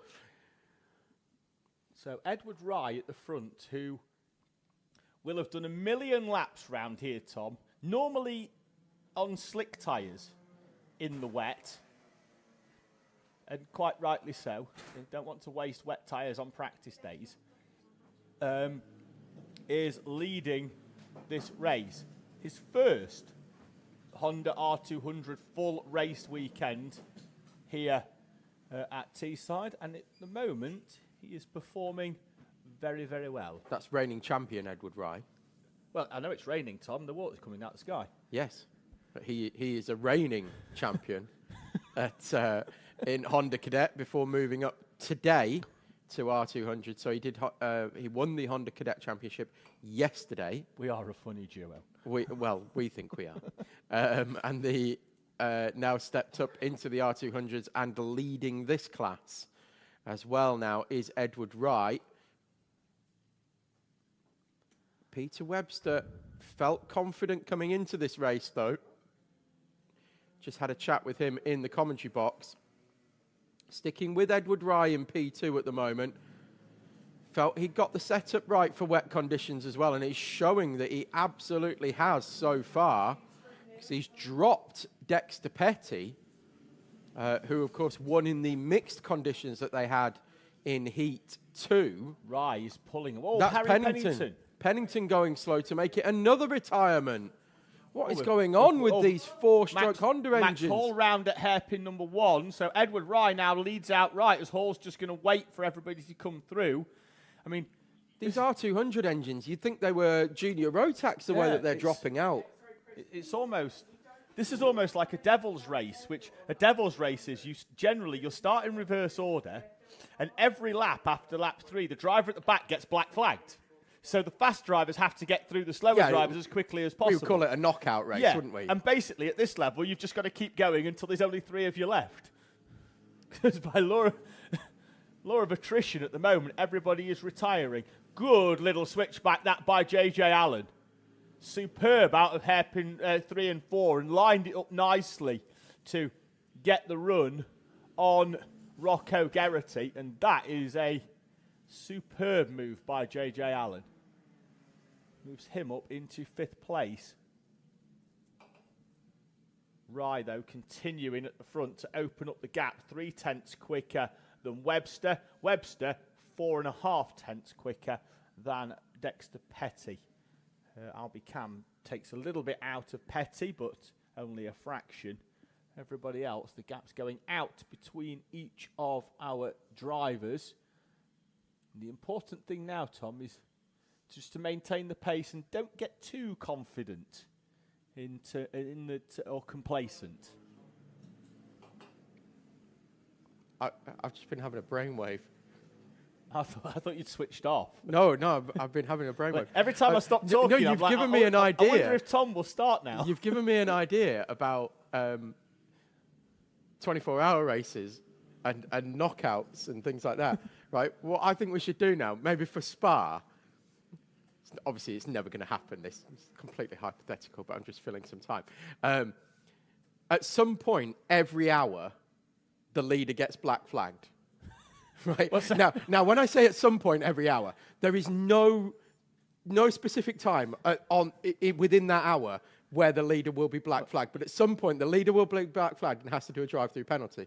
Now, that could be at the 59-minute mark and then at the 1st minute mark of the next hour. So we literally do 2 black flags in a row. Or we'd do it at 17 minutes past. Nobody knows when that black flag's coming out. So you can't put any tactics into, I'm just going to sit in 2nd place. It's almost like them charity events where you can buy penalties for your nearest rival. Yeah, pretty much. Yeah, it'd be good. And give the money to charity. charity. But it'd probably mix it up, wouldn't it? Yeah, but Edward Rye's leading at the moment by 1.1 seconds. There's £10. Give him a 5-second penalty. Yeah, pretty much. Yeah. Advantage by being too good in the wet. Maybe that's how we can raise some money for breast cancer awareness next year. We'll do a race in an evening, something like that, where we can apply penalties. A hire to people. cart race where, for the parents, and each kid gets £5 or something, and they can apply necessary penalties to either their whoever dad they want. or their mate's dad. Yeah. I've got a feeling there's going to be a lot incoming for David. What, for me? Yeah. David's done well there. He's only finished the race on -6 laps. He's finished a 9-minute race, 8.5 minutes behind everybody. I have a story about that. Earlier in the year, when I was at a circuit, the driver was Samuel Yeadon, and I'm sure they won't mind me mentioning this. He went over the start line, had a crash at the first corner, competed 8 seconds of the race, was deemed to be at fault and got a 10-second penalty. So he technically finished on -2 seconds. Right. Peter Webster is that's an achievement. Chipping away at Edward Rye, but not at enough of a rate, Tom. There was an NFL game earlier this season. I can't remember who it was. It might be the New York Jets. And they finished on minus passing yards for the game. Come backwards. Yes, because they hadn't completed forward passes more than they'd been sacked. Superb slide job by Albie Cam to move lovely. up into 3rd place. Just slid in front of Dexter Petty, full sort of like NASCAR style down the inside and just sliding up into the top lane in front of Dexter Petty. He set a personal best. So did Peter Webster. Gap is down to less than a second at the front, but Webster's only chipping 1/10.5 a lap out of Edward Rye, and Rye will see the last lap board in half a lap's time. Petty coming back at Cam through hairpin 1 and 2, and he's going to get a switch back down the back straight. Cam's going to have some momentum, though, and does hold position. So Cam's going to get 3rd place, which I think may be a personal best finish. It will be in ours and I think in Honda as well. He's qualified on the front row in Honda in qualifying, but I don't think he's had a race result that's seen him finish inside the top 3. Sliding wide there for Albicam. Rye. Ooh, we need to get back onto the front two because Peter Webster has closed right in on Edward Rye. Half a second is the gap. It was 0.4 quicker on the previous lap as they head through the chicanes up towards hairpin number 1. Again, I've got a feeling could Peter Webster need one more lap? I was just going to say Peter Webster's going to need one more lap. He's going to get it in the final. I'm going to tell you that much now because he's going to get an extra 2 minutes. So he's going to have plenty of time to do that. But he's coming on strong at the end of the race. Once again, is Peter Webster. It was half a second coming over the line. But Edward Rye possibly with enough of a gap to hold on as they go through hairpin 3 for the final time and hairpin 4. And Edward Rye on debut in Honda R200s is going to take victory in Heat 3. It took him 2 heats to find his feet. Heat 3, he takes victory. Peter Webster with a personal best lap on the final lap. Couldn't do any more than that. Closes in to just under 0.3 of a second behind at the checkered flag. Albie Cam with a personal best finish as well in R200s, taking the final step of the podium as well. Congratulations to Albie Cam. Dexter Petty coming across the line in 4th with JJ Allen in 5th. Rocco Geraghty in 6th, and Ronnie Harrer coming over the line, P7, which again I believe is a personal best finish for Ronnie Harrer as well. So these conditions, drivers really starting to find their feet, and Aaron Berridge 8th, Max Hall in the into Rotax will come across the line in 9th place overall. Harry Pennington will be 9th in the Honda R2. No, he won't come across the line in 9th in R200s because he retired, didn't he? So we had yes, 8 finishes in R200 and then the Inter Rotax of Max Hall.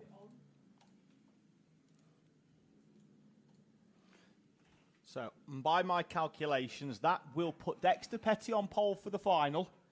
He's had a 4th, a 3rd, and a win. That gives him an average finishing position of 2.66. Peter Webster, I think, will be alongside him. He's had a 5th and 2 seconds. That adds up to 9 divided by 3. That gives him an average finishing position of 3rd. I think that's likely to be your front row, Tom, for the final.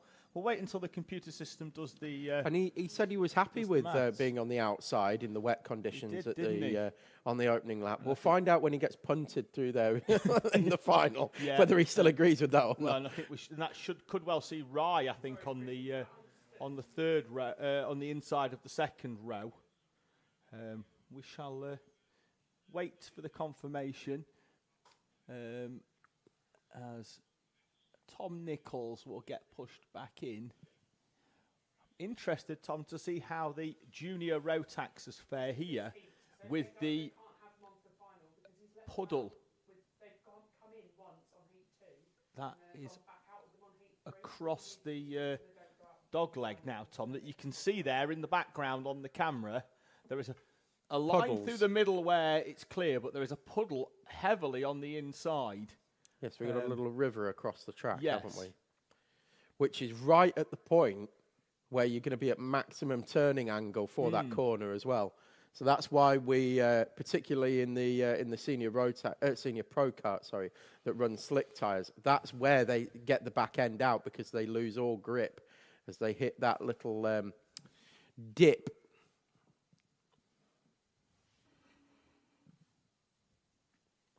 So Tom Nichols just gets pushed back off the track. It was a long pushback, yeah. They need, do you know the little push starter that they have, on some gearbox carts where they run with them? We need to give. They can just hook them on the rear bumper, and the marshals don't have to bend down them. They can just push them like they're. We talked about the little dolly wheels this week, didn't we? Did we? You sent me a text about. Sure, it's me. Yes. Okay. Hang on a minute. Oh, well, I'll run through grid while you're trying to throw me under a bus for something. No, I'm not trying to throw you under a bus. Remember what we spoke about. Oliver O'Donovan will start the random grid third heat from pole position. Jacob Carnes alongside Jaden Stonehouse and Hector Sadlowski on the second row. Darcy Hall and Holly Swan, row 3, with Jake Gruffity and Isabella Stansmore Wilson on row number 4. Joey Swan and Freddie Widrington are going to be on row 5. Rossi Costello, Evelyn Bye, Layla Berryman and Morgan Cooney. Hector Sadlowski's round, though, Tom, and wedged, was it against the tyres? No, he's rolled himself back. with human reverse gear. Put your hand on the front wheels and roll yourself back. But he's got to get back in position. Did we talk about something that I can't remember what we spoke about? The jackhammer. Oh, the jackhammer. It's just... I know what you're saying. Funny. Yes. The French man, the French word for jackhammer is jackhammer. Oh, was the meme that we said? Yes, that was it. Yes. And I said that's what we're calling the dolly wheels that they have to lift up the carts at Le Mans. We are going to roll round, Tom, which I don't think Because is a they're bad... 5 wide. Yeah, but I don't think it's a bad call, really, because it gives them an opportunity, I think, to feel out what the weather conditions are like. Get some heat into the tyres. David, I can see blue sky in the distance, which I'm optimistically hoping is coming this way. Is it the sunshine after the rain? There's a song in there. There is, isn't there? I reckon you put some lyrics to that. It's still drizzling, though, here. Maybe a 90s disco beat. It was, yeah. And we've got a song. Oh, we've got a slow mover in Widrington. It's hairpin number 2. And again, he needs a Rossi Costello bounce. He's turned the engine off and he's going to try and turn it back on again, try and clear it out. The only thing that is getting out, Tom, is Freddie Widrington from the seat of the 19. And he walks off to the left-hand side of hairpin number 2 and into retirement. So as predicted, Junior Rotax struggling in these conditions. They're going to back themselves up now. The equipment starting to let drivers down because of the wet conditions, and it looks like we're about to go racing. Are we? There's a few... Contact as Holly Swan is turned round on the start line. False start being called. Again. And the marshal's going to have to run to get the flag because he was dealing with Freddie Widrington. Yeah. Oh, Carnes has seen it anyway. The pole man's seen it. They're all okay now. But we are false starting. What they've got to do now, Tom, is remember what order Rossi they were in. Costello's round. Yeah, right. Remember who was in front of you. Remember who was to the left or right of you. And then you should be okay. Yeah. It is genuinely, it is hard to do. Is when you roll off a dummy grid and then everybody goes everywhere and then you have to restart again to find you've only got essentially 3/4 of a lap. Yeah. Or half a lap in this case to retake your position. What I would say there is get slowed down enough as well. Yeah, we were really lucky not to have quite a big one there, Tom, with a cart facing the wrong way in the middle of the start-finish line. There we go. Stansmore Wilson just allows Holly Swan back through to retake her position. They're bumping. Chill your beans, young junior drivers, and we're away and racing up towards the outside.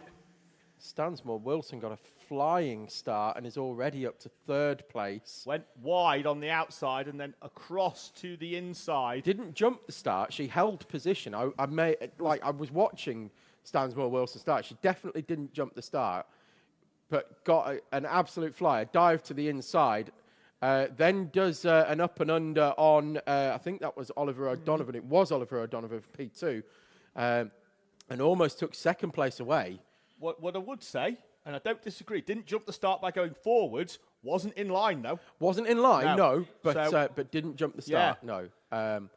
But got an absolute flyer and is now in P2 with that beautiful slide job there through hairpin 4 on Oliver O'Donovan. Parks the car in front of O'Donovan's nose and gives O'Donovan no choice but to push her out of the corner, and now goes about chasing down Jacob Carnes. Of course, Stansmore Wilson winning Heat 2 as well in mixed conditions, and we said before that she's got a very large amount of experience here in mixed and wet conditions, probably more so than anybody else that's on the grid at the minute, barring potentially Holly Swan, who's got a lot of experience here as well. But using it to full effect is Stansmore Wilson, although Jacob Carnes has had a very good lap here as well, and it doesn't look like Stansmore Wilson's going to be closing in too much. No, I think Carnes has actually doubled his lead. It was 1 second. It's 1.9 now. That's he's flying along his Carnes. That's as near as we can get it.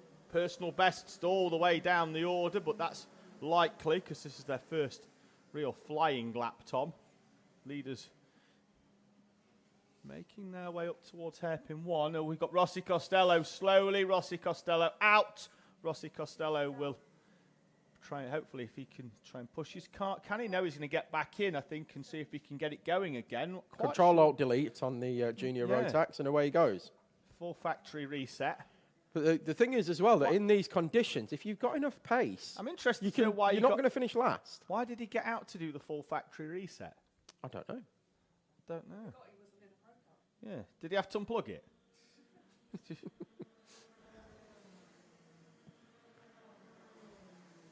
He was on the phone to the help desk. That's what it was. Gruffity over the timing line. They're doing a grand job of clearing this puddle. I was just going to say, yeah, he went straight through that puddle, didn't he? Yeah, they're doing a great job of clearing it, but also a great job at scaring us because the angle in which they come through it is directly at us. Yes. David and I don't tend to look away until we see the whites of the driver's eye coming towards us. We're used to it now. However, we do flinch a little bit. we take a half a step back. Then when we see the whites of their eyes, that's when we duck down behind the counter. And we are protected by tractor tyres and the whole arm coat. Yes. Still not nice, is it, when you see one coming at you? At the front, Carnes had a gap of 2.3 and it would appear to be coming down ever so slightly as Isabella stands more. Oh, gruffity. Again. Yeah, that was lively. Right, stick a camera on him for next time. Yeah, let's pick up the lad in 4th place. Let's get a camera on the orange. I want to see whether he can replicate that again as he's wrestling that number 17 Hunter Motorsport machine round, and then actually drops a wheel, I think, did he, down the inside, because that was not a fast way round hairpin 1 there, I was about to say that it looked like it stopped raining, and then I've just looked at that puddle on the inside of the final corner, and it's definitely raining again. So it did stop briefly, but now it started again, and I can see some umbrellas going up on the bank to my left-hand side as well. Just a little half spin for Gruffity. Technical flag for Holly Swan. In the 95, we'll pick out. Here comes Gruffity through this final corner. Let's see what action he's going to give us this time. And typically, he was all in line. I saw that Marshall Callum was on the outside and didn't want to scare him. Holly Swan, though, with a mechanical flag. She'll complete the lap, but I think is that a chain guard missing? We'll confirm. Possibly, but assistant steward in the office, Rosie's, give us a nod. Assistant timekeeper says that it's a missing chain guard for Holly Swan. She's got a very steamed up visor as well, has Holly Swan. Needs to pop that one open a little bit just to get some air in there and clear that off. Oh, spin at hairpin 2 for Swan, and she moves out of the way, and Rossi Costello, Joey Swan come through, so Holly Swan will fall down to 13th place. We're looking at Hector Sadlovsky and Darcy Hall. Again, I know I said it in Heat 2, but it is good to see Darcy Hall back out after the incident in Heat number 1, where she went off and through the barrier on the exit of hairpin 4. Swan's seen the mechanical and the arm is up. She peels off into the pit lane. That visor's not steamed up anymore, Tom, but still doesn't have a chain guard attached to it. No.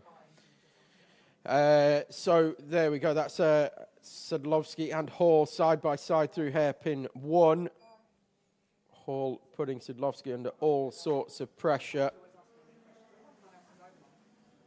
And Rossi Costello now recovering as well.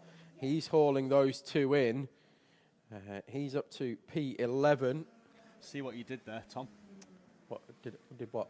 Costello hauling Hall in. Oh, yeah. Accidental.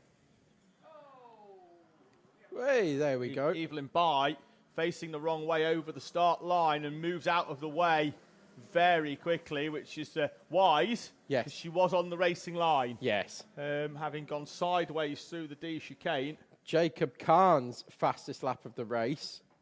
And Evelyn By showing as leading. Yes. Oh, with a new lap record record. of just under 3 seconds. 2.998 because seconds. she spun over the start line and then went drove back over the it start again. line Yeah. again. Yes. Yeah. Oh, she's had it taken off there. Oh, no. Justice for Evelyn. Right, well, we're still going to call her lap record holder Evelyn by 2.998 seconds. It's almost Back to the Future territory. I think she was doing around 88 miles an hour when she went backwards over the line as well.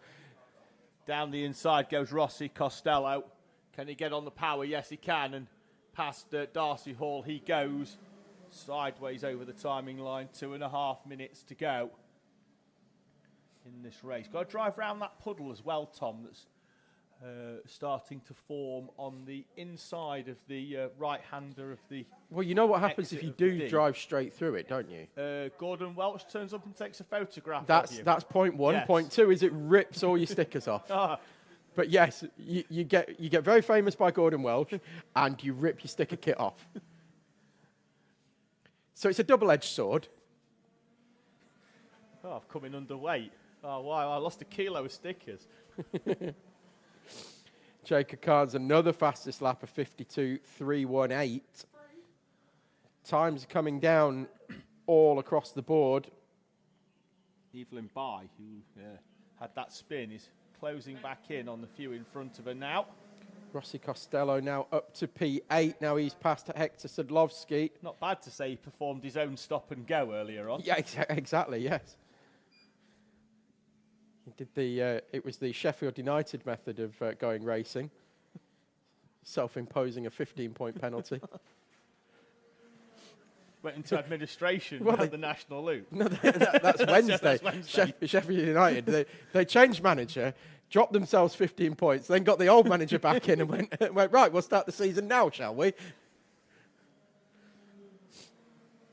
Carnes round hairpin number 1. The gap out to beyond 3 seconds for the first time. And unsurprising, because he's pumped in fastest lap after fastest lap, Tom, for the last 2 laps at the very least.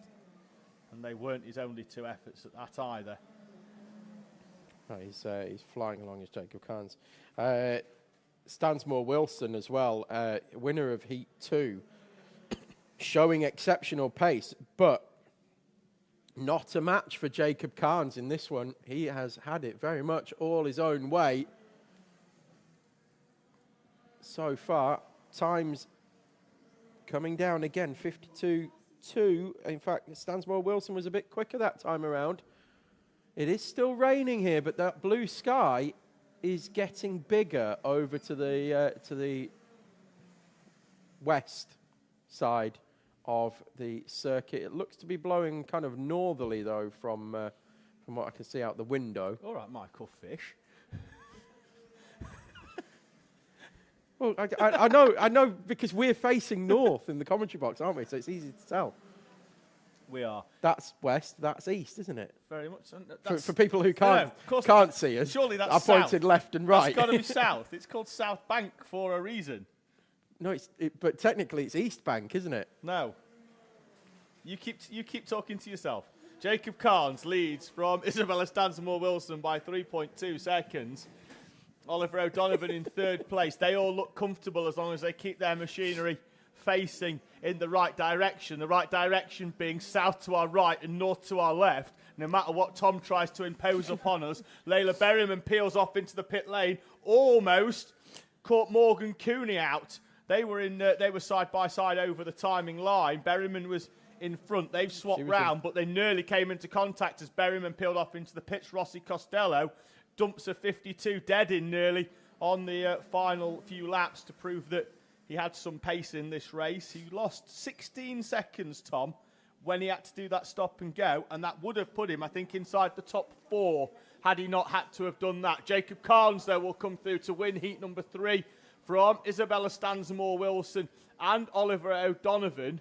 That's your top 3. Big gap back then to the 17 of Jake Grufferty.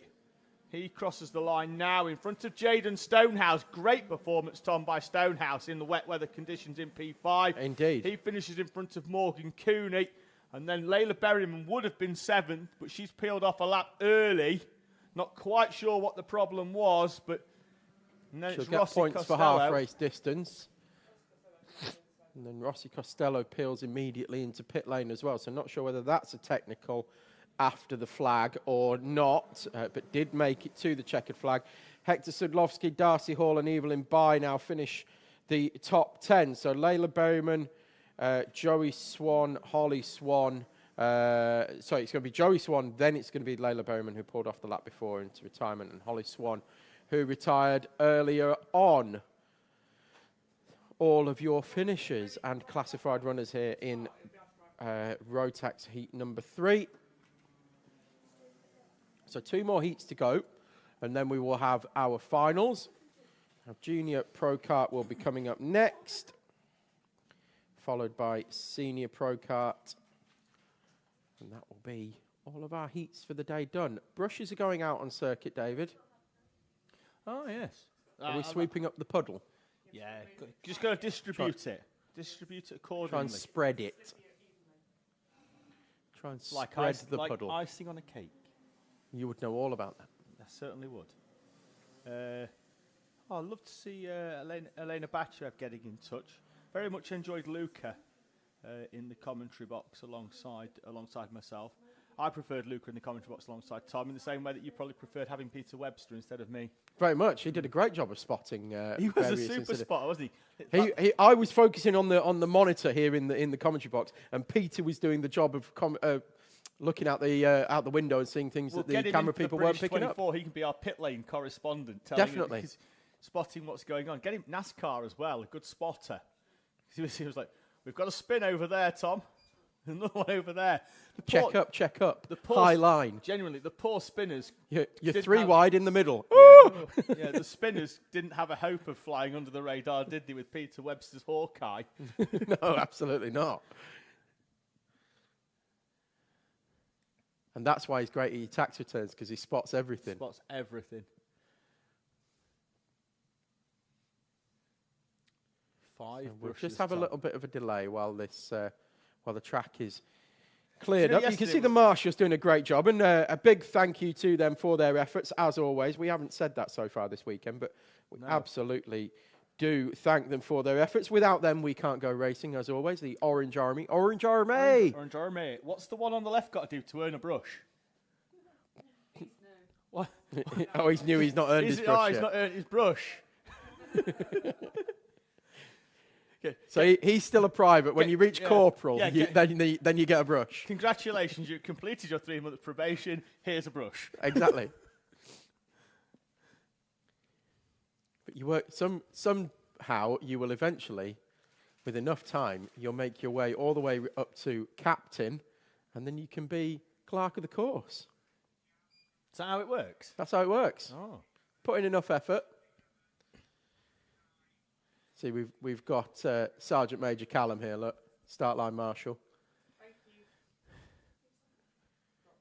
He's got a brush still. He has got a brush. He's not too good for a brush. Not yet, anyway. No. So, brush is sorted. Circuit's still damp, Tom, and still drizzle coming down. Snoop Dogg rain. So, for anyone that doesn't get that, I'm sorry about that. So, green flag in the hand of the marshal as Callum makes his way over. We await the arrival of Junior Pro Kart Heat number 3. Liam Edmonds and Mia Duffel will roll off the front row with Josh Brown and Daniel Camp in behind. Ted Hall, who's shown well in the wet weather of Heat number 2, he will go off P5. He's got Matthew Plant alongside him. Adam Roberts and Joshua Sullivan go off row 4. Ashton Carmichael, Reese Dodds, row 5. With Reese Cranston and Elvis Hartley going off row number 6. Ask me why Snoop Dogg carries an umbrella. Why does Snoop Dogg carry an umbrella, Tom? For drizzle. For drizzle.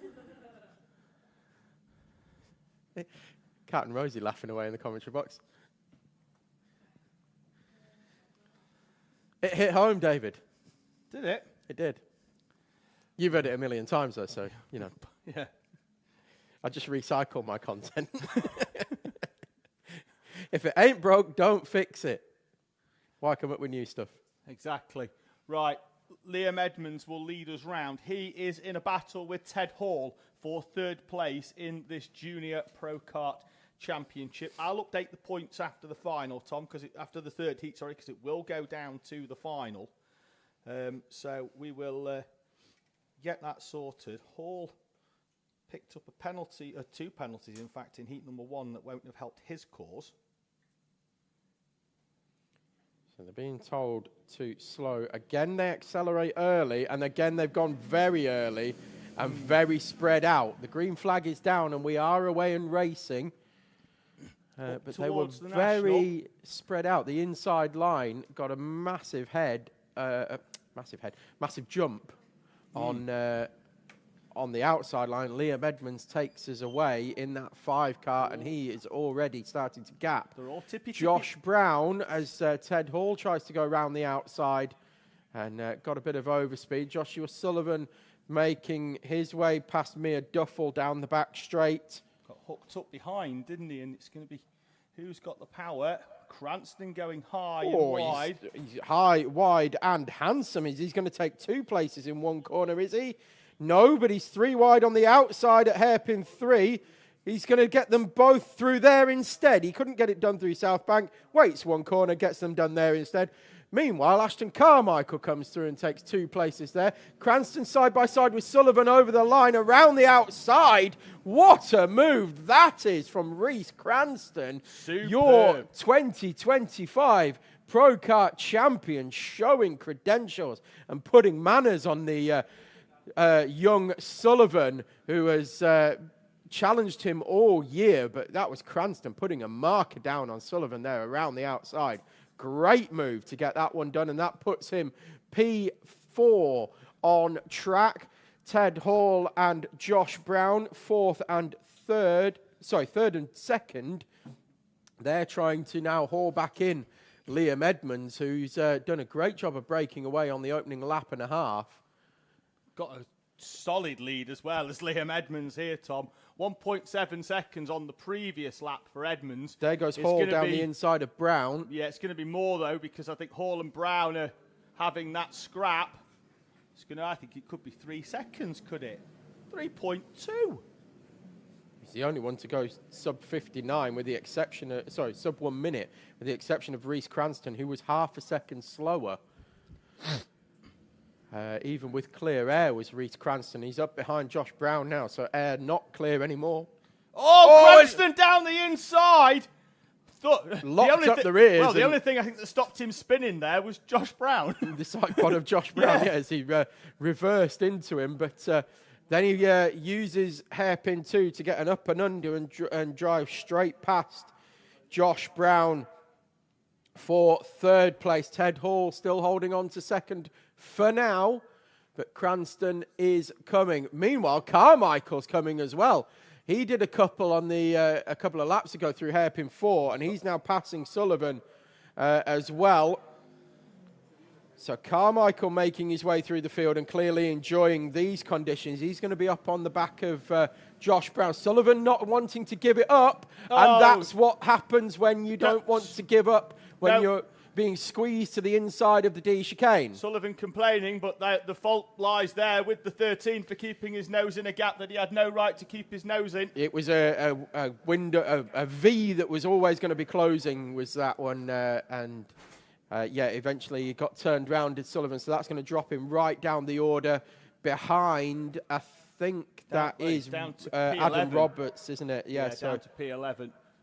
Liam Edmonds is home but not dry, Tom, because it's raining, of course. Got a good lead at the moment. There goes Reese Cranston past Ted Hall for 2nd place. Hall helping him round the corner.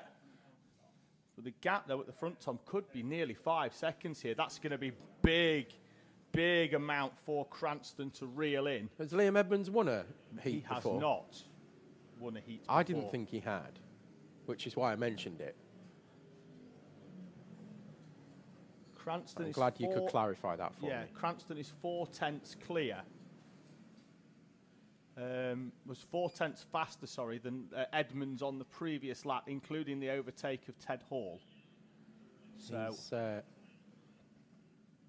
he's certainly feeling confident in his Liam Edmonds. I don't want to jinx it. There's still a long way to go in this race, but he's feeling confident in these conditions, confident enough that he can fire in loads of steering angle, both in and out of the corner, dance on the throttle, dance on the brake pedals, and just make the car work for him. And it is absolutely singing for him at the moment. Mia Duffel going very slowly round South Bank, Tom. I think she's had an engine drop on the left side, potentially, for Mia Duffel. That kart just going very, very slowly. Well, Cranston was fastest kart on circuit that time around by 3.5 tenths. That's Mia Duffel there that we're picking up on screen. Looking down to the left side, possibly dropped an engine for Mia Duffel. We'll see whether she's going to come into the pits, and is coming into the pits, yes. So that's retirement for Mia Duffel from Heat 3. We're going to keep our eye on what Reece Cranston's got in the bag. For Liam Edmonds, Ashton Carmichael, another one to watch as well. He's closing in on Ted Hall now.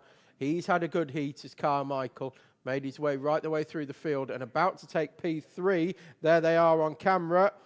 Sliding up the inside, using that concrete for some extra grip. Ted Hall's going to try and get a cut back. Around the outside, though, of that final corner. Just chopped the nose off of Ashton Carmichael. I think had to back out of that one. Discretion, the better part of valour there for Ashton Carmichael.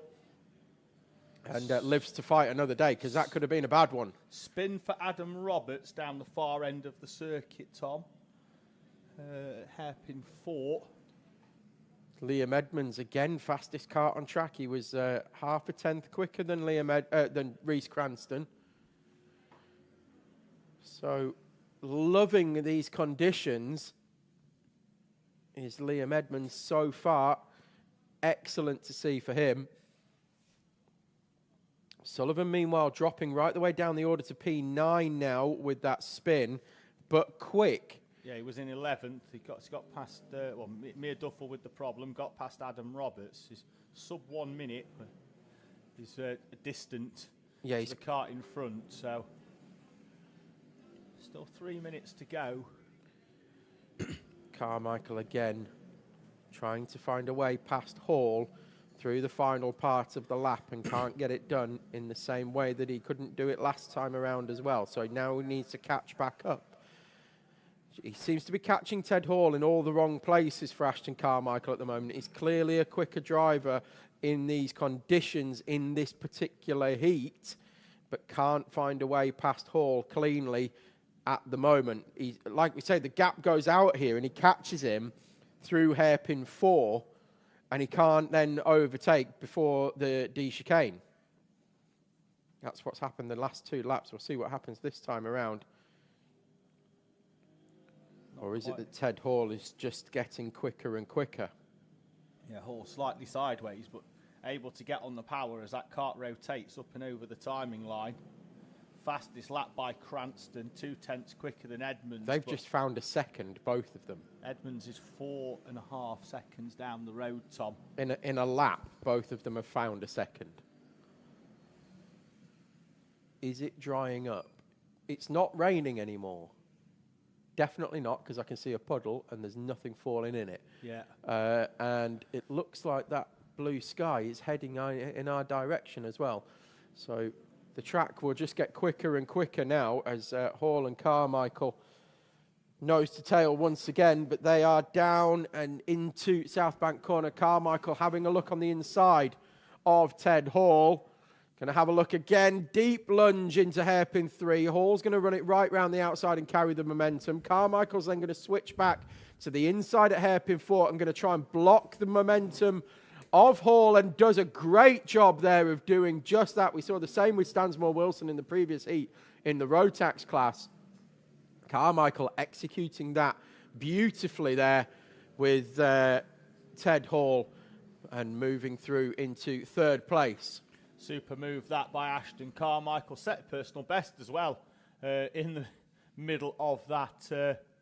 That'll be showing on his lap timer as well, so he'll be thinking, right, well, I'll just do those same lines again then. Yeah, really good effort there by Ashton Carmichael to move himself up into 3rd place. At the front, though, Liam Edmonds is opening up, keeping the gap honest between himself and Reece Cranston. There goes Carmichael now, heading through hairpin 4. New fastest lap of the race for Reece Cranston, but only a 10th quicker than Liam Edmonds.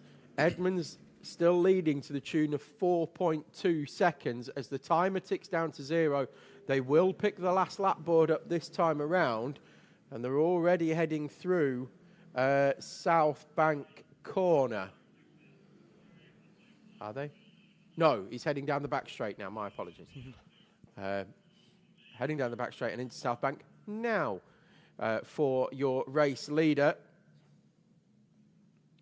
A little bit further down, that looks like it's Josh Brown, Elvis Hartley, and Daniel Camper all together on track as well. So that's going to be one to watch for the final couple of laps. But heading through now, Liam Edmonds. He's already put the 82 of Reece Dodds a lap down. Such has been the pace of Liam Edmonds. First time sub 58 seconds for Reece Cranston. Fastest lap of the race. 3/4 of a second quicker than Liam Edmonds that time around, but he's still got 3.5 seconds to find on this final lap. It's just going to be too much, barring any issues for Edmonds. Half a lap to go then for Liam Edmonds. We've had Ashton Carmichael take his first race victory of the season after finishing second, and then Josh Brown, who took the victory, was adjudged to have jumped the start. Spin for Daniel Camp at hairpin number 1. But out of hairpin number 4, as long as he can navigate that and the dog leg, will come Liam Edmonds. He's already hitting the side pod. Edmonds wins his first heat here at Teesside. Great effort by Liam Edmonds in the 5, in front of Reece Cranston. Then it's going to be Ashton Carmichael and Ted Hall in 3rd and 4th, respectively. At the line, Josh Brown will come through for P5. Hartley in 6th, Camp in 7th, Plant in 8th. It'll be Sullivan 9th, Roberts and Reece Dodds, with Mia Duffel retiring early doors.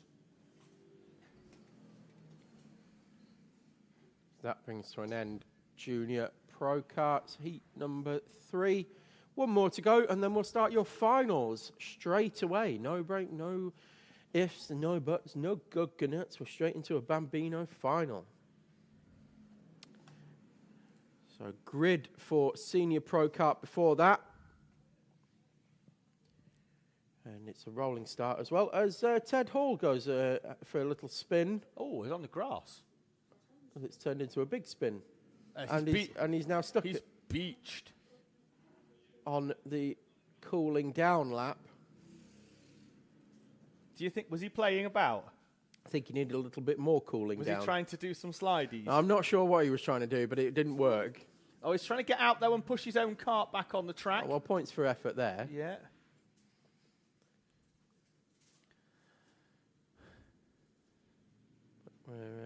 He's about to get going and will eventually make his way back into pit lane.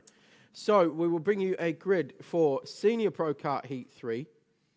George Ludwell will go from pole position with Riley Matthews alongside. Max Mannion and Danny Bean will be on row 2. My apologies. Maximus Shields and Curtis Yule will go from row 3. Matthew Hauschby and Zachary Hudson on row 4. Row 5 is headed by Freddie Cowley with Ike Needham alongside. And then on row 6, it's Isaac Duff and Sam Neri. Row 7 is Oliver Hill and Zach Dawson. Row 8, Joseph Williamson and Marty Gilfillan. And row 9, William Harkus.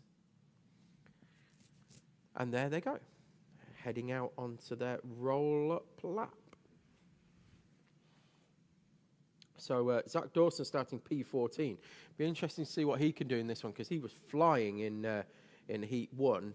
was leading and then took himself off at hairpin 1. Sorry, heat 2 it was, wasn't it? But yeah, leading, took himself off at hairpin 1 and then did a great recovery drive and was absolutely flying. So starting in 14th, and we'll see what he can do here. I think Shields is just someone was in the wrong place, and Shields is trying to tell him, you need to. You're not on the outside. You need to be in front of me. I think it was to Max Mannion. I think he's just directing traffic and making sure that everybody is gridded in the right place. He's a So we'll see if we can get this one away first time, because they've been accelerating very early, have these senior pro kart drivers so far here today. And it's been causing no end of bother. Let's see if we can get them away cleanly this time. And they've gone early again. You can hear where not they power too down. early, though. They were all right Yeah, that time, although it's been... it was still a bit of a messy start. They didn't exactly come over in order, but... Being down the inside, a away few going round. few I think one is Sam Neri, is it? We've got Ike Needham going off. Zach Dawson's on the outside. That's James Marty Gilfillan, sorry, on the outside. I think it was Sam. It was Curtis. Yeah, no, Sam Neri. It was Sam Neri. So that's not going to have done his novice championship points. It is. That's not going to do his novice championship points any good either. Max Mannion facing the wrong way as well. Curtis Yule will be the big gain for that one, Tom. Riley Matthews crossed the line in P2 as well. So that's because he started second, but he's not going to be there at the end of the first lap, is he? He's going to be right the way down the back of the order, with the exception of probably Marty Gilfillan, who had a much longer recovery due to the wet grass and slick tyres. There goes Danny Bean sliding down the inside of Maximus Shields, who then gets the cut back and retakes the position, but it's George Ludwell leading over the line from Shields and Bean. They've got a big gap then to Curtis Yule, Isaac Duff, Joseph Williamson, Zachary Hudson, Matthew Hauschby, Freddie Cowley, and Zach Dawson in P10 now. Shields, Ludwell, Bean, all three in the pro class after Danny Bean's club class win yesterday. He's promoted himself up into the pro ranks. Zach Dawson's just pretty much come to a stop on the inside and then launched himself out of the corner. It was the slowest way around that corner, but it's also the tightest line, so it's also the shortest distance. Yes. So he was very slow compared to those around the outside, but he was going much less distance, so he actually managed to hold position. And Ike Needham sort of followed him through, and he carried a bit more momentum on the same line and ended up pushing Dawson out of the corner. Yeah, I think though with Needham, I think Needham is fast around there, but just needs to not have a cart in front of him. That's the right line. That's Marty Gilfillan who's gone round again at South Bank corner, but this is Ludwell and Shields fully over the curb on the right-hand side and then giving Ludwell a bit of a nerve. You can see steam pouring off the exhaust from where Shields mounted the curb on the inside of the D chicane, or the exit. Wave yellow. Oh, Danny Bean's just gone straight on into the tyres on the outside there for Danny Bean. Where was he going? There's a left-hand hairpin there, Danny. Remember that next time you come round? Popped at shops. He just went straight on.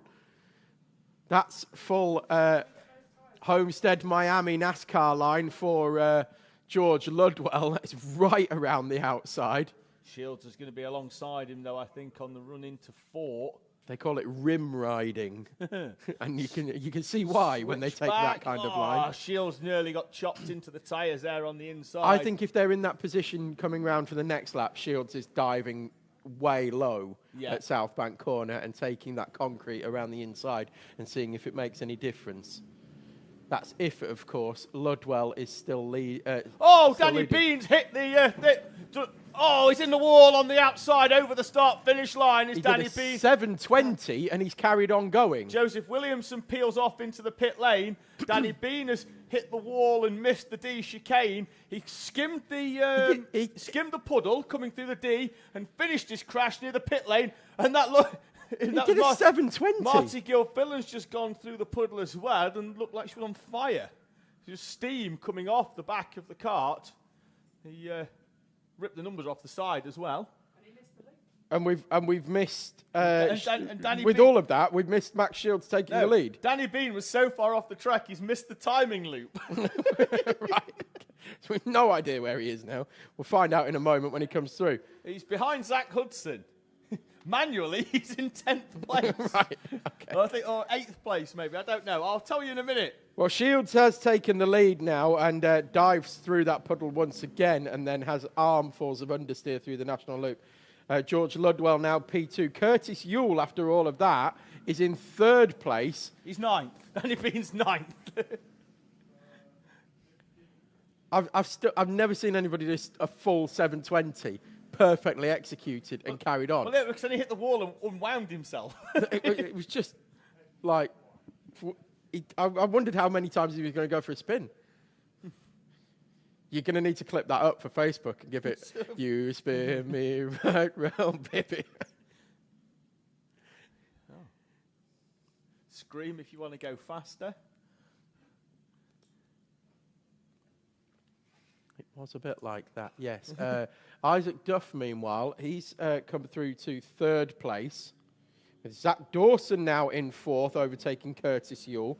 Dawson having an excellent heat number 3. I thought he was one to watch. I thought Isaac Duff would be one to watch as well coming into this one. As Dawson goes straight through that puddle. You saw it all spray up in the air and the steam come off the kart as well as he goes through the final corner.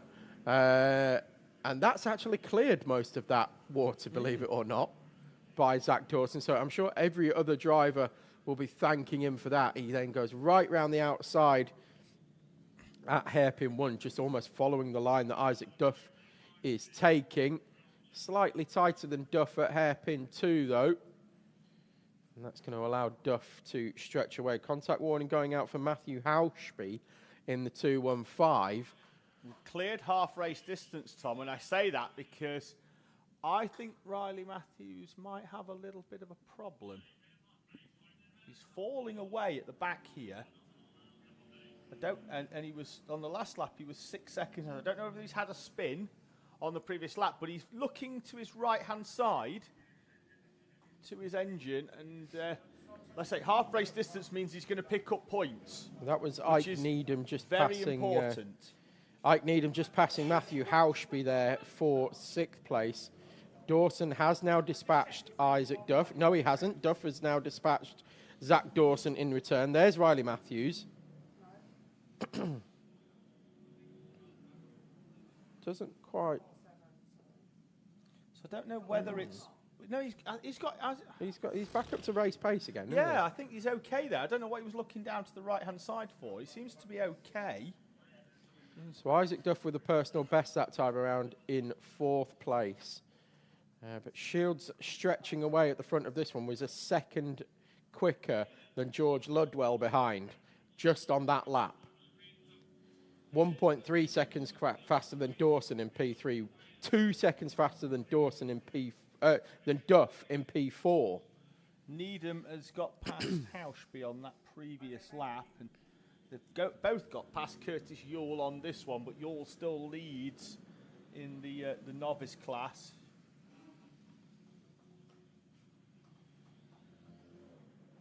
So I think part of the reason for Shields' speed in this particular heat is he's got absolutely no mechanical sympathy for that car in this heat.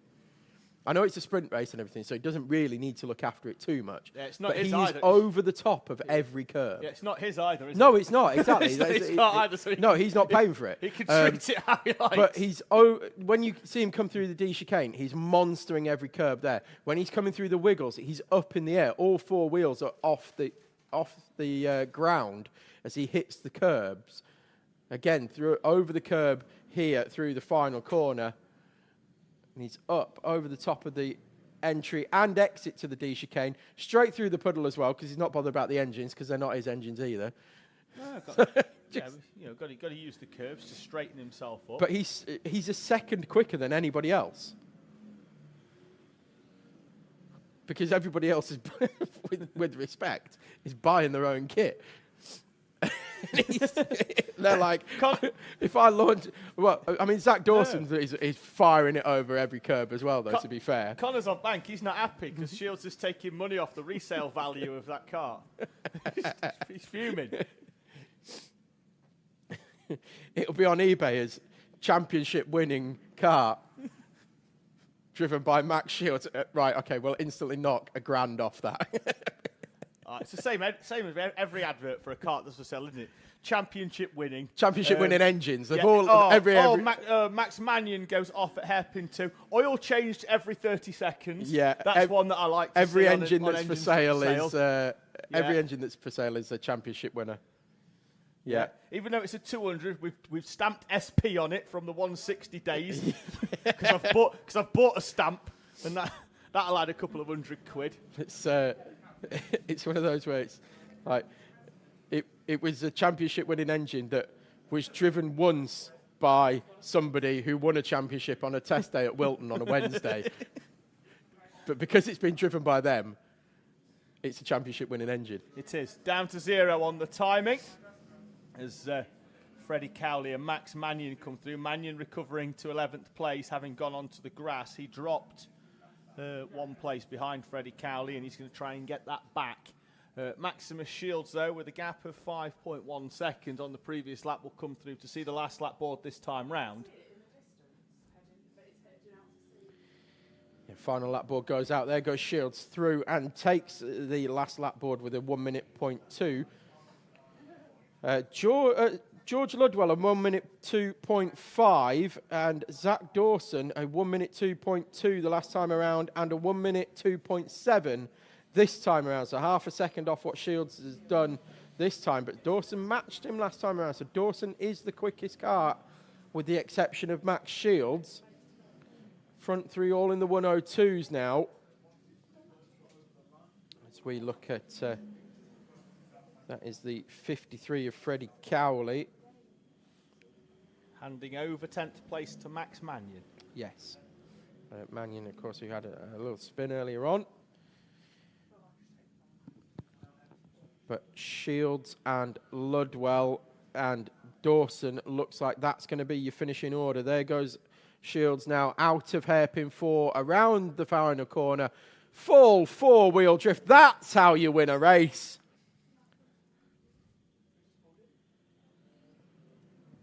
For Maximus Shields, George Ludwell comes over the line in P2. And Zach Dawson, again, full send around the final corner and over the start-finish line for Zach Dawson to take 3rd place on the road. Isaac Duff comes over the line in P4, with Matthew Hauschby in 5th place as well. And definitely backing up my thoughts of Matthew Hauschby having a breakout weekend in Senior Pro Kart. He's had some good results before, but he's been very consistently up there this weekend. Certainly has. Curtis Yule takes the victory in the novice class, and for a driver that hadn't done a lot of outdoor karting at the start of this year, Tom, and as we've mentioned many times before, it doesn't rain inside. No, it doesn't. It's always dry inside. He's done incredibly well there to pull out a 6th place overall, a win in the class for Curtis Yule. Danny Bean recovers to 7th after that trip to the shops earlier on at hairpin number 1. Sam Neri, 2nd in novice, finishes in 8th place overall. Max Mannion and Freddie Cowley complete the top 10. Speaking of indoor karting, I was going to ask Kat actually when she's got a minute, because you're roof over the track. No, because you go all around the country looking at various kart tracks, indoor and outdoor. Have you seen the plans for what they're doing with the Snow Dome? Yes, that's like 10 minutes from me. I have seen it. They haven't approached us yet. So that's going to be the longest indoor kart track, possibly in the world, but certainly in the country. There's a very, very long one in Germany. Is there?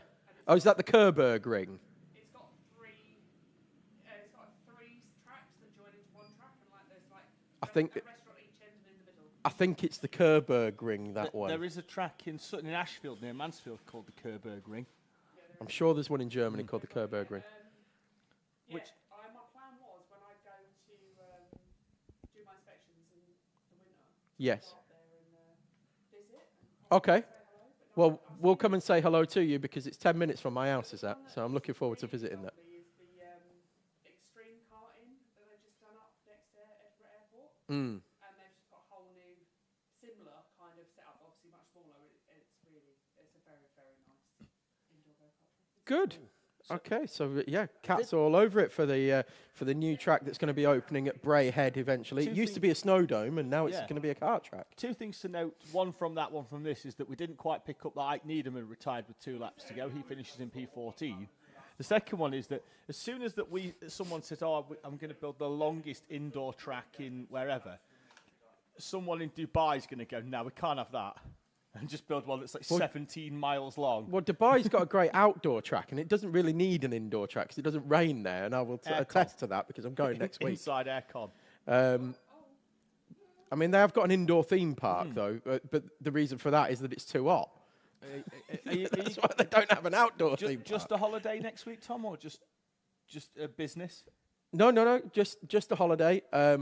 Gonna go and visit Abu Dhabi though for a day, and gonna go to the track and have a little nosy there, and might even have a little nosy at Dubai Autodrome as well while I'm there. Nice, because I can. Mm. Never been to either before, so. Who did? Dubai Autodrome. One of the guys who does the 24-hour race here, I think, or has done the 24-hour race here, was visiting there, and they tagged us in a... Nice. Okay. I think they're trying to hint that next year, maybe not next year, the year after, we'll do a 24-hour race in Dubai. Yeah, it's going to be difficult to drive to Dubai, but, I mean, it's not impossible, is it? Nothing's impossible these days. Where there's a will, there's a way. If we can get enough people interested and signed up with deposits, I'm sure we'll make it work. My thing that upsets me is my cart's going where I can't. They're not with me. So like we transport our carts everywhere. Because the one time we didn't transport our carts, which was to Brazil, the Brazilian authorities impounded our carts and then wouldn't give them to us back for 2 years. And so I'm a little bit like Yeah.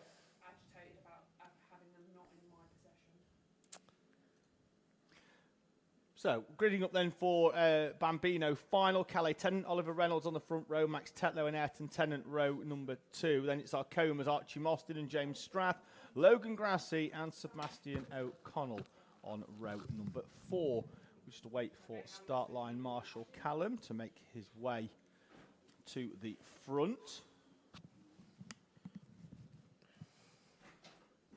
Going to roll one of them back. I think that's Oliver Reynolds. Just straighten him up slightly. Get him into position as Callum picks up the green flag. And we are away and racing for our first final of the day. Everybody gets underway nicely. And it is Calais Tennant leading the way from Oliver Reynolds, and Max Tetlow drops in behind in 3rd place.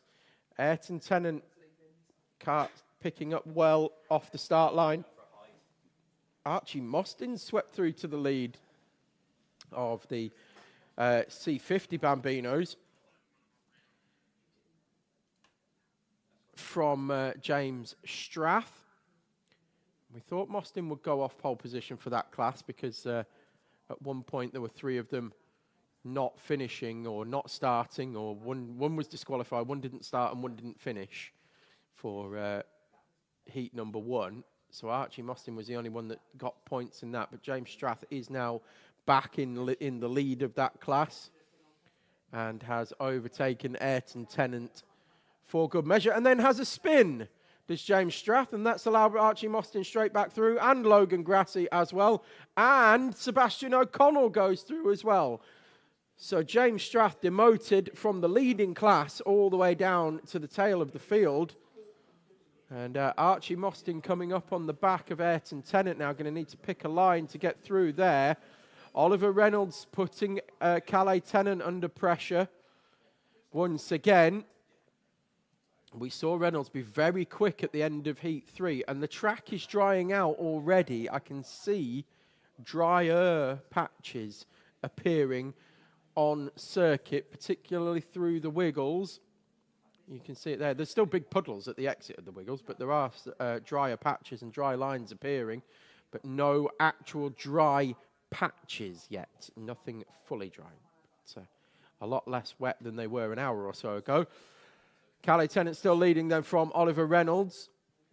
Look back down the order and see where James Strath is relative to the Bambino field. It looks like he's already making his way back through, and he's caught the rear of Archie Mostyn. No, he hasn't. He's passed Archie Mostyn through hairpin 3, and James Strath, in the space of a lap, has passed 3 karts and retaken the lead in C50 Bambino. So good driving from Strath to recover after that initial spin, and puts in the fastest lap of the race for good measure as well. So no issue spooling that up out of hairpin 3, immediately up to speed and bangs in the fastest lap, and overtook 3 karts on that time in that time as well. Cadet Tennant still leads though in Might E Bambinos as they head out onto the back straight once again. Max Tetlow having a good final. He's going with that front 2, relatively speaking anyway, compared to the first 3 heats of the day. And you said this at the start of the day, David, that Max Tetlow would start to learn the circuit as the day goes on and would get quicker and quicker. And that seems to have been proven right so far. Yeah, I agree with what I said.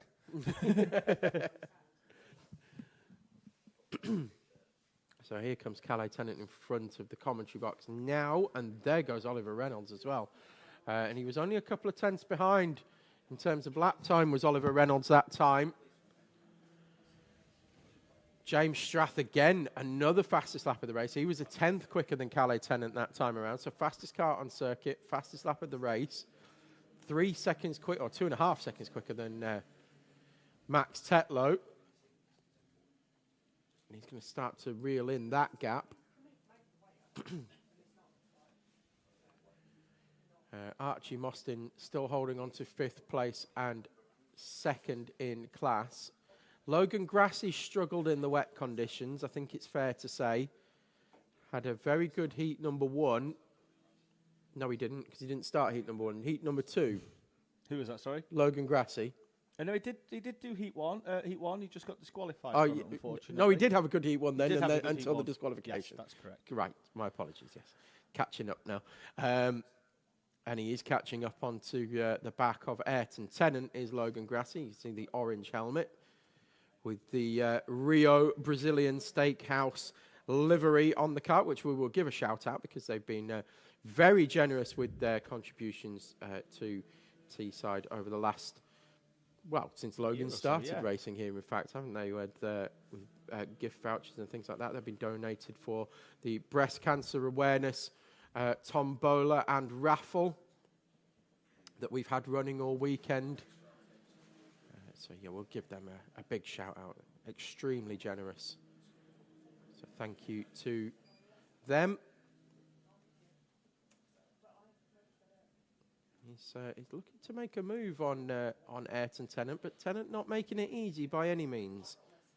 This is our closest battle on track, although they're in different classes as well, because Grassi's in the C50 Bambino and Ayrton Tennant in the Mighty. There goes Grassi with a switchback, outside to inside, and there we go, clear. Drove straight through the open door that was left open by Ayrton Tennant, and through goes Logan Grassi, and that's going to put him into P6. He's going to go wide. James Strath, meanwhile, has passed Max Tetlow. Round goes Logan Grassi at hairpin 3, and he's going to have to do that work again, Tom. To get back past Ayrton Tennant, he's going to drop back. Well, it's going to show that he's still in 7th place. The history books, when you look back at Alpha timings, suggest that he was in 7th all along, but he had found the way past Ayrton Tennant at hairpin 2 and then had a pirouette at hairpin 3. So Well, as we said, James Strath now moved up into P3 overall, having passed Max Tetlow, and is still the fastest car on track by 0.6 of a second. Faster than Calais Tennant. Oliver Reynolds was 0.4 faster than Calais Tennant that time around as well. So we'll see whether that gap's closing up. Has Tennant had a spin? I think Tennant has had a spin, Tom, because Off Oliver camera, Reynolds Tennant's had a spin, and Oliver Reynolds is going to lead. So Reynolds crosses the line there with a personal best and the fastest lap of the race, a 1:09, a 1:13. Yeah, so lost 4 Calais seconds. Tennant. Yeah, and he's 3 seconds behind Oliver Reynolds now. 45 seconds to go, so that's 2 laps. Now, Oliver Reynolds yesterday led heat number 1 and was unable to hold off Calais Tennant in the final lap or so. And Tennant found his way back through. Tennant, though, now has got to find 3 seconds. Trophies are given out in the final as well, only in the final. So Oliver Reynolds could end up leading only 2 laps here today, But the and most potentially important taking, 2 laps. potentially taking victory in the final. So Calais Tennant's doing his best to haul in Oliver Reynolds, but it's going to be an exciting one. This one is whether Reynolds can hold on. We're still looking at Logan Grassi, whether he can make his way through on Ayrton Tennant. Gap was 2.9.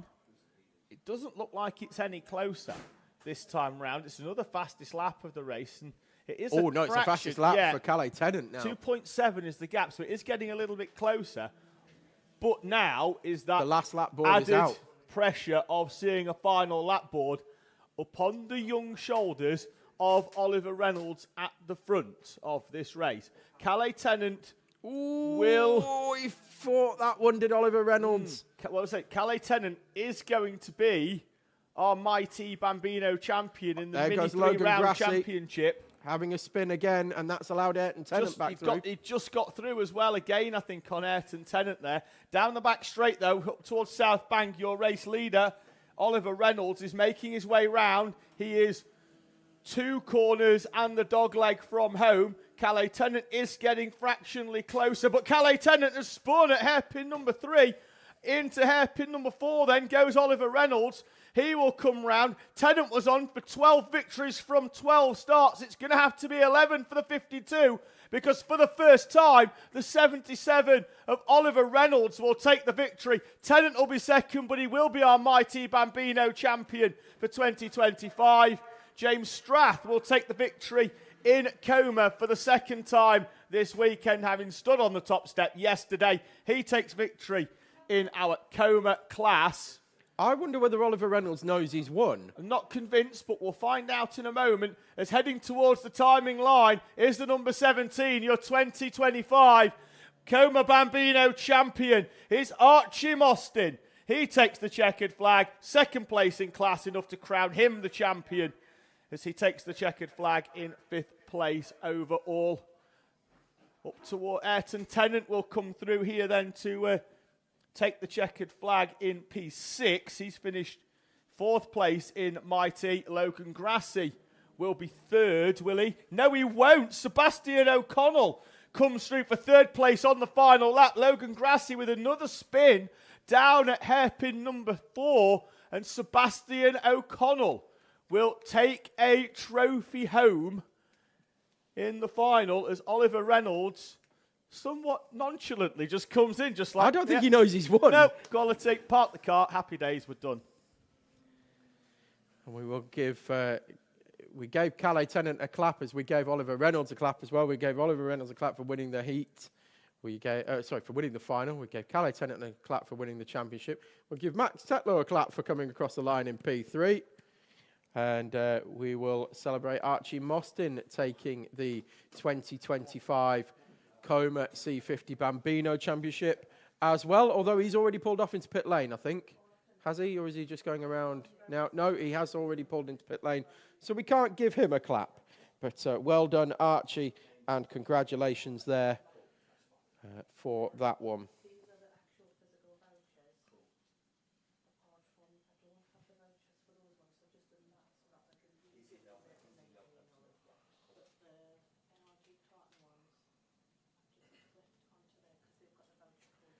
Just sorting out some raffle prizes and things like that here. That's where we're going to announce by the sounds of it. Shortly. I'll fill. So we've got Honda Cadets final coming up next. That will be a standing start. Daniel Ziad is going to go off pole position with Aaron Rigg alongside. Francesco De Caro and Sebastian McCarthy will be on the second row. Ethan Pearson and Tommy Burgoyne are going to go off row 3 with Jacob Jones and Aston Wilson on row 4. I'll put my teeth in and get this right in a minute. Alfie Keeling and Oliver Bullock, row 5. Andrew McCrossan and Reggie Cook, row 6. Row 7 is Jacob McDonald and Edward Charlton. Row 8 is Jack Thompson and Abel Hutton. And then your 2 Micromax runners are 17th and 18th. They are George Allison and Tyler Gruffity. And they will start from the back.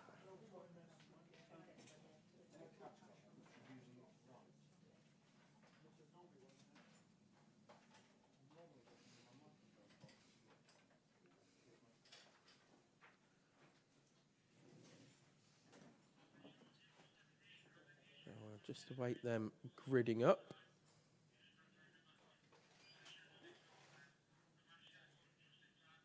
Our Honda Cadet final.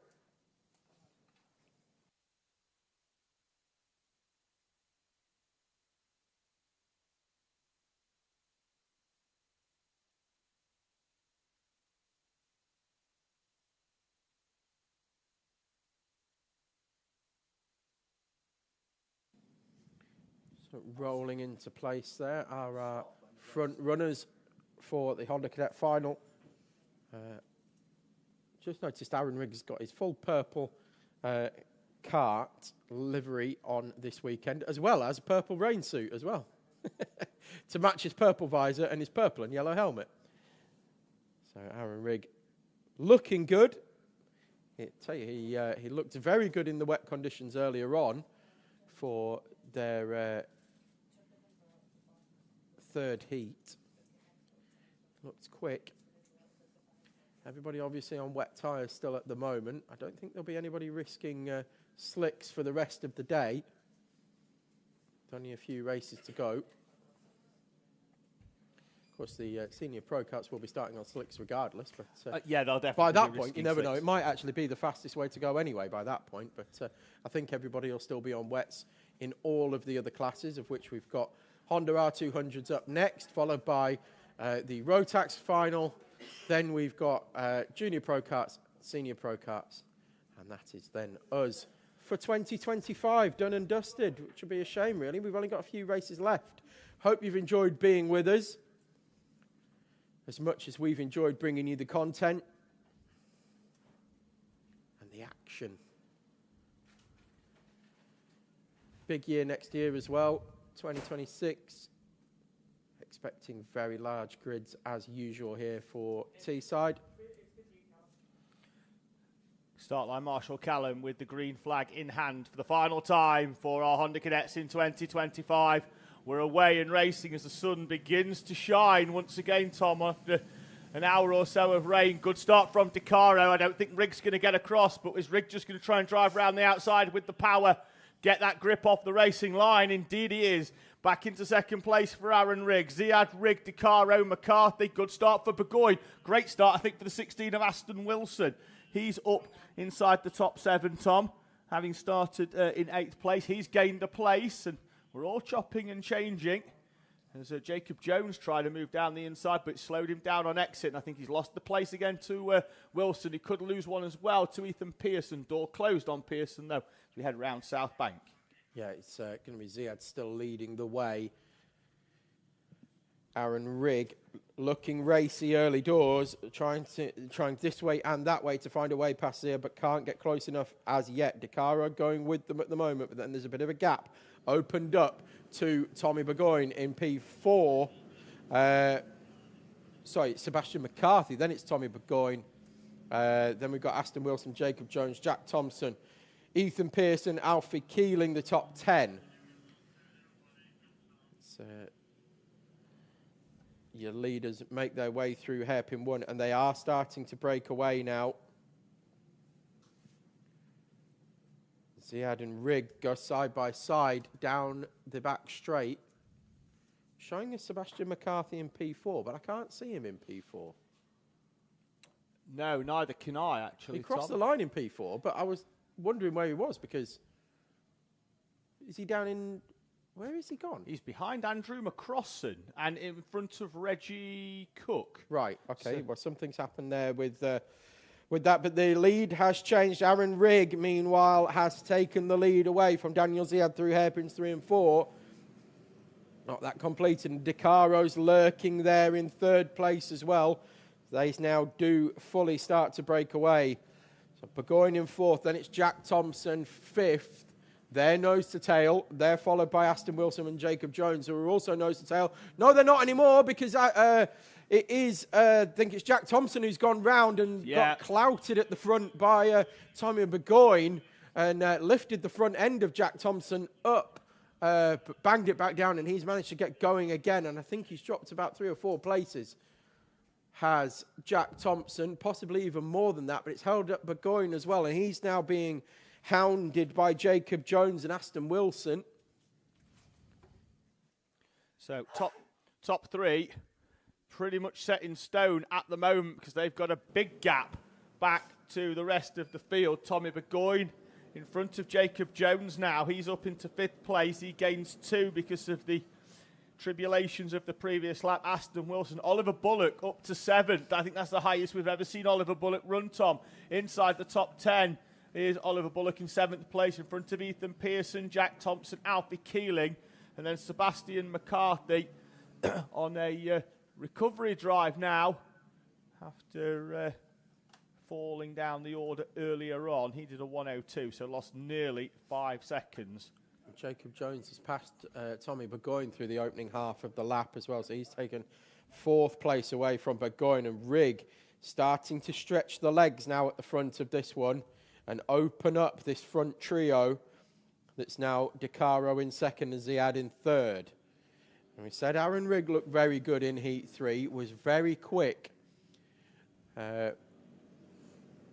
DeCaro's been able to go with him so far. Every move Rigg has made, DeCaro's been 4 wheels in line directly behind him. So as they head round, that's Jacob Jones that we're looking at there, who gets a big swapper on through hairpin 1. Almost lost it, but did very well to gather it all back up and get all 4 wheels back into line. Between hairpin 1 and 2, was sawing at the wheel through hairpin 1.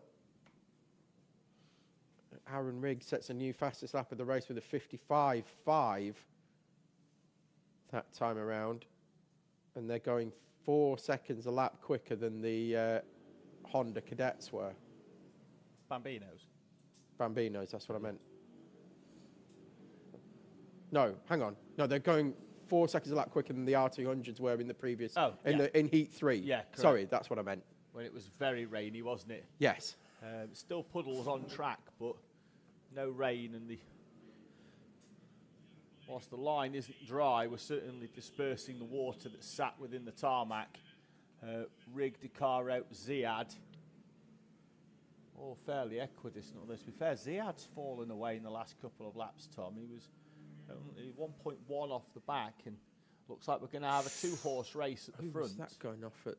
Who's got the Norris scheme? Is that Reggie Cook? Reggie Cook, yes, indeed.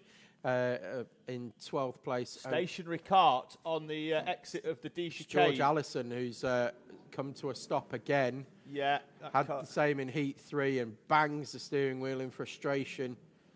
That the machinery has let him down once again for George Allison. Marshall's just pushing him away so that he's out of the firing line should anybody have a spin. It's a real shame for George Allison to end the day that way and end 2025 at Teesside by pulling over to a stop. So until he's just... Nobody wants to finish a season that way, do they? No, still waved yellow, though, until he's safely behind the barrier, in which I think he is at the moment. He's just going to stay there. We're going to move the cart as well, so we're still covering this under waved yellows. The Looking further down, we've got that Sir Jack Thompson going down the inside. He's of Aston Wilson. He's starting to work his way back through after that issue earlier on. Behind as well, that's Sebastian McCarthy in the dark blue, not having it his own way there with the 18 of Oliver Bullock. Bullock coming back at him. They'll be side by side up towards the D chicane. McCarthy pops out and drops back in. Then Bullock goes in a little bit too hot, and McCarthy slips through. But he'd already backed out and let Bullock have that corner. Bullock then just carried the speed in. And, he collected a lot of that puddle on the exit of the D chicane as well, didn't waved he? yellow at hairpin 3, Tom, with our leaders heading in that direction at the moment, because we've got Andrew McCrossan beached on the outside of hairpin 4, dropped a wheel off and can't get going at the moment. So we'll just allow, I think, the leaders and everybody to come through. That will put Andrew a lap down, unfortunately, but better that way than rejoining in the middle of the traffic. Leaders have got more of some traffic to contend with, though, Tom, coming up to the back at the moment of the 20 of Jacob McDonald. So, well, Aaron Riggs just set a new fastest lap of the race with a 55.3, and he's still starting to stretch away now from Francesco Di Caro. But the lap traffic means that Riggs had to go a little bit tight into the right-hander of hairpin number 1, and I think that might have actually allowed Di Caro to close back up, Tom. There was nearly 8 tenths between them, and that looks a little tighter now, certainly for the next few corners or so. Yeah, I would agree with that. Daniel Ziad has been dropped a little bit now by these by this leading pair. Started from pole position, did Ziad, and had a good heat 3. But these conditions not as much to his liking as they were in heat 3, and Aaron Rigg now and Francesco Di Caro moving away from Daniel Ziad. Jacob Jones still in 4th place with Tommy Burgoyne in 5th. There they go. With Jack Thompson in very close company now, so they're going to resume hostilities from a few laps ago, where Thompson and Burgoyne ended up collecting each other. Thompson holding a tighter line that time around hairpin 1. We're looking at your leader, Aaron Rigg, heading down the back straight into Southbank corner, pitches it in. The back end tries to come round. He gathers it up nicely, though. Lovely, smooth driving style from Aaron Rigg. Making it dance around for him at the moment. Floating underneath him. It's the best way to have it, really. It's when you can have it like that, it's loose, it feels very fast, and you've got it all nicely controlled. Traffic, though, which means he's going to have to try and go round the outside. That's worked out superbly for Aaron Rigg. Because Francesco Di Caro couldn't come through the wiggles at full speed then, could he? And that's opened up the gap a little bit. It hasn't held Di Caro up too much, but it has held him up a bit. And Ziad will be the next one through the lap traffic. Did think it was going to catch Rigg out ever so slightly, Tom, round there. I thought he wasn't going to get in, and that was going to give Di Caro the opportunity.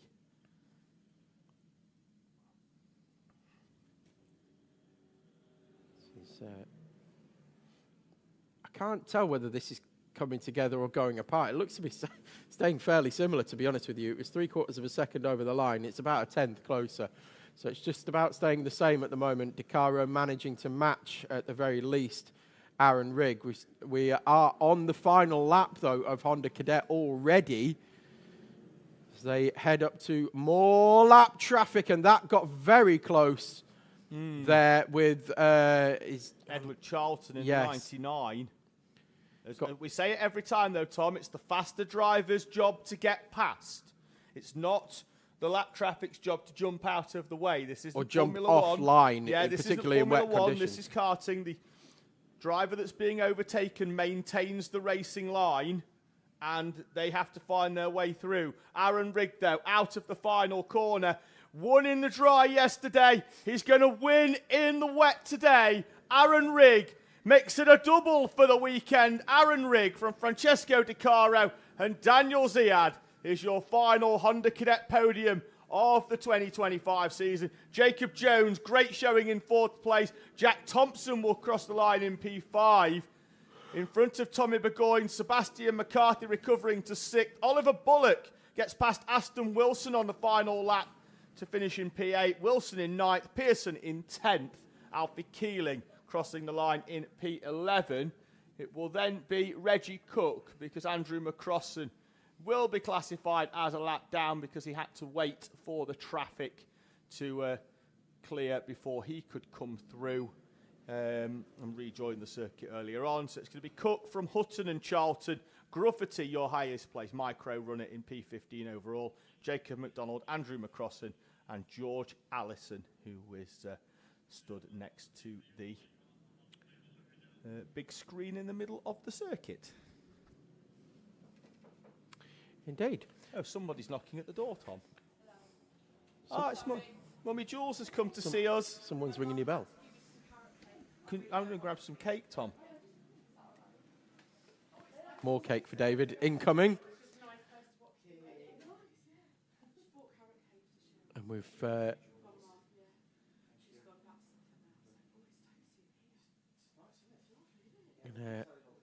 bring to an end our 2025 Honda Cadet campaign, and we will move on to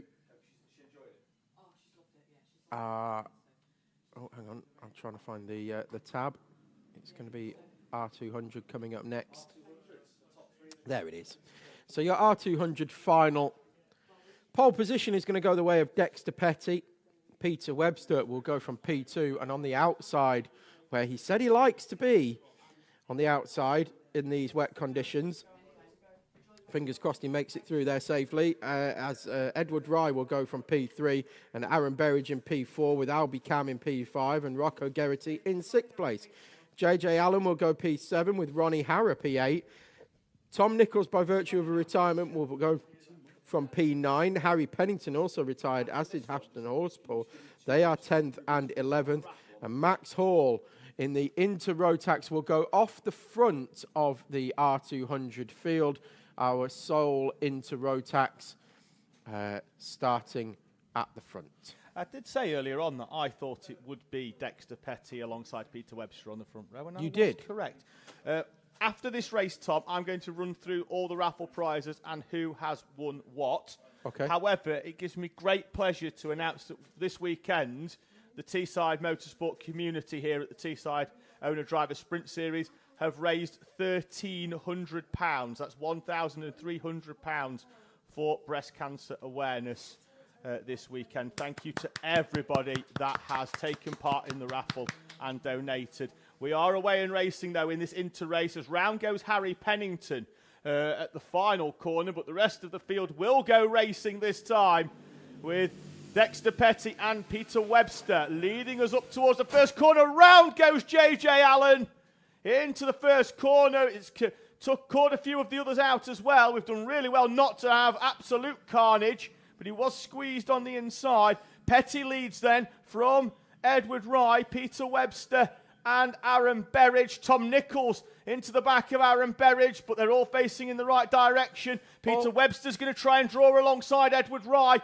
up towards the South Bank corner. He's going to take the lead. Oh, it is, but it's only brief. Rye's back down the inside of him. Webster tried to get it on the brakes. Webster's back down the inside of Rye with a slide job and a half. What a move by Peter Webster. Edward Rye's going to come back at him. There's a warning for the 11 of Ronnie Harrer. Peter Webster leads then from Edward Rye. Dexter Petty going all the way around the outside. Aaron Berridge down the inside. Webster leads then. Rye, Petty. Nichols round the outside of Aaron Berridge. Aaron Berridge tried to hold on to it. Does in terms of staying on track, but he's going to lose a few positions. Nichols up into 3rd place. Ashton Horspool 5th. Albie Cam, Aaron Berridge, Ronnie Harrer, Rocco Geraghty, JJ Allen, Harry Pennington. And breathe. And breathe, yes. So it gives me great pleasure to say that Peter Webster leads. Don't think we've said that before, David. No, I'm not convinced that we have. So I thought I should just point that out, that Peter Webster now leads in Honda R200 for the first time. Edward Wright still in very close company, though. He said he likes these conditions, did Webster. And he's showing it so far. Ashton Horspool, another one who's been quick at various points throughout the day, had a few difficulties mechanically. But, he's going well so far. He's up to P6. Tom Nichols, P7. That's Berridge, I think, getting launched sideways through the D chicane. With side by side, I think it was Albie Cam he was potentially side by side with. Might have been Ronnie Harrop. I'm not sure. I didn't see it. David's going to have a look back. Albie Cam got it all wrong on exit. Went wide. Did he go wrong or did he have some help? He lost the rear end. Yeah, through the D chicane. Yeah, he'd gone wide, and then as he rejoined the circuit, Aaron Berridge was alongside. They just met in the same place. Just wrong place, wrong time for Berridge. Aaron Berridge channeling his inner Italian there. Yes.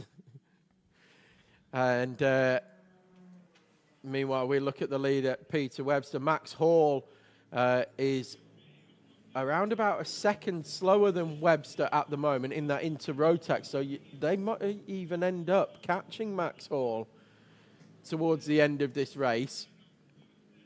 Edward Rye being hounded now by Dexter Petty. Petty's tyres starting to come up to temperature and starting to put some pressure onto Edward Rye, your Honda Cadet champion that was crowned yesterday. Made the step up immediately into Honda R200s for today. And has already had one heat victory. Someone who's never had a heat victory and never had a win is Peter Webster, though, and he's doing everything right about it so far. Never had a summer season podium. Never led a lap. Never stood on a podium, to my knowledge. Tom. Had a Winter Series podium, never had a Summer Series podium. According to his mum, never had a good double header. Things always seem to go a bit on the double header. Too much cake. I'm blaming the cake. It's going to be a very, very nervous, and I do mean very nervous. The cake will take its toll over 2 days, definitely. That's why you have a bad double header weekend. Yeah, a very nervous couple of next 5 minutes or so for the Webster family. David would argue that there's no such thing as too much cake. No. And there it is, folks. I think we've proved that this weekend. Definitely. Definitely proved we are heavily stocked. But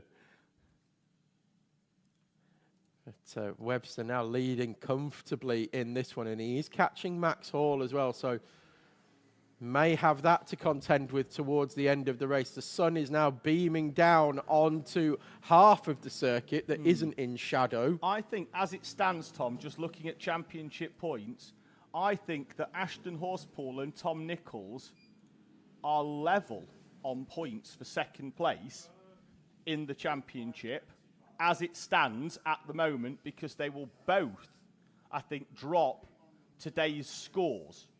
That will put them level on points, and I think Horspool's got more wins, which means that Horspool if should they be finish second. 5th and 6th. Well, they'll drop. I think no, because they both had one's had a DNF, one's had a DNS. So I think they'll drop. I think they're level on points, and I think Horspool will get second in the championship based on having more wins, and I think Nickel will be third, just be on the tiebreaker, because they're both going to drop the scores anyway. And it could. I think it's heat wins as well, and I think Nichols has got 5 for Nichols, and Horspool's got 1, 2, 3, 4, 5, 9, and he's got 2 of them a final, so I think that's 7. So I think that's just how it fits. I think that's where it is. Batuev's won it anyway. That's why he's not in the race as it stands. Nichols currently in a battle with Ronnie Harrer. Peter Webster is catching Max Hall now. We've said it's coming, but he also needs to be careful. Extremely careful. Hind legs of a donkey careful. Yeah. That's not taking anything away from Max Hall. It's just saying he's in a different class of car that's very quick in a straight line. One's got good acceleration and one's going to have a bit better top speed and cornering. And that's where they have to be careful, particularly for Webster. Doesn't want to get held up, but also doesn't want to ruin his race getting in a race with something he doesn't need to get in a race with. On that lap, though, he was 0.6 quicker, but also 0.4 quicker than Ryan Petty. I'll be honest with you, I don't think Peter Webster has won a race be it not here, anywhere, I don't think Webster's won a race, or at least a final. Up onto the back, he's going to go with Max Hall in that 222. Webster just needs to play this one smart. Well, he's got a gap of 4.7 seconds to Edward Rye. So he's been absolutely flying, as Peter Webster. 3.5 seconds. Yeah, Webster's going to try around the outside of Max Hall. Ooh. Through he goes, sliding down there. Then they're going to switch it up. This is all getting, necessary for Peter Webster because he does need to get through, but also unnecessary. How's Hall doing pace-wise compared to Rye?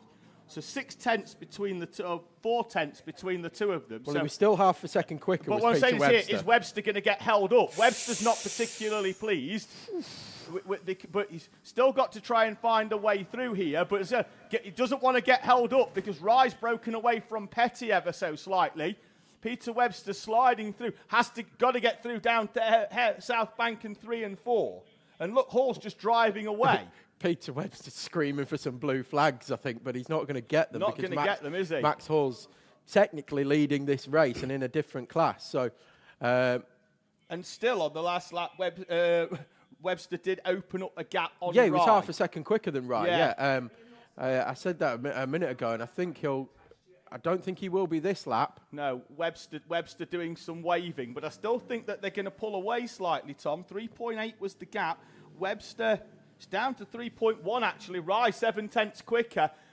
And Peter Webster's got to try and find a way through on Max Hall because he is being held up at the moment.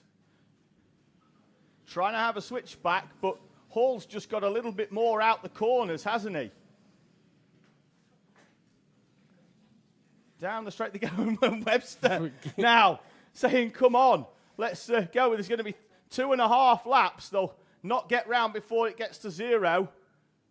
I still think that just following may be enough here, but without trying to get involved, Webster's going to go round the outside at 3. Finally think he might get it done. Hall's going to get through. Webster's just got to get round this corner, and I think that could be him driving away. They're side by side. Hall is still there. Webster gets the nose chopped off. Naughty, naughty, said Webster, but Hall's got every right to do this, Tom. He's still, he's paid his money to race like everybody else. He went off at the front. Peter Webster doesn't want to get holed up. He just needs to keep pushing, I think, through these sections. In 2 laps, I don't think Rye's going to catch this gap up. Webster's just got to do this without tipping himself into a spin or doing anything silly. Well, he lost another half a second to Rye on that lap. There goes Webster now. Hall's going to come back down the inside of him, Hall's got more power with that microphone. Webster's trying to block him off. And Webster says to him, tuck him behind me and there's no problem. And Max Hall finally yields and says, OK, I'll do as I'm told. Down to 0 goes the time. Webster, round 3, spraying up some rooster tails. Now he knows there's another cart between him and those behind. 57 seconds is roughly what they've been going in. He's got Joshua Sullivan on the bank down here. He's not ready for his race. He's telling Peter Webster he's got a massive gap to try and hold off from the rest of this field. This will be, if Peter Webster can bring it round, the most popular win of the season, without doubt. Round hairpin 1 and 2 for Peter Webster. Half a lap to go. And the nervous wait for his mum and dad, Edward and Janet, as he heads down towards South Bank. Going to head round South Bank for the final time in 2025. We look at Max Hall there, who's equidistant between Webster and Rye now, so he's not going to get in Rye's way. Peter Webster, 2 corners to go. There he goes through hairpin 3. Round hairpin 4 for the final time. And taking victory here in the final, Peter Webster, the physical wizard, taking victory here. It's taken him all year, but he's got there in the end. Peter Webster, excellent. Congratulations to you on your victory here. And thank you as well for all the cake. The unbiased commentary's gone straight out the window. I'm more happy for Peter Webster than I am for when my own boy wins races. This has been long overdue for Peter Webster. He's had the pace. Today, the pace is realised, and he is a race winner.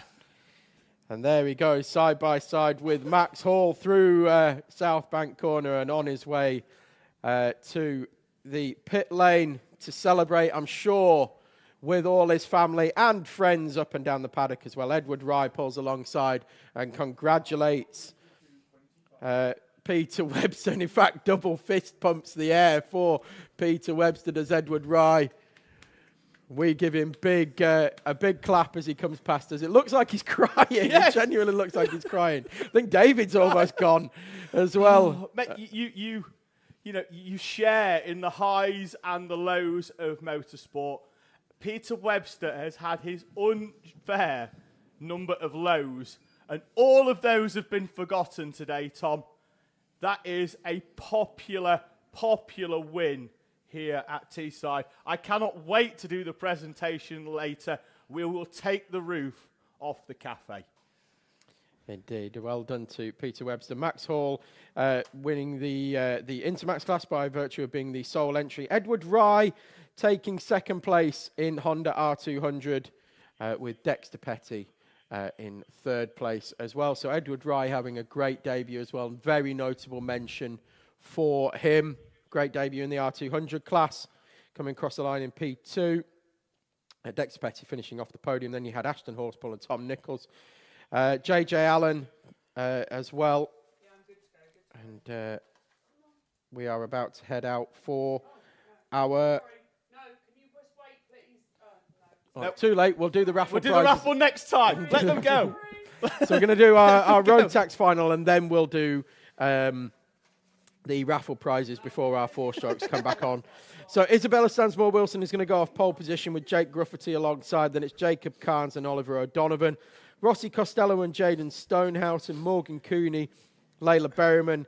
Evelyn By and Joey Swan finish the top 10. Then it's Holly Swan and Freddie Widrington, Hector Sadlowski and Darcy Hall in 14th place. Carnes has stopped on the way out of the dummy grid. He's got going again, but he's off the inside of the third row, Tom. Jacob Carnes, who was superb. Well, we're not going to get going this time anyway, because we're spread out over half the circuit. I think he might have been thrown a lifeline by Isabella Stansmore-Wilson and Jake Grufferty unless they stamped the... No, we're not even gridded. No. We were nowhere near getting going that time around. But that is a lifeline for Jacob Carnes. At the very least, he's going to catch up to the back of the pack. I mean, I don't know why we were going so quick anyway, because normally we're backing them up, or the Rotax are backing up down the back straight. At the very least, he might be able to get onto the back of the pack. He might not be able to rejoin his position unless he's in position by hairpin 3. However, at least he's going to give himself a chance, Tom. Well, he will if Stansmore-Wilson backs it up where she should be.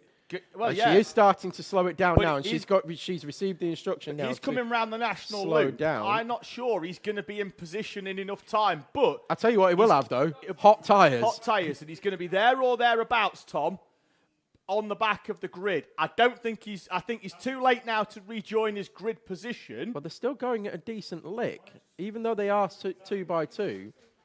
They're not exactly backed up, are they? No, he's going to arrive on the back of this train pretty much at race pace. But he's going to have very hot tyres as well. Yeah. So they are backing up now, finally, out of hairpin 4. But Carnes, he's going to be well off the back. Closer than what he would have been, though, Tom. He'd have been nearly 3/4 of a lap down. We are away and racing. He's going to head up towards there. And by the time he gets round, Tom, I think he'll be on the back of the pack by the time they've figured themselves out into single file. Stansmore, Wilson, Grufferty, Costello, Jaden Stonehouse and Morgan Cooney. As wide goes Jake Grufferty. Rossi Costello finds a way through, but then Grufferty may well hit him with a switchback. No, Costello's up into second. Grufferty in third. Who's that on the inside? That's Morgan Cooney coming down the inside of Jake Grufferty. You know, Jacob Carnes had them hot tyres when he started the race. He's just done 4 people through hairpin 1. Oh, tactics. Strong. So he's demoted both of the Swans and Sadlowski and Darcy Hall as well. So he's already made his way through them. Now he's trying to find a way past Freddie Widrington as well, and has found a way past Freddie Widrington. So Jacob Carnes started from last place and is already up into 9th. And in the pack as well. That's the good thing. He's in the pack. And you could tell he was absolutely flat chat when he came over the line, because he was 7/10 quicker than Stansmore Wilson's opening lap. And then he's gone round. He's lost it at hairpin 1. All that hard work has been undone as he nearly took out Hector Sadlowski when he was turning back round to restart. So Jacob Carnes, all that hard work has been undone in one corner.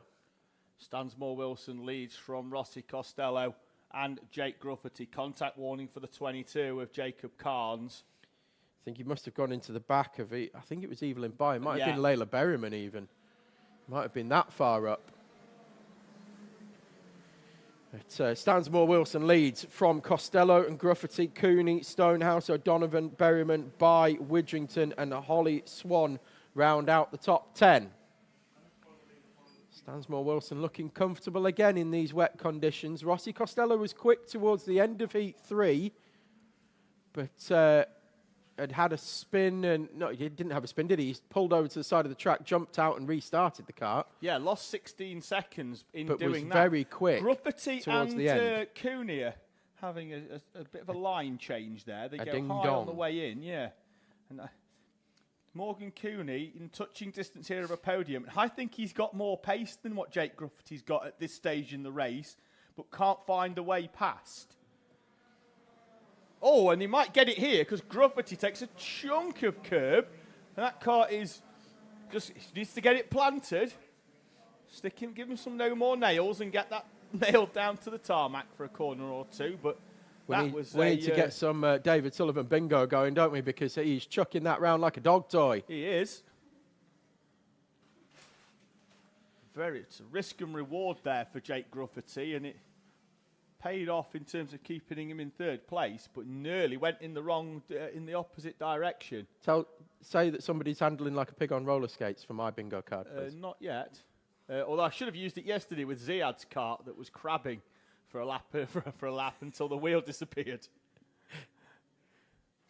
At the front, though, Isabella Stansmore Wilson is gapping the field. 1.8 seconds at the end of the previous lap. It's going to be 2.1 this time round, 0.3 of a second quicker than Rossi Costello. Jake Grufferty, though, is quicker than Rossi in 3rd place. Has gapped Morgan Cooney now.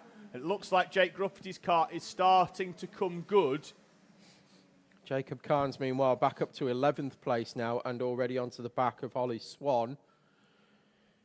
Keep an eye on that one as they head into hairpin 1, and he ran into the back of Holly Swan there as Swan took a defensive line. It was just where she wanted to brake, and Carnes got a bit caught out. He pulls alongside as they head down the back straight, and he's going to pull through into 10th place. Layla Berryman trying to find a way past Jaden Stonehouse here. He was quicker on the previous lap and has now closed right up onto the back of the 27 of Stonehouse. I'd like to give Stonehouse a bit of a shout out as well. I think he's had a good day. He has. I think it's safe to say really struggled to get to terms with the track here at Teesside for the last few rounds. It's been pretty difficult for Jaden Stonehouse coming into this. Had a chassis change mid-season, but started to see the benefits of that. Certainly has got used today. To it a little bit more. Yeah, really come alive today, has Jaden Stonehouse, and I just want to give a big shout out to that because I always like to see progress, and Jaden Stonehouse has certainly made that today. Takes the midline round the corner. As wide goes Layla Berryman. Actually found a bit of grip out there. Stansmore Wilson's car is just doing what she wants it to do. It's not fighting her. She's not having to. It was a bit like Peter Webster's one in the previous heat. Yeah. It's just going exactly where the driver wants it to go. You see some of them, they're fighting it as they're trying to turn in. They're fighting it on the exit. She's just in absolute harmony with that machine at the moment. Certainly has that set up superbly. Credit to the mechanic as well as the driver. Much maligned sometimes, particularly when it comes to attaching tyres and wheels to carts, is David Wilson. but appears to have got that kart set up beautifully. He's going to love Isabella you for that. Stansmore-Wilson. He will love you for that comment. But no, it's just doing exactly what she wants it to do at the moment. 51.6. Half a second slower than Jake Grufferty in P3. So Grufferty starting to catch up now with Rossi Costello. Costello was quicker than Stansmore-Wilson, though, as well. Maybe it was high tyre pressures to get the gap early on, and now that the sun is warming the track, I say warming the track, it's not exactly warm out there anyway, but it's going to be heating part of the track. Got the under-track heating on. Yeah, the National Loop and hairpin 1 and 2, the back straight, and then the other half of the track is in the shadows and still very wet. She's opened a gap of 2.1, though. We're going to end up with 1.6. Costello's half a second quicker, dragging Grufferty along with him. Yeah. Layla Berryman is past Jaden Stonehouse and up into 6th place. Jacob Khan still mired down in 10th place. Keep an eye on where he's going to end up. He is starting to close in on Freddie Widrington once again, though.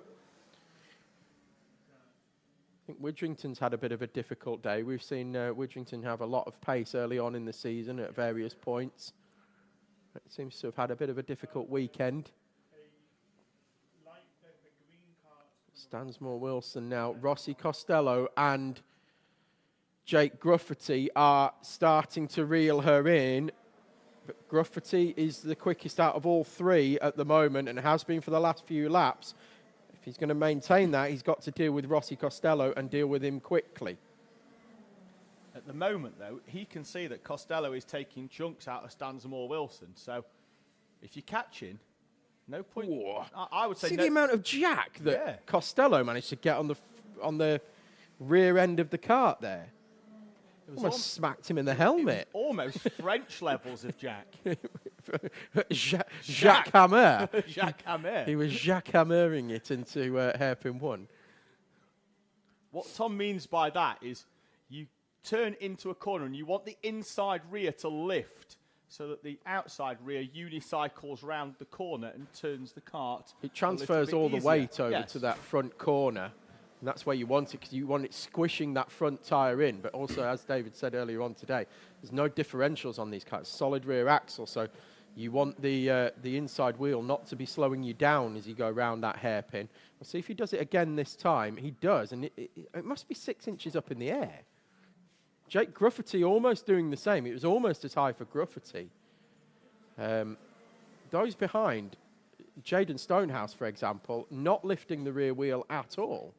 Just floating the kart through the corner instead. But Costello and Grufferty properly jacking that thing. When they get into Pro Kart, or if they go into Pro Kart, if that's something that they want to do, particularly BPEC races, in the wet, they're going to be flying with that technique. That's a proper Pro Kart driving style. He's got it all squished, and round goes Grufferty. He got caught out by Costello. He had a half a nose down the inside into the D chicane. Just carried too much speed in there. Costello wasn't quite as quick, and Grufferty had to back out of it, and it got it all wrong for Jake Grufferty, and that's dropped him off the podium.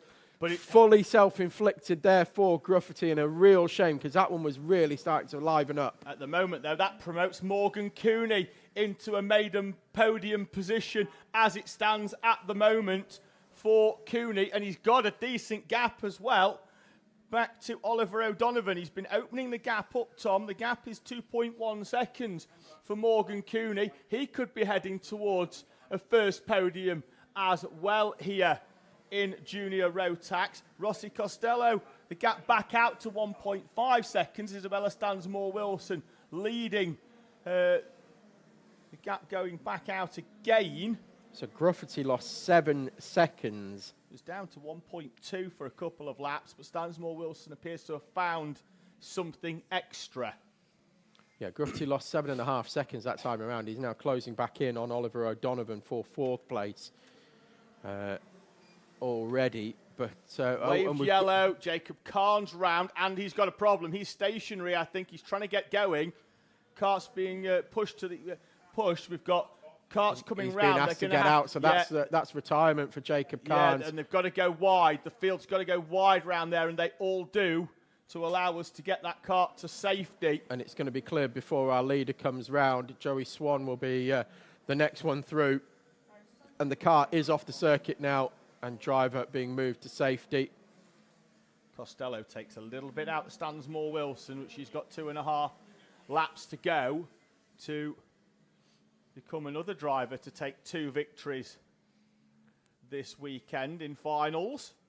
Cooney still looking comfortable in 3rd place, but O'Donovan not so. Gruffity is now catching him back up. Second a lap. He set a personal best lap time around, and he was a second quicker than anybody else on track, not just Oliver O'Donovan.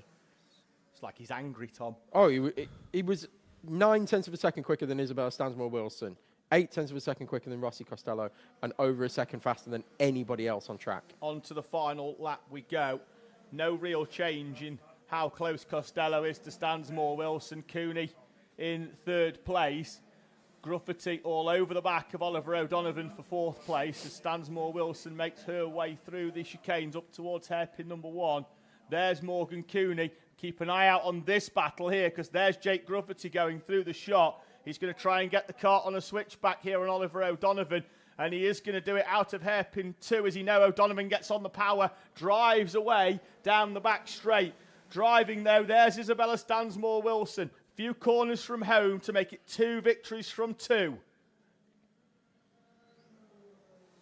Here goes Stansmore Wilson through the final corner, exiting into the sunlight and back into the shade, but taking victory here, throwing shade on the rest of the field here in the wet conditions is Isabella Stansmore Wilson. Rossi Costello coming over the line, P2, and Morgan Cooney with a first podium in Rotax, taking 3rd place, and a well-earned 3rd place there. And Jake Gruffity came over the line in 4th in the end, managed to catch and overtake Oliver O'Donovan on the final lap for 4, so O'Donovan down to 5th. Layla Berryman in 6th and Jaden Stonehouse 7th. Freddie Widrington 8th and Evelyn Byrne 9th. Hector Sadlovsky finished just inside the top 10. Darcy Hall overtook Holly Swan on the final lap for P11. Joey Swan will come over the line in P13, and unfortunately we had the one retirement of Jacob Carnes a couple of laps from the end. But certainly had some adventures in that one, did Jacob Carnes. I'm sure he'll be disappointed with the result, but certainly made it an exciting one. So that will bring to an end our Rotax class. We've got 2 more races to go, but we've got some business before that, David. Oh, we do. Almost forgot that. Right. So, raffle prizes, Tom, whilst we collect Jacob Carnes' cart. Right. Listen to the PA. You might have won something. And if you have... Our Rye helmet, kindly donated by NRG Karting, has been won by Josh Brown. Josh Brown, you have won an Arai helmet. 5 £100 vouchers for the Rio Brazilian Steakhouse, kindly donated by Rodrigo Grassi. That's 5 £100 vouchers, so £500 worth of vouchers. Nothing gets past you, Tom. Has been won by Barry Shields, Sam Neri, Holly C., Michelle Allen and Darren Tennant. So come message me. I'll sort them out for you. We've got a Winter Series round kindly donated by Teesside Karting. That goes to Stuart Cam. So that'll see Albie Cam through for a round of the Winter Series. The 1 hour flight in a Cessna Cessna 172 Seahawk from Teesside has also been won by a very lucky Barry Shields. So 2 prizes for Shields. Right. Top work there. 3 NRG karting vouchers. These have been donated by David Nichols, Tom Nichols' dad, OG Waste Management and Vic's Travel Lodge. They go to Mark Stonehouse, Julie Wright and to Daniel Ziad. We've got a Lush gift box kindly donated by the Butterworth family. This will go to great use because that's been won by Mark Mitchell. Well, he's going to smell delightful. Lovely, isn't it? £120 physio voucher for a treatment by North Yorkshire Physiotherapy. That's gone to Tom Butterworth. Kate Turner has been won by Harry Pennington. Oh. 4 Winter Series photo packages for 1 round of your choice, kindly donated by myself and Rob Borrowick. They go to Andrew Duff, Paul Wright, Daniel Ziad and Andy McDonald. We've got a £30 voucher for Carrie's occasions. That's kindly donated by Carrie Hudson. That's been won by Rosie Franklin. And we've got a 1.5 litre bottle of Prosecco, and that's been won by my mum, Angie Sullivan. Excellent. The raffle was drawn by Crystal and was witnessed by our good friend, Lewis Jolly. Beautiful.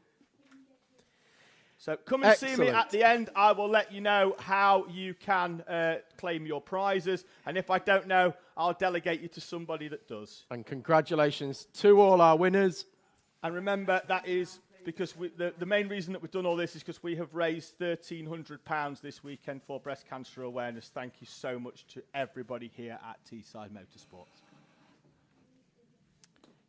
Yes, thank you. And congratulations once again to all our prize winners. Hope you enjoy them. Right then, Junior Pro Kart final.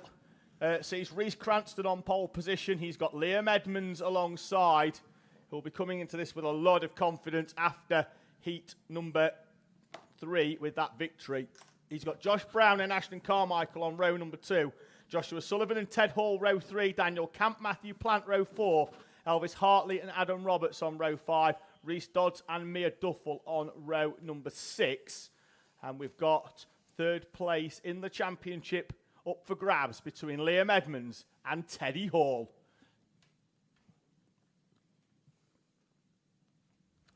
They will be heading round now and hopefully backing up in enough time. There they are, doing a good job now. Nice and slow. It's Yes. like Cranston has done this before. And now they are powered down, and look like Edmonds got a bit caught out there. He went early and then had to get on the brakes, and at that False start. False start, and we've got Josh Brown round, but it's still a false start. So and the he'll flag. be able to retake his position as Yeah. well.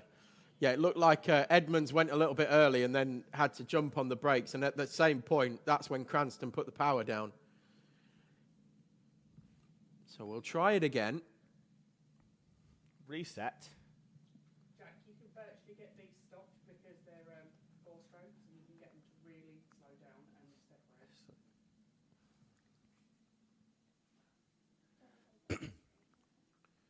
So there's Josh Brown making his way around the outside of South Bank to re-find his position. They need to start gridding themselves up adequately.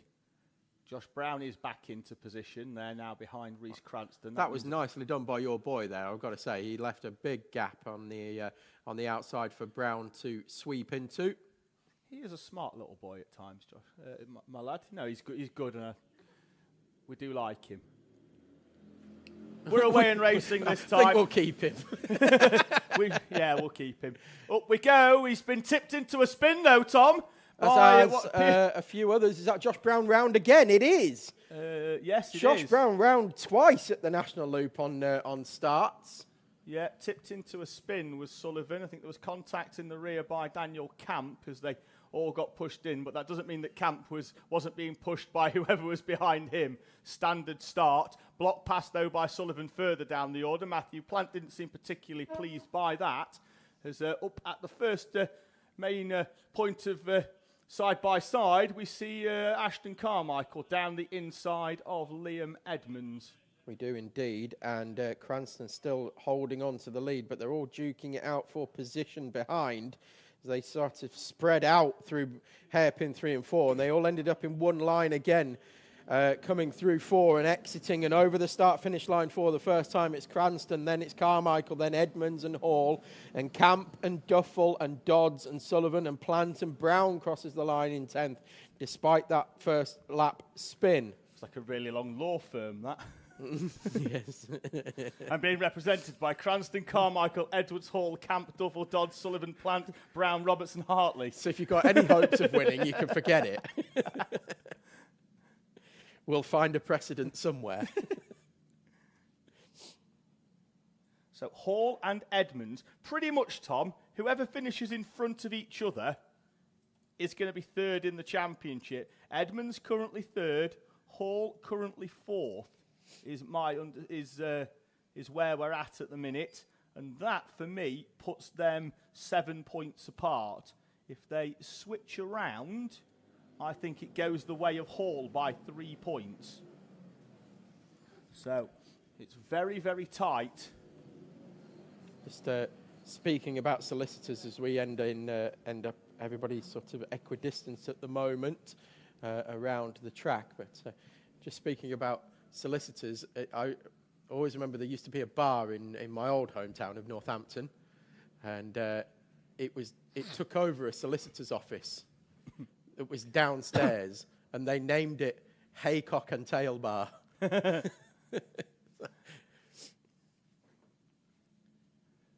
Cranston is opening I thought up it was a great name. Bit more of a gap here, and Liam Edmonds, I think, is closing in a little bit on Ashton Carmichael.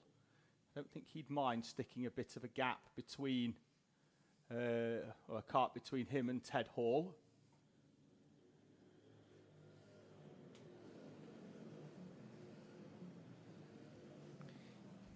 Cranston still leading this one and looking comfortable again in these conditions. Liam Edmonds was the one who was most comfortable in Heat 3, though. Hit the front and never looked back. Took a first victory in a heat for Liam Edmonds, but now he's got Ashton Carmichael and Reece Cranston to deal with this time. Can't seem to find a way past Carmichael at the moment. The track conditions are noticeably better than they were when they did Heat 3. I mean, it's still very, very wet in certain parts of the track, but it's a lot drier in others. There's going to be huge amounts of grip, particularly through hairpins 1 and 2 and the National Loop. Yeah, less so down this end of the circuit. Exactly, yeah. The first half of the circuit's going to be much grippier than the second half of the circuit. But the good news is you'll arrive in that second half of the circuit with nice and hot tyres. Certainly will. Still 8 minutes to go, Tom, in this race, which is loads, really. Still 9 laps or so, particularly on wet tyres when they do have a tendency to go off. Edmonds put in a personal best that time around, and he's hauled in Ashton Carmichael now. He's going to get a good slipstream down this back straight as well, and I think he's going to start to put Carmichael under a serious amount of pressure, if not make a move, is Liam Edmonds. Yeah, taking a very wide line again and just dropping down into hairpin 3. He's gone a bit deep there into hairpin 4. He's going to get a cut back and try and straighten it up, get good drive out of there. Just needs to do what he did in Heat 3. Just follow the same lines, and I'm sure Liam Edmonds will come good at the end of this one. Seems to still be a little bit experimenting with various lines as Reece Cranston gets air over the right-hand curb of the Wiggles chicane, the second right-hand curb, of course, as does Joshua Sullivan, as does Matthew Plant, who's still with Sullivan. Sullivan with that very robust overtake after the first lap spin. Josh Brown going with as well. He's managed to close that gap, and he was quick in the wet of Heat 3 as well, was Josh Brown. So he was unfortunate at both starts, the false start and then the second restart was Josh Brown with a spin in the National Loop, but he's recovering well. And there we go, up the inside of Matthew Plant. Can he get it completed? He does get good drive off the corner and pulls through in front of Matthew Plant, who then gives him a push for good measure. Not enough that Brown was affected into the D chicane, but he did push himself a little bit wide, carried a bit too much speed in there. Daniel Camp with a personal best in P5. He's looking good in that P5 position, isn't he? Daniel Camp. Looking comfortable. Yes, looking good for it is what I'm trying to say. As Now Brown and Plant, they draw side by side through hairpin 2, but Brown manages to hold the momentum and hold the position.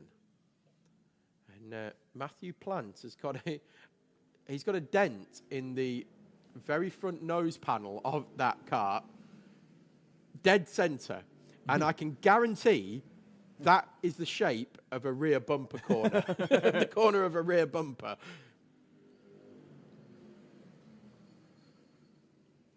Somebody, he hit somebody at 45 degrees at the rear bumper. Yes, I think you could possibly. It might even be right. Sullivan when they went through on lap 1, but that dent is definitely rear bumper shaped. Josh Brown down the inside of Joshua Sullivan there at hairpin number 1, and that's where the grip is. Sullivan with the switchback, but Brown's going to drive all the way around the outside. Good move by Josh Brown. Down the back straight they go, Sullivan into the slipstream, but Brown, I think, will now just drive off into the distance. He's got some pace in that 12. He Battle has. for second place, though, Tom, is tight again. I think Liam Edmonds is back up onto the back of Ashton Carmichael, at least he was earlier on, and Ted Hall is also getting reeled in slightly, I think, by Daniel Camp, who has took 0.2 of a second out of him. Well, Josh Brown put in a 58.2 with an overtake on Sullivan as well that time around. So he was about 0.6 off what the leaders are doing, 0.8 off what the leaders are doing. But I think we'll see him start to put in some quicker lap times than Daniel Camp and Ted Hall now that he's back into clear air. And with 3 minutes 45 and a lap to go, there's still time for Josh Brown. If he can crack the top 4 from where he was at the end of lap 1, that'll be a stellar performance. Yeah, got a long way to go, though, to catch Daniel Camp. 7 seconds to catch up to the back of Daniel Camp, and going to need 2 seconds a lap. Personal best, though, from Liam Edmonds.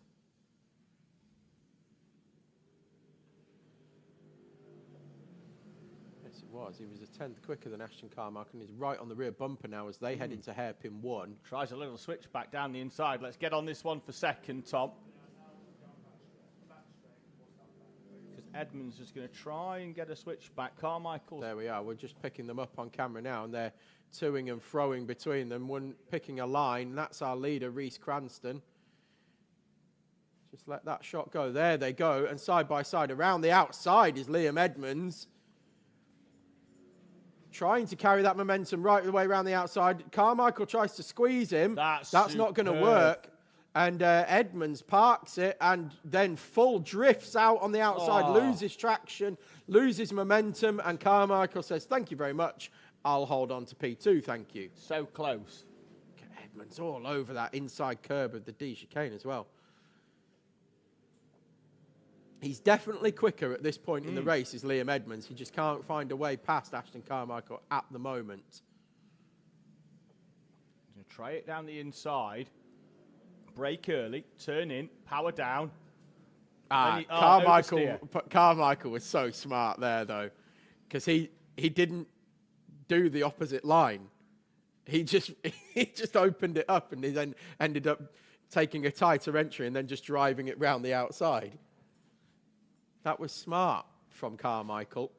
Edmonds is going to try and do what he did last time and go all the way around the outside. Doesn't quite have the track position. The problem that you've got here when you are quicker than the car in front and you can't find a way past is that you tend to get overspeed. We saw it with Jake Gruffity, actually. You tend to get a bit of overspeed somewhere and it can catch you out because you then end up braking or letting off the throttle in a place where you don't want to, and that then causes the car to spin around. It's exactly what we saw with Jake Gruffity, and Liam Edmonds needs to be careful of having the same thing happen to him here. He's being patient so far. Side by side again as they go through hairpin 2. This time Edmonds will get the switch back. Carmichael will try and hold the momentum and does hold the momentum. Edmonds switches to the outside and drives clean around the outside of Carmichael. It's the longer route. Now he's going to cut to the inside. Still can't get it completed there. And he's trying every which way, is Liam Edmonds, to take second place away from Ashton Carmichael. And Carmichael doing a superb job of holding on.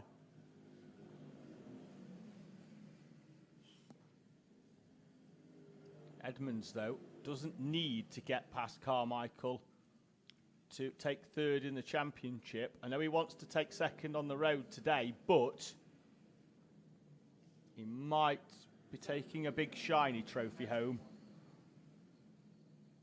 at our end of season awards, Tom. As it stands, currently in third place. I think if they get to the next lap and we're in the same position as we are now, Liam Edmonds is going to have to go full send into hairpin 2, because that will be the final lap of the race, and he's going to have to block past Ashton Carmichael there. That's if we get there in the same order. Reece Cranston will come through then to take the final lap board with a commanding lead of nearly 5 seconds. Behind him, Carmichael and Edmonds battling it out over second place. But in what order? Ted Hall in 4th place is hoping for hopes that things don't quite work out for Liam Edmonds here, because he needs to finish in front of Edmonds to finish in 3rd in the championship. It'll be 4th as it stands for Hall, which is a great debut campaign for Ted Hall in the 95. He couldn't quite get it onto the inside of Ashton Carmichael, couldn't Edmonds, as they went through 1 and 2. Carmichael going defensive down the back straight. Edmonds is going to try that cut back again to the inside at hairpin 3. Can't get it done either there. Carmichael's got enough of a lead at the moment, but certainly with enough of a lead. Reece Cranston exits hairpin 4 for the final time in 2025. Crosses the line to take victory. And Ashton Carmichael holds on to P2 from Liam Edmonds, who takes a well-earned podium here this weekend. Ted Hall taking 4th place and Daniel Camp in 5th. Josh Brown will come across the line with a great recovery drive, shakes his head as he comes over the line, but he can be very proud of that P6 performance in the final. Matthew Plant takes 7th place away from Joshua Sullivan on the final lap, and Adam Roberts will come across the line in P9. Elvis Hartley in 10th place completes the top 10, and Mia Duffel will come over the line to complete our 11 runners that have finished on the same lap. Reese Dodds just 1 lap down at the end.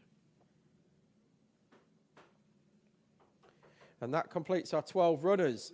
So we will head out in a moment for the final time of 2025, which is a bit of a sad one for me, that it's the last time we're going to see racing here in 2025 Alfie Keeling has joined us. He's bought more cake, Tom. Senior pro karts are about to head effort. out.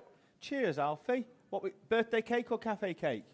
Birthday cake. How many birthdays have we had? Yours? Yeah, just making sure it wasn't like your dad's or anything. Good stuff. Happy birthday, mate. Thank you for popping in. Still got his neck brace on. Yeah. Going out in senior pro kart. Yeah. Good lad. Still wearing all his kit. Good lad. Happy birthday, mate. Let's just give him a little bit of camera, Tom. Can we just there we go. If you look at that one, you'll get there. You go, Alfie with a nervous wave at the camera there. But thank you very much for joining us, mate. Your hands are freezing, by the way. Yeah, Actually proper cold. Yes. So he's put all his stuff on, but hasn't left his gloves on. Go and warm them up. Right, we are going to have Alfie. Thank you very much for joining us. Right, I'm going to bring you your final grid of 2025 in the summer series, at least. Anyway, because of course we've got a winter series which takes place partly in 2025. But George Ludwell is going to go from pole position of the senior pro kart final. Maximus Shields will go alongside in P2. Zach Dawson in 3rd place and Isaac Duff in 4th. Matthew Hauschby P5 and Danny Bean P6. P7 for Ike Needham and P8 for Curtis Yule. P9 for Max Mannion and P10 for Sam Neri. We will bring you the novice championship standings as we have them. Riley Matthews in 11th and Freddie Cowley in 12th. Marty Gilfillan in 13th and Zachary Hudson in 14th. Joseph Williamson in 15th. Oliver Hill 16th, and William Harkus will go off the final position of 17th. Although Curtis Yule has just dropped it at hairpin 4 and has just managed to get his way back into position. Oh, it wasn't Curtis Yule, actually, or was it? Was it Curtis Yule? Him and Sam Or Neri was it Sam Neri? wear the same kit. Yes, difficult to differentiate between them. Are we away and racing? I think we are. No, we're not away and racing, no, because George Ludwell put the hammer down very early doors and caught a lot of people out, and we were all over the shop. So, for the final time, we will have a restart.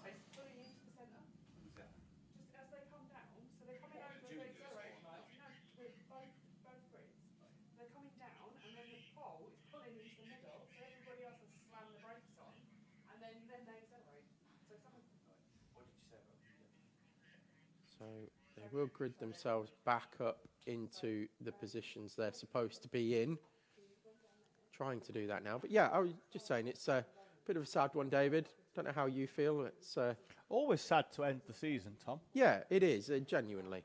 But then the excitement for the following year begins. It does. The Winter Series, where we see drivers join us that aren't really regulars, which is good because it allows our drivers to test their mettle against different drivers and at different circuits as well, as we go to Rowra, GYG, Three Sisters, and of course Teesside for the Winter Series. So be really good. The field spreading quite wide this time as Ludwell comes all the way over and Shields almost goes on the grass. Shields is going to try and chop across the front of George Ludwell and does.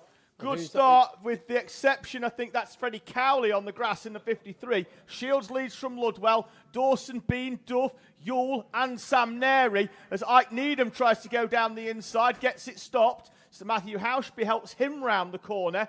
And the one we're looking for here, Tom, is the novice class championship between Yule, Neri and Matthews. They can still finish in any order. All three of them can still win that coming into this one. Yule, though, in the prime berth. Matthews in second, Neri in third. But it's going to be how they finish this race.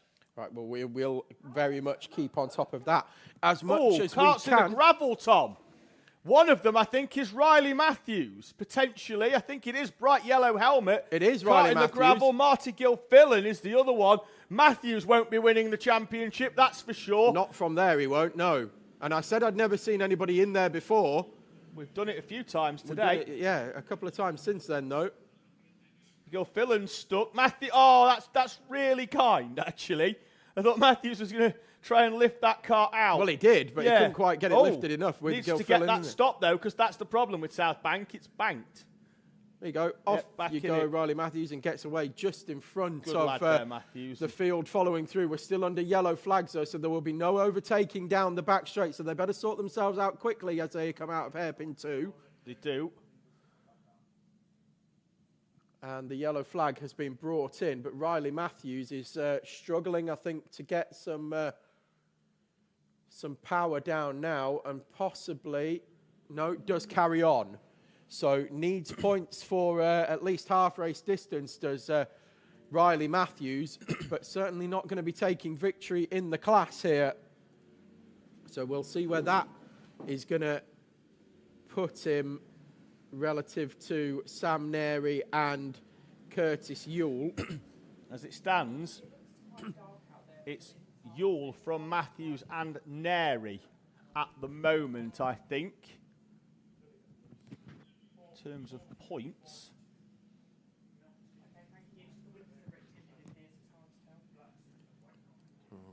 As I said, we will try and keep you abreast of that as much as we can. Meanwhile, Shields is still leading at the front of this one, comes round to put Marty Gilfillan a lap down.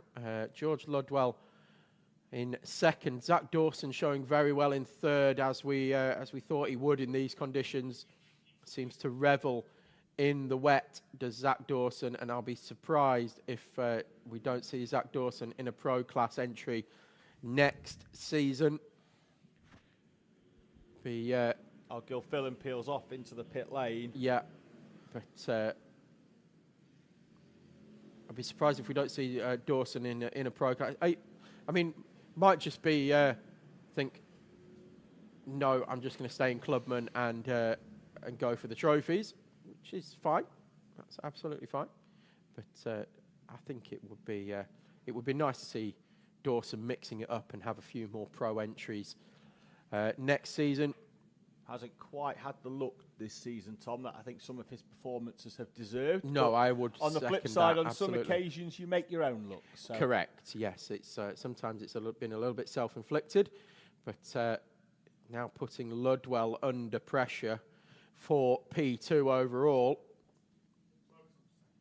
is Dawson, and very much under pressure, almost tapping away on the rear bumper, but not quite getting there. Now goes right round the inside, rails it round the inside on that concrete, and blocks the momentum of George Ludwell out of the corner, who gives him a nice push for good measure through the start-finish section of the track. And Marty Gilfillan into the pits and into retirement. Ludwell fighting back with Zach Dawson through the national loop. And then pushing him on and onto the concrete was George Ludwell. That's allowed Danny Bean through, and Dawson's going to fight back immediately and block past Bean into hairpin 2.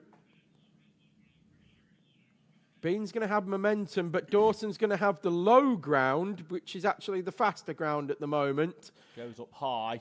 Bean's going to be on the outside. Ludwell, though, with a big gap now after that, Tom. In that second place. Dawson, I was curious really to see how Dawson would have fared in some clearer air in front, and see how his pace would have been compared to Shields. Yeah. Well, Shields is consistently a second a lap quicker than the entire field. So it's easy work at the moment for Shields. Coming up on the lap traffic now of Riley Matthews. But definitely sportsmanship award, if we had one, would go to Riley Matthews for trying to help Marty Gilfillan get back on track before helping himself. Yeah, really good that. And I know we don't give... It might have been Riley Matthews' fault, and that might be his way of apologising. We didn't pick it up, did we? But still, it's... didn't need to do it, and did. Yeah, either way, whether it was or whether it wasn't, that's the sign of a proper nice lad. Yeah, no, not arguing that point at all. No, definitely not. So Dawson still in front of Bean. Bean able to go with Dawson at the moment, though, who's not able to make as quick inroads as he did earlier on to George Ludwell. Although I think he's driving angry now. He's got his angry eyes on. As Zach Dawson on the top of that helmet as he gets fully airborne through the wiggles. Took a bit too much curb there. He is starting to catch George Ludwell again, though. He was 3/10 slower that time. He's actually opened up his helmet visor as he came through the slower corners, which is perfectly acceptable, just to get a bit of air in. Slammed it back down as soon as he went down the straight again. Definitely those green eyes on the helmet. They were the angry eyes for a little while.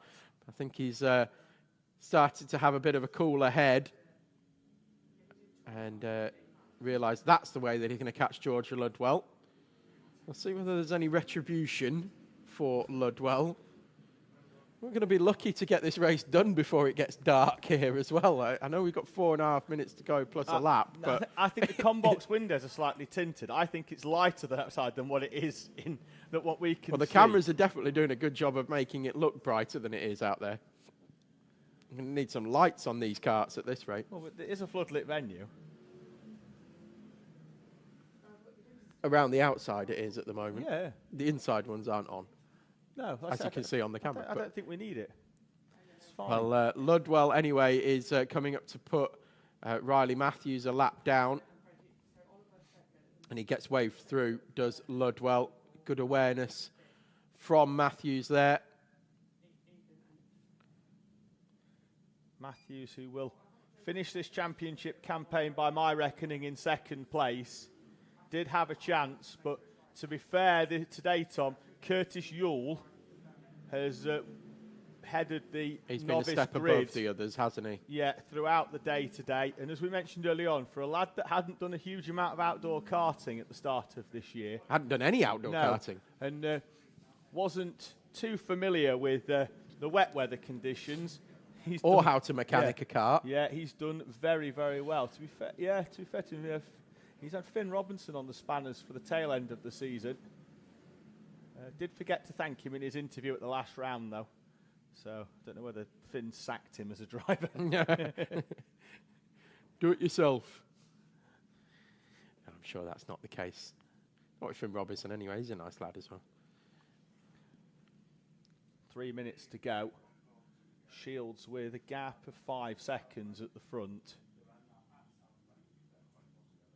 Didn't have the final that he wanted yesterday. Didn't win the championship in the way that he wanted to win the championship. He Michael Schumacher did it at Silverstone, didn't he? He won it from the pit lane. Won it from the pit lane. And whilst he didn't want to, and whilst it was a tough day at the end for him as Matthew Hauschby goes down the inside of Curtis Yule, when Shields looks back on this season, he can be immensely proud of his achievements, and I'm sure he will be. Yule holds off Hauschby, actually, and Joseph Williamson, 7th, 8th and 9th on track.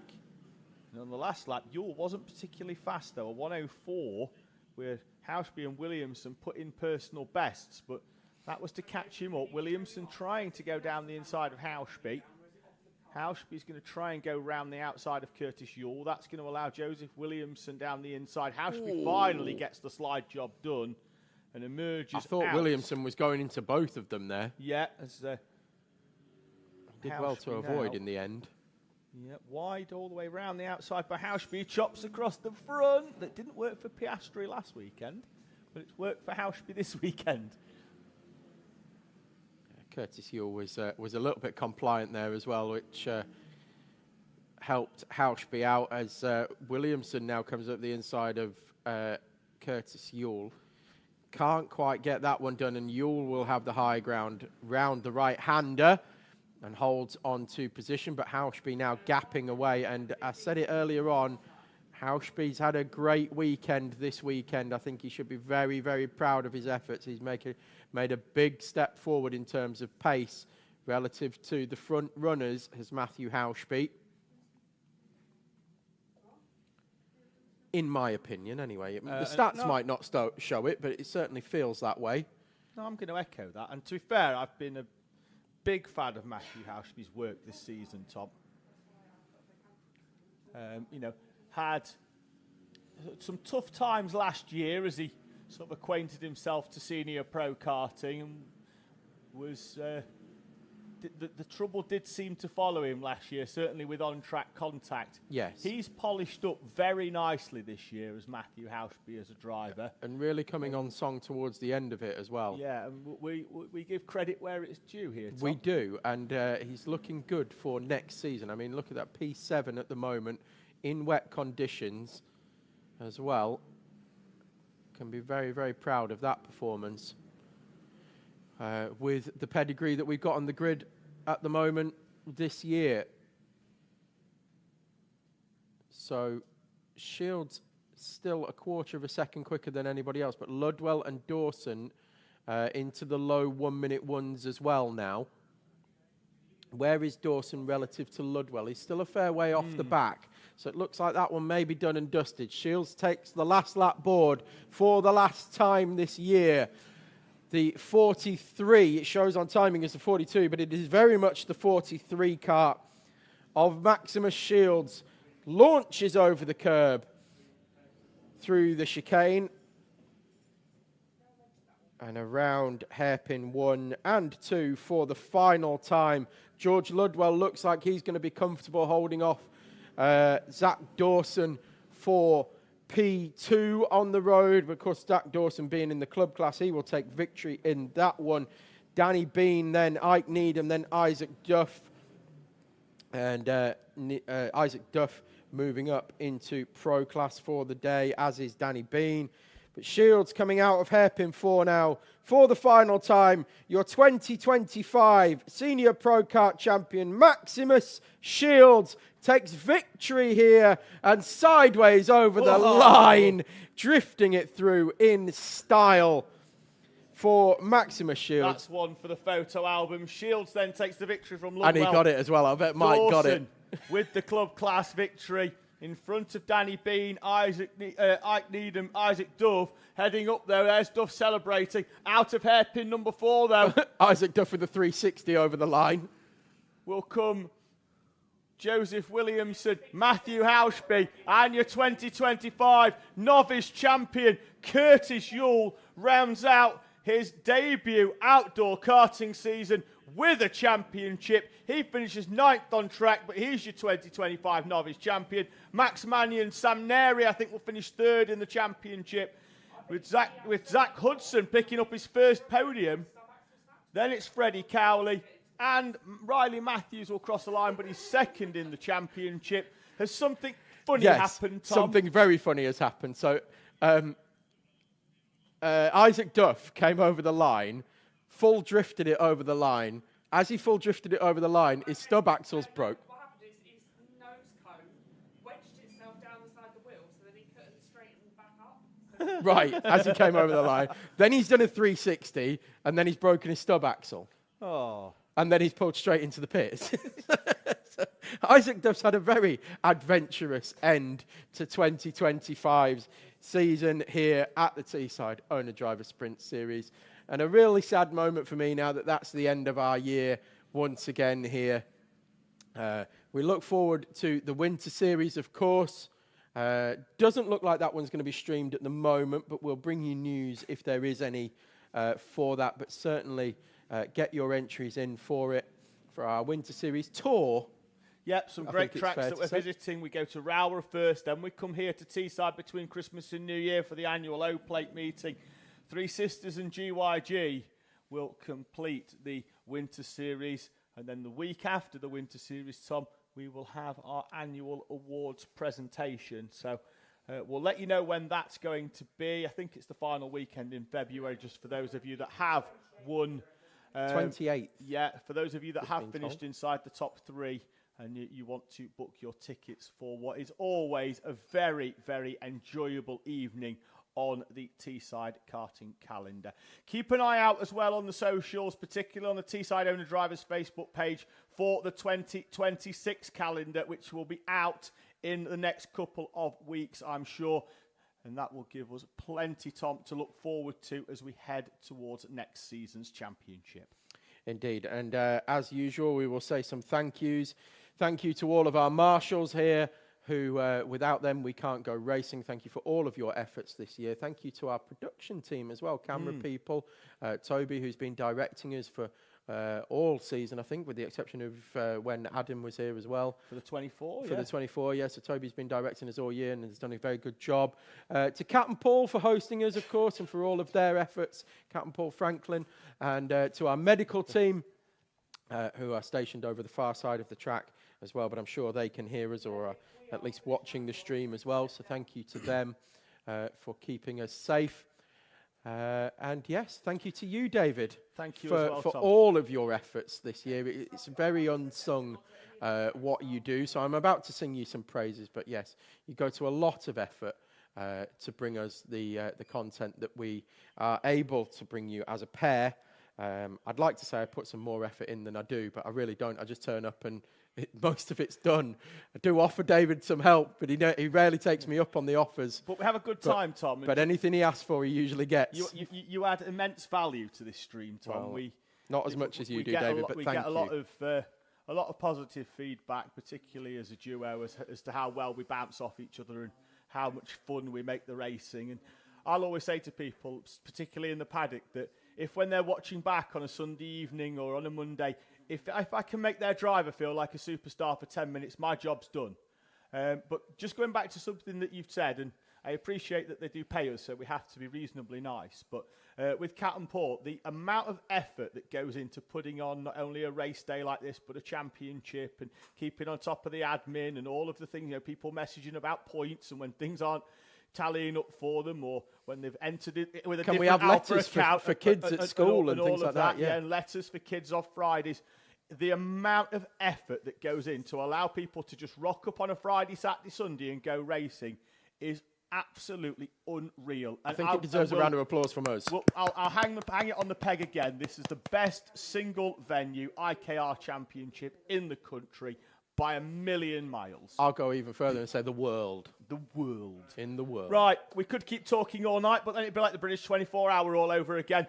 Hopefully we'll see you throughout our winter series. We'll definitely see you for the 2026 season. From myself and Tom Butterworth, we'll see you again. Have a safe journey home, and thank you for joining us.